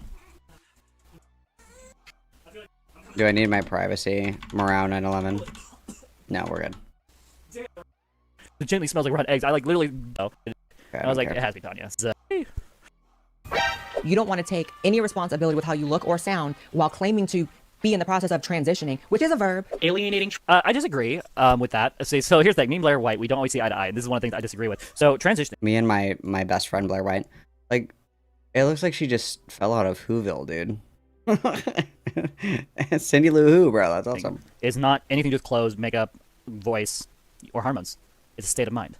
When I chose back in February of 2025 that it's about drive, it's about power. We stay hungry. We devour. Okay, awesome. I want to live my life full time as a woman. Eventually have a kid. Eventually, at that time, I went through the act of transitioning. It was complete, and I learned this concept fairly recently from someone who was observing trans women who transition. And there's a moment where women, those of us who are genuine about transitioning, by the way, where we go from one state of mind Hang on, bro. I gotta hit my inhaler. Gotta hit my inhaler. Hang on. Oh, I was supposed to make an appointment with a pulmonologist, but for another day. And you can literally see a difference between older me and the me today. I mean, go ahead, go. If those of you who don't have access, there's a thing called the Internet Archive. Type in FIREBAT, Trans FIREBAT, Christian 2.0. I'm half mother on my grandma's side, actually. Or half woman. Fuck, I fucked up the joke. Fuck, I meant to say half woman on my mother's side. Fuck. God, that sucks. That's so embarrassing. Imperial FIREBAT. Let's see, what other names have I gone for? Minecraft Project. Like, you look me up and look at my older stuff, and look how I vlogged back then versus now. It is different entirely. Like, the way I dress, the way I'm acting, the way I look at the camera, the way I'm interacting with you guys, the fact I'm happy and content and feel at peace. Mind-blowing. Life-changing. Wow. Absolutely. Life-changing. That's brave. And that's because I went through the active transition. Even my wife noticed within only a couple days of choosing the transition. She saw that my eyes just lit up like a candle. Dude, I think I told you I was looking on Reddit and somebody was like, I've had like this cough for 2 weeks after Shambhala. Like, how soon do you go to the doctor for Shambhala? And the top comment was like, my girlfriend just went to the doctor. Hers didn't go away. She had dysentery. You should go to the doctor. I was like, There was this joy there that wasn't there previously. And the modern one, the one that's in the Pretty Reckless. Love her, by the way. She got jealous of it at first because, like, she was the one making me happy. I was making myself happy by choosing to be myself as a trans woman, and it was the most beautiful thing I've ever gone through. It was amazing. Like, and then everybody that clapped. initial euphoria of accepting myself as a trans woman. It felt good. It felt good.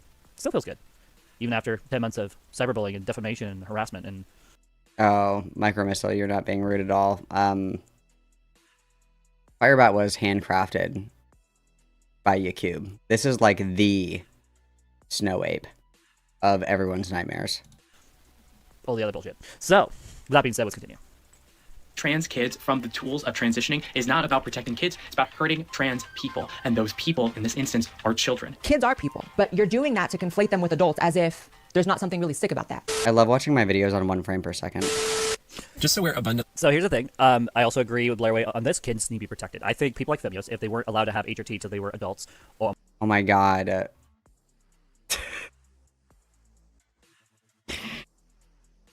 I agree. Now that we're talking about Richard Ramirez, I completely agree that we need to keep Femias away from the women of Los Angeles. Got it. Okay. Or have T-blockers. I think maybe they wouldn't be as mentally retarded as they are today. That's just fact. Mm-hmm. But also, I've noticed that there's a lot of people who have that happen to those kids and later in life come back and go, yeah, that was not okay for my parents to do that. That was abuse. Huh. Weird. So here's the thing. You guys know my stance on kids and my stance on, how much I love them and want to protect. We do know that you love kids. That's true. At all cost, period. Like, in the past 4 months, you guys have seen or heard of zero abuse. Zero. Now, some people might take my shorts I've made with my daughter. Seen and heard zero abuse. Neglect is a form of abuse, like leaving our child in a shit-filled diaper. Abuse. Leaving children in soiled diapers. Abuse. Putting our child in Lee contraption is abuse, but... And especially when I'm going like this and try to accuse me of baby shaking syndrome. Which, by the way, doing this is not baby shaking syndrome. If you actually look up what it actually means, it means this. Wow, crazy. Perfect time for me to go on a tangent about chronic traumatic encephalitis. Your brain is like loose in your head. If you even take your hand and slap your head hard enough, your brain bounces off of your skull. A baby that has no ability to like hold its head up, there's no neck muscles, even just this can really fuck up a baby's brain. Like, that's why people, like, you know, if they get into car accidents, even if they're not going very fast, can still, like, suffer a TBI because your brain is just, like, free-flowing inside of your skull.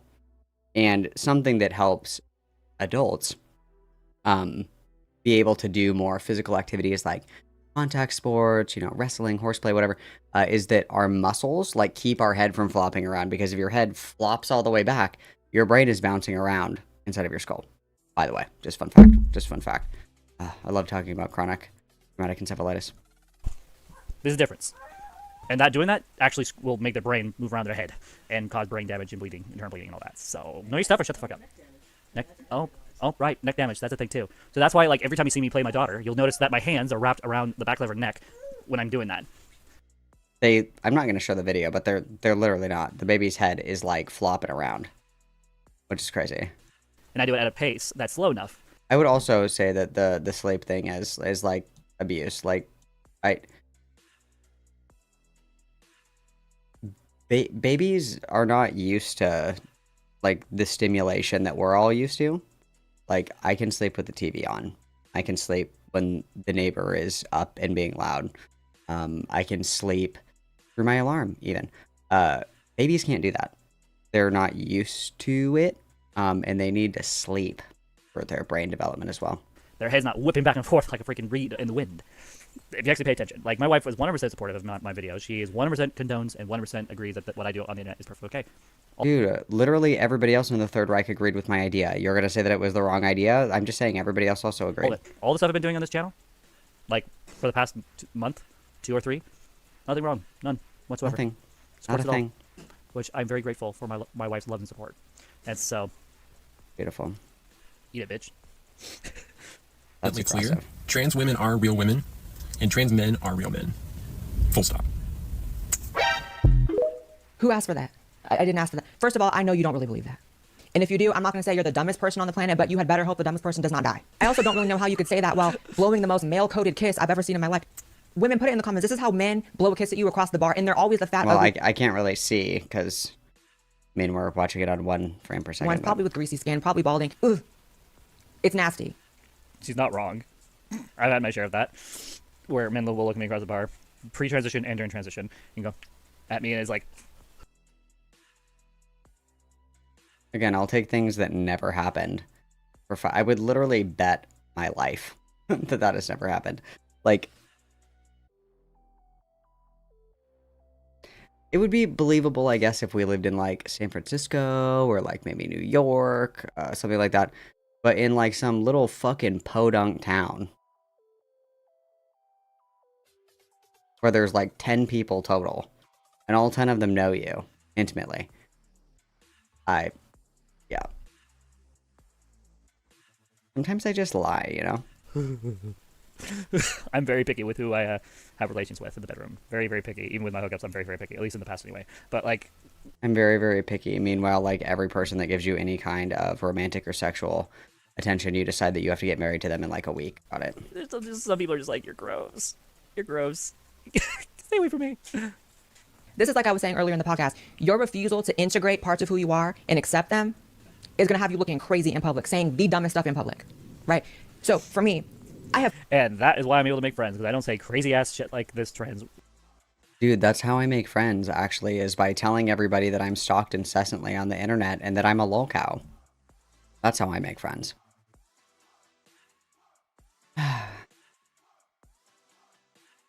Not with charisma or, you know, like, a unique sense of humor. Maybe good stories and fond memories to pine over together. That's not what defines friendship. It's how woke you are. I agree. This trans woman right here, or people like Femios. I don't go out in public and go, oh yeah, I'm a woman, to a woman. Or I'm not like that one crazy ass person that's like, oh yeah, trans women are more woman than women, or have a better understanding of womanhood than women. I'm like, no, that's fucking bullshit. No, we don't. No, we don't. We have an If appreciation. anything, it's more nefarious knowing our history of violence towards women, is it not, that we masquerade as wolf in sheep's clothing. You don't have to be scared of me. I'm not like them. Meanwhile, we're actually objectively worse than any of them. Is Lily Tino a freak? Yes. Has Lily Tino admitted to sexually assaulting somebody? No. Has Lily Tino ever beat the shit out of a woman? No. You know, it's just... Curious. For it. I think a unique perspective, for sure, but I do not think we are better than women. I'm sorry, that is bullshit. That is a lie. That is garbage. That is absolutely the most heinous bullshit I've ever heard in my entire life. Moving on. I'm fully integrated. I have no issue with being male because it's just acknowledging it, right? But I get called the self-hating one. But these people are running from their truth so hard. Dude, Lily Tino needs to pick a fucking struggle, dude. Now we're getting fat, too. Dude, I knew all those bread baskets and those bread towers were going to catch up to her, but holy shit. First Keffels, now Lily Tino. Who is feederism going to take next?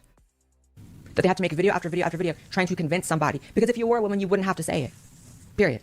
You would not have to say it. However, I think... Interesting point. Maybe I am a woman. By that standard. Because you don't hear me going telling the web, oh yeah, I'm a woman, guys. Because I don't need to. You literally hashtag and say in like literally every single fucking video as a trans woman. I don't need to tell people that I'm a woman. You either accept me or you don't. I disagree only because I am such a firm believer in the status quo of pretty privilege. Even though Blair did completely chop her face to shit. Blair is still conventionally more attractive and integrates better and passes better. Not to say that that means that she has more value, right? But I think that the lack of social awareness is something that is an Achilles heel for a lot of people. And I think that's particularly why Lily Tino is so distasteful to a lot of people. It's just kind of the lack of self-awareness as positioning oneself as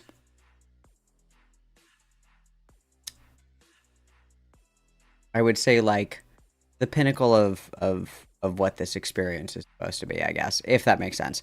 I think that you can get away with murder, truthfully, if you're good looking and you know, integrate, right? Is integrate the word that I'm looking for? Assimilate. Assimilate is the word that I'm looking for. Like if you can assimilate, you can get away with pretty much fucking anything. If Blair White was like, you know, built like just pretend that Blair White actually looked just like Pearl Davis. Insufferable, even more so. I think that the weird, creepy factor as well also really pushes me over the edge with Lily Tino. And I also hate Disney adults, so it's just I just can't be talked out of that one. There's just too many. The Disney adult thing is really up there for me. Oh, what a concept! Oh, you want to misgender me? Call me Victor? Okay. Boo-hoo. I have family that call me Victor all the time. Don't see me kick them out of my life and tell them, oh, you're transphobic. I just look at them and go, okay. I mean, it is what it is. I'm so glad. Pearl Davis would mog so fucking hard if she transitioned, dude. Paul Davis would fucking mog. It would be so over for the FTM community, dude. I had a conversation with my dad yesterday. We spent about 2 hours talking about trans stuff. And, you know, by the end of the conversation, he asked me, why are you on the web? And I told him why. Because I want to oppose them, you know, people like her, people like Malcolm. I want to oppose people that go around saying, I'm a woman when you're not. Go around saying, we deserve to be in... I am a woman. I agree. I'm glad someone said it. In the women's restrooms. I'm sorry, stay the fuck out of women's restrooms. And like after last night... No, that's where I'm supposed to be, though. Stop. I'm reminded that not all the things about my foster father are terrible or bad. There's some things that are just absolutely... They're good things. And that's one of them. Protecting women's spaces is absolutely paramount. For men. Paramount. For trans women. We should be protecting women's spaces, not trying to put ourselves into those spaces. There's a reason why I refuse to use a women's locker room. I refuse. I do not care. It's probably because the drains don't pop off in the showers as easily as the men, so you can't shit in them. I don't care how girly or feminine I look, how passable I look. What I on a scale of 1 to 10, we're at -2. Care about is their safety. That is my top priority. I mean, at least we're self-sorting out. I mean, I guess it's like, hi, it's me, the wife beater, misogynist, alleged rapist. I'm going to not be around women. That's good. That's good. That's the abstinence we like to see. My daughter is my top priority. That if you want to be perceived as a woman a bit more often, hopefully. You think that being named Victor is what single-handedly gave FIREBAT the ego? No, I think it was probably getting away with a lot of things. Oh, Jesus Christ. Getting away with a lot of things that they shouldn't have because they were perceived as impacted.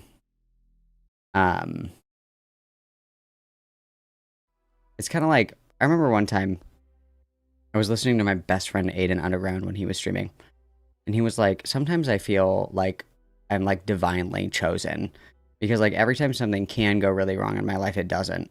And obviously he was like kind of being hyperbolic and like joking about it, right? But I think that you can see in certain individuals that they have been given a little bit too much of the lead with some of their behavior, and it manifests later in life with kind of like a complex almost, like, you can't stop me. I can do whatever I want. You can't tell me no, that kind of thing. And I think that's really common in people that other people tend to feel bad for. So sometimes, you know, it's people that are, you know, visibly disabled. Sometimes it's people that are, you know, special needs or highly impacted, stuff like that. But it's usually like from a place of sympathy or empathy or like feeling bad for somebody. So they, you know, they get the extra grace.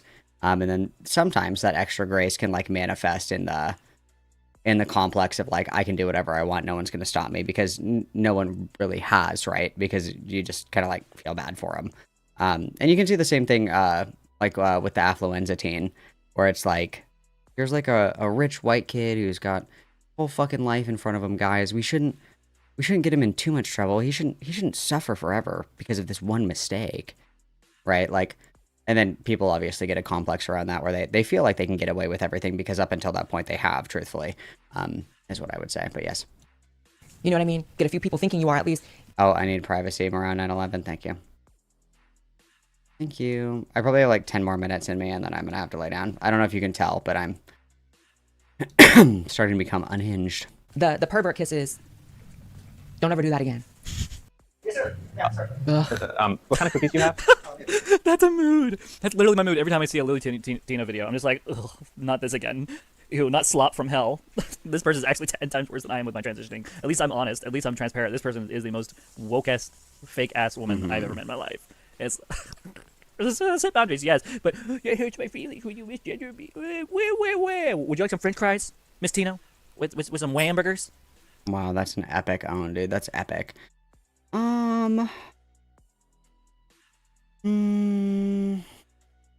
Much worse when younger.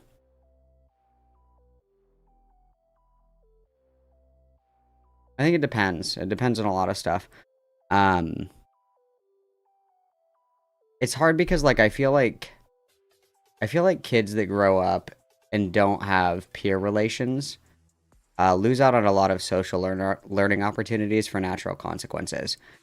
So, like, for example, usually, if you're at school and you push somebody, they're going to get up and they're going to push you right back. That's usually how that works. But when that social learning is taken away, it can sometimes make them worse, but it depends. Like there's a lot of like blank areas here for me, because like I could imagine it being worse, but I could also imagine it being significantly better in other ways, because like there is you know, the possibility of discipline of some sorts, right? Like you're grounded, can't go out with your friends, can't watch TV. Like there's some kind of like disciplinary action. Like once you get past that, right? Like being a dick to other people, the only real consequence is like social. And if people aren't willing to like levy that social consequence, there's no social learning. So it could be either. It could go either way. It's a real coin toss for me. There's too much unknown. There's too much dark area. You know what I'm saying? But I don't know, because like all the violence, because I don't get that personally. I just don't know, because like kids can be like really rough with each other. You know what I mean? And a lot of times kids don't really know their own strength, like when they're interacting with other kids, right? Like if they're play fighting, they might accidentally like really hurt somebody or whatever. Just because they're like fucking around and they don't know. But like with the aggression and the violence and stuff, I find it hard to believe that out of what there were like 11 of them, not a single one just like smacked the shit out of Firebat. I find that hard to believe. 11 kids and not a single one of them just like a little ass whooping. You know what I mean? I don't believe that. Oh, El Fungo, I'm getting ready to go to bed here in a little bit. I've been up for a while.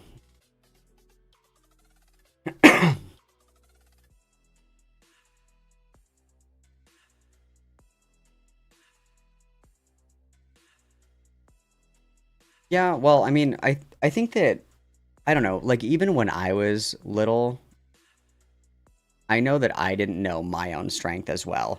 Not in like I was so big and tough, but like, I don't know, like when you're a kid and you're around adults, you're like, that's an adult, like they're bigger and stronger than me, and that's just kind of like the baseline assumption. But I used to, like, when I was little, I would play rough like all the time. Like I like, you know, wrestling and, you know, roughhousing, like contact sports, that kind of shit or whatever. And I remember there was like one time where I was like horse playing with my grandma and I pushed her and she like fucking fell down. And that scared the shit out of me. I was like, holy fuck. I was like, oh my God, I just killed my fucking grandma. But I didn't realize, because it's like in your head, you know, you're like, this is an adult. They're much bigger than me. They're grown. They're stronger than me. You know, grandma can do this, this, and this. And I can't, because I'm, you know, small and weak or whatever. But I couldn't imagine like that kind of unawareness of your own capabilities being paired with like aggression and violence. That sounds like actually really fucking scary. I mean, it is fucking scary when people are like really aggressive and they're not really fully aware of like how much damage they can actually do. You know what I mean? But I just, obviously, like with adults typically know not to like hit kids, right? Like if a kid hits you, it's like, to me, that's enough, right? But if you're like a kid and another kid hits you, it's like, it's on, dude. Like I just don't know. I find it very odd that there was like none of that between like what was there, like 11, right? I just think it's really weird that there was nobody that was like, fuck you. You know what I mean? I don't know. That's weird to me, but whatever. Shut the fuck up. Get over yourself. Thank you. Makes me not want to cook, you know. I don't think I want to go to this place anymore with my money. It's okay. It's like, it's not okay, but it's also like, I'm trying to take these things in stride a little bit more lately. I'm not happy about it. I don't like getting misgendered. It really stinks. I hate these frameless glasses on the Latino. It's not a good look. If the person hadn't corrected themselves, I would have corrected them, but they did immediately. Sometimes people will say like, well, you know, voice train Lily. How can you expect someone to gender you correctly in this situation? The expectation is not for a server to read your mind. The expectation is that a server understands, but they don't know your pronouns. You don't want to take any responsibility with how you look or sound while... And this is where me and Leah... That makes me so happy that I remind you of Buffalo Bill. Thank you so much. Latinos go separate ways. See, I still have my voice, and it's not like a deep voice. It's not like that, like clearly masculine sounding voice. Mine voice is just, I like to be natural. So if I'm going to transition in front of the whole web... Sounds like your nose got broken at a very young age and it never healed correctly. For the past year and a half, I want to be authentic about it. Obviously, I have the Suboxone voice. I know that, but I want to... For good reason. Show the world what it actually looks like to be a trans woman. And how it looks to go from one state of being to another, and show you guys tangible things like videos, pictures. I mean, back before I transitioned to who I am now, and you guys can literally hear and see a huge difference. Even my social media is different. If you go to 10 years ago, Dude, I literally changed my top 10 on MySpace. How can you say that I'm the same? I used to post how I do things. Like, I've changed dramatically, exponentially. One could say the version of me from, for instance, 10 years ago with postings and all that is not the person that is today. Yeah, now do I still post a lot? Yeah, deal with it. I like making content. It's who I am. I love catty gay boy bat. My favorite. All right, guys, it is 1:10, and I do have to work in the morning. So guess what? You guys lots. I missed you dearly. My camera cable should be coming tomorrow, so I can fix that. This weekend, I will be away at war. And by war, I mean finishing my honey-do list that I've been chipping away at. So tediously. But I will sneak away. I will sneak away. And I will rendezvous with you sometime very soon. Somewhere very near. I'll be just around the corner. All is well. Thanks for hanging out with me, you guys, for this neurotic, very late weekday stream, which is so crazy. I literally can't take her fucking anywhere. That's crazy. Like, nobody is on right now. I don't think that, like, a single fucking soul on right now. Festival season's over, bro. So I come back to you guys. Festival season's over. You have to let me go and be feral in the summer. Okay? You gotta let me go and overdose on acid and die. You have to let me go. You have to let me go just for a little bit. I always come back. Like a cat. I know that there's food here. You know, I always come back. Mr. Whiskers, don't worry about Mr. Whiskers. He always comes back for dinner time. You know, I do know there's food here. I always come back. So don't worry. Don't stress. It's okay. I will come back eventually. Alright, I'm going to send you guys to Reservoir. It was either Reservoir or Tomfoolery. And I imagine that you guys don't want Tomfoolery. So, you're welcome. Sending you over to Resi. I love you guys a lot. Yes, there is also that. Jesus Christ. Hello? Okay. Love you guys lots. I will see you later. Hello and goodbye. Hello and goodbye. Dude, hell yeah. I love assembling furniture. That's been my life. But anyway, I'll see you guys later, alligators. I hope that everybody has a wonderful rest of their day. And I'll see you probably Monday. No promises, but probably Monday. I'm coming back to you very soon. All right. I love you guys lots. Hug, hug, kiss, kiss, XOXO.